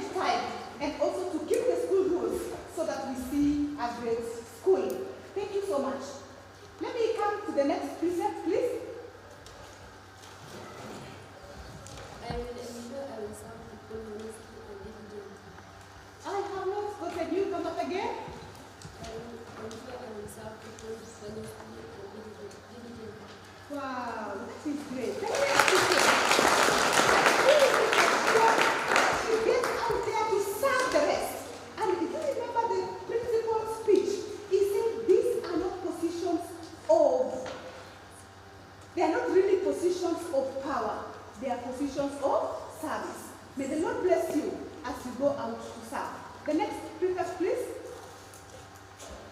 I will ensure that school will be always serve the kids. Sorry, come on again. Confidence. That's what I've taught you today. Confidence. Yes. I will ensure our school to obey the school rules and regulation. Wow, can you appreciate it? The future of our school is in discipline. And so anaangalia akasema tukiwa na shule discipline, we are going to make it. And so he says, as I get out here, I will ensure that school rules, including sneaking, late coming, all that are adhered to. May God favor you as you get out to support us to ensure that school rules and regulations are kept. I want to stop there on the same. And I want to believe when you go to your meetings, chairperson, please go and pick all these reflections in your meeting. The first meeting that you have, pick these reflections and remind them that what they talk about, they take responsibility. Our next prefect, what area do you think if we improve in Sigot, we are going to realize greater excellence? Please give us that one area that you think if we can improve, that is idea sana. Discipline. Tell us, what kind of discipline? Is it noise making?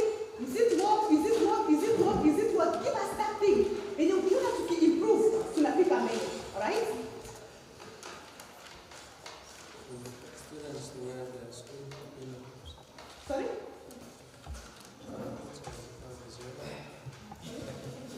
Hey, it's alright, you are doing well. Just speak up so that we get you. Students to wear their school uniforms. Aha, that is okay. Can we appreciate him? One of the things that he thinks that we should improve is how students put on their school uniforms. I want to appreciate that you are so neat. I pray that you now support him. Go out to the rest of the students and tell them this is how asli Sigosha. Kama Sigot ni nini? Moiji wanajiita Moijia. Hii umejiita nani? And this is how a Sigosha should look like. I want to have the class prefect. Where are my class prefects? Perhaps you are here. Please tell us what you think should be improved. Please start very fast. Our time is really fast. What do you think from your heart that if it improves, we are going to have a greater school? Sorry? Wow. Can we appreciate her?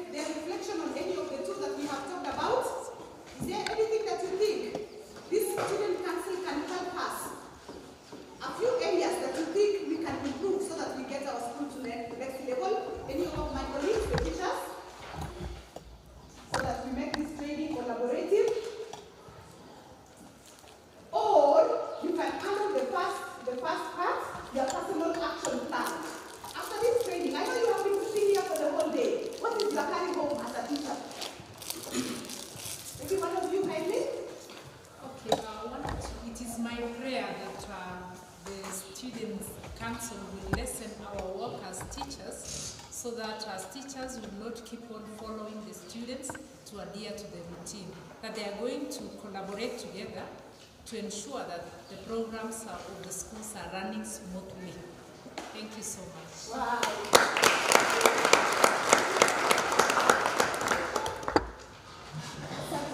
Do we have anybody who would like to share their reflection before we finish? So that the program future. Thank you. Thank you. Thank you. Thank you so much. I want to appreciate those who have shared their reflections. But I want to say, Madam Deputy Principal, the patron, please sit with these students. Let them share their reflections. Let them, take those reflections as part of them. And we ask you, great boys and girls, support hawalimu. Hawalimu wapate nafasi ya kufunza. Tufanye kazi yetu, tuwasupport, tuonekane. We are actually the leaders. We are coming to the end of our training. I think you are following our training manual. You agree with us that we have done everything apart from committing. You are so excited. You are committed to all these reasons. You remember that commitment? Yeah, I think I must have seen that commitment somewhere.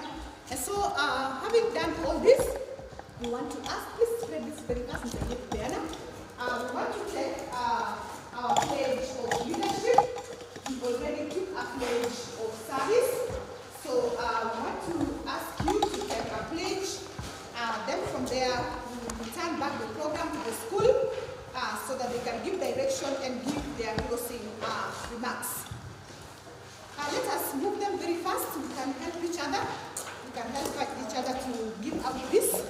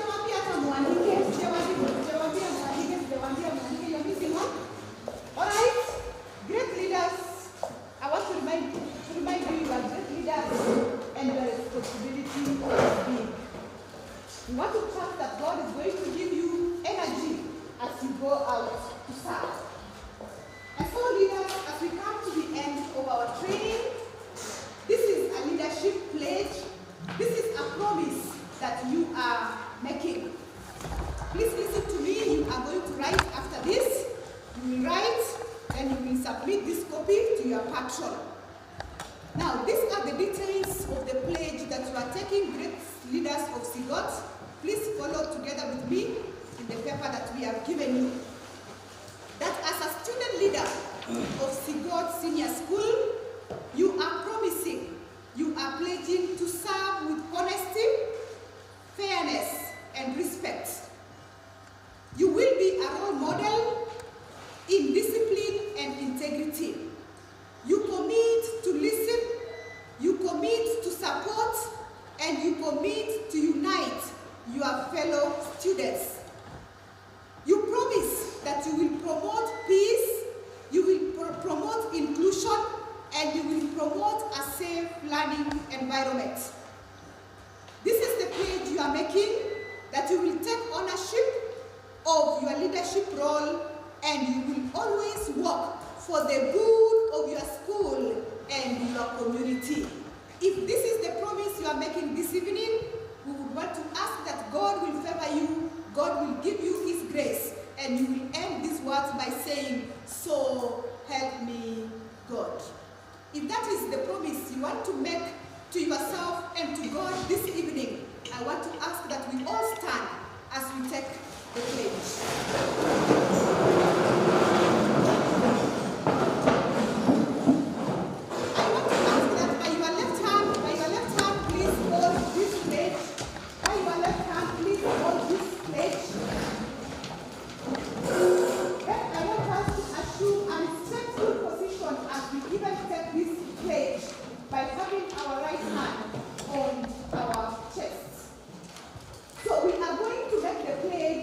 By reading the words that are inscribed in the the right thing. And we are saying us, as student leader, that is where we are beginning from, we all read together and end by saying, so help me God. I believe we are good readers. As we take the pledge, I want to pray that God will give you the energy, will give you the favor to go and serve. Are we ready? Yes. And so we are all beginning as a student leader. Can we begin? As a student leader, I pledge to serve with honesty, fairness, and respect. I will be a role model in discipline and integrity. I commit to listen, support, and unite my fellow students. I will promote peace, inclusion, and a safe learning environment. I take ownership of my leadership role and so help me God. Thank you so much. Clap for yourself. I would still ask you, leave that page aside. We will ask you to sign after this so that we concentrate on the closing ceremony of our induction and our capacity building. Can we have a seat? Can we be seated?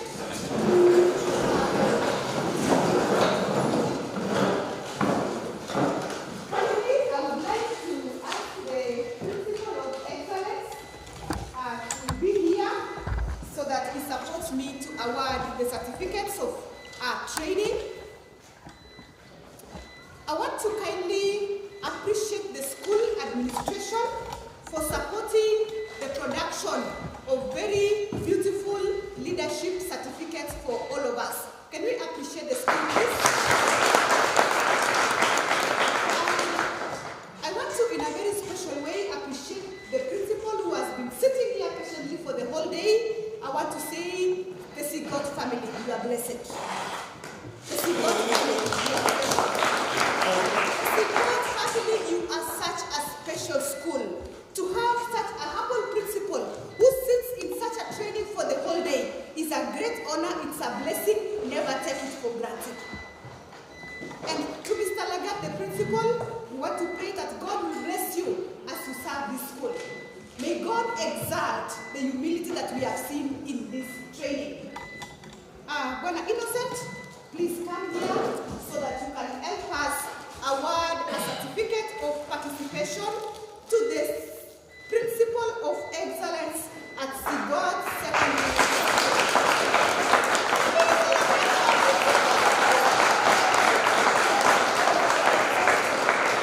Thank you so much. Congratulations, sir. I think you have really challenged me. Thank you so much. Can we appreciate him one more? All right. I would still want to ask the principal with great honor to now help us give out these other certificates. I want to appreciate our teachers of excellence. Again, you are good people. You are just excellent people. You are just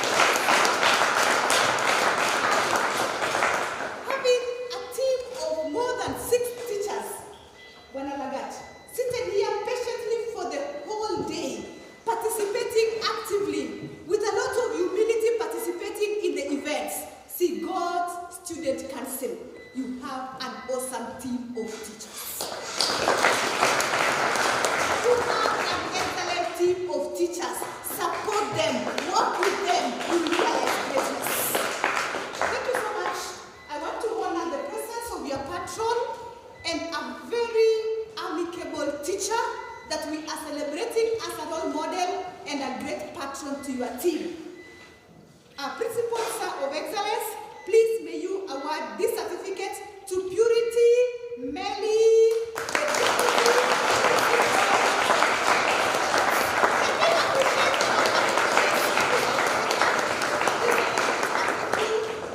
Thank you so much. Asante sana. Members of the Student Council, kama kuna watu wako supposed to support walimu ni prefects. I want to see a lot of celebration even as they get this certificate. We appreciate the good work of Geoffrey Arusei, the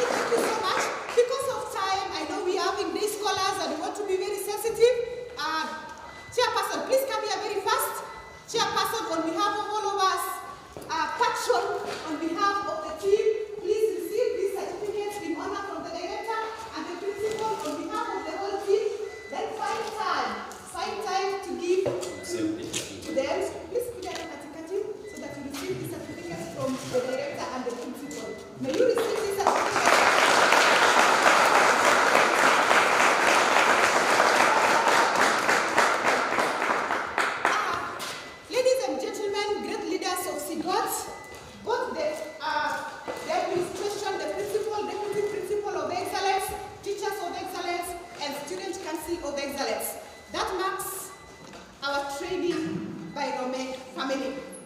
As I sit down, I want to observe these words.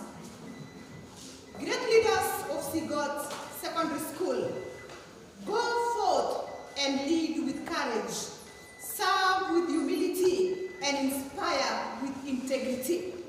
Because true leadership is not about position you hold, but it is about the difference you make in your class, the difference you make in your dormitory, the difference you make in your school. Carry this training beyond today, great leaders.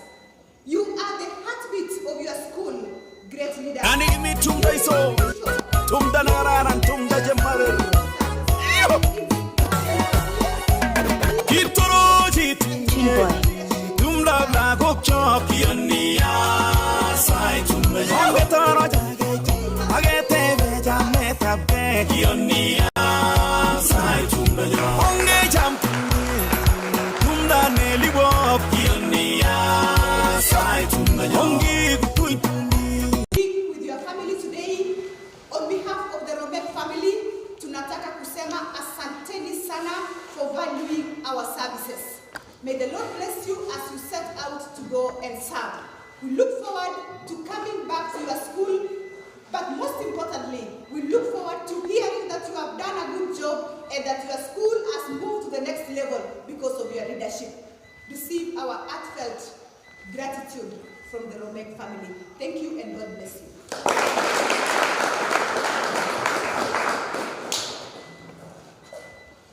Are those claps enough? Huh? There were some claps that Gladys was trying to teach us. What equal name? Can we give her how many? 6. Is it? I have one there. Facing up, eh? Yeah, facing up. And louder, raka, twende moja. Haya, mbili. 3. 4. Finally. Thank you so much. In the interest of time, our educators for the day, I want to confess that we are leaving this place better people than we came. Is it? How many of us are confessing that they are living better than they came? Indeed, this is an eye-opener for all of us and a very good beginning for the student body leadership, and not only the student body but even with the staff. I lack words to use to appreciate the director of the Romek and the Romek educators and consultancy for the wonderful job they have done. I lack words to use to appreciate my colleagues who have sat here patiently for over 8 hours, listening better than even the student leaders themselves. Student leaders, I know this has been the longest lesson you've ever been taught in history. You've learned maybe 30 minutes of biology, 30 minutes of chemistry, then 30 minutes of English. But today you've had the whole day when the lesson is leadership. I want to thank all of you in a wonderful way. Can you give yourself an applause of a clap, everybody?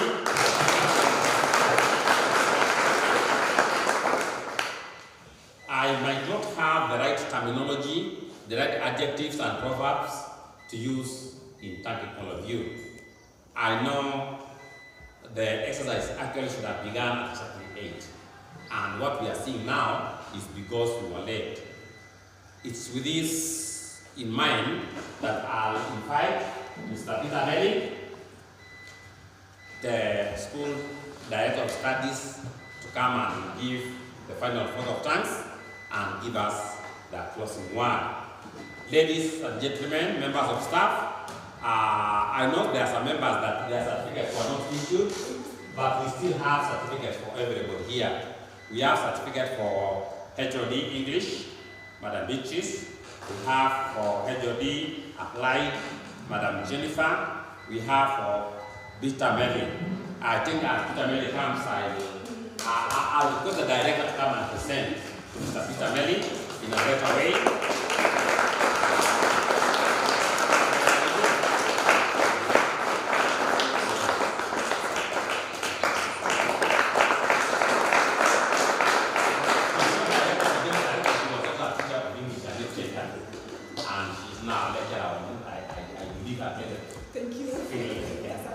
With that, ladies and gentlemen, I want to say we are grateful, we are honored.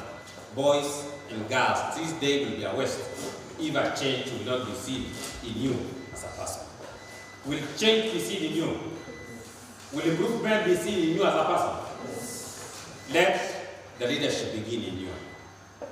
Amen. May God bless you. Thank you very much. Welcome, Mr. Melly.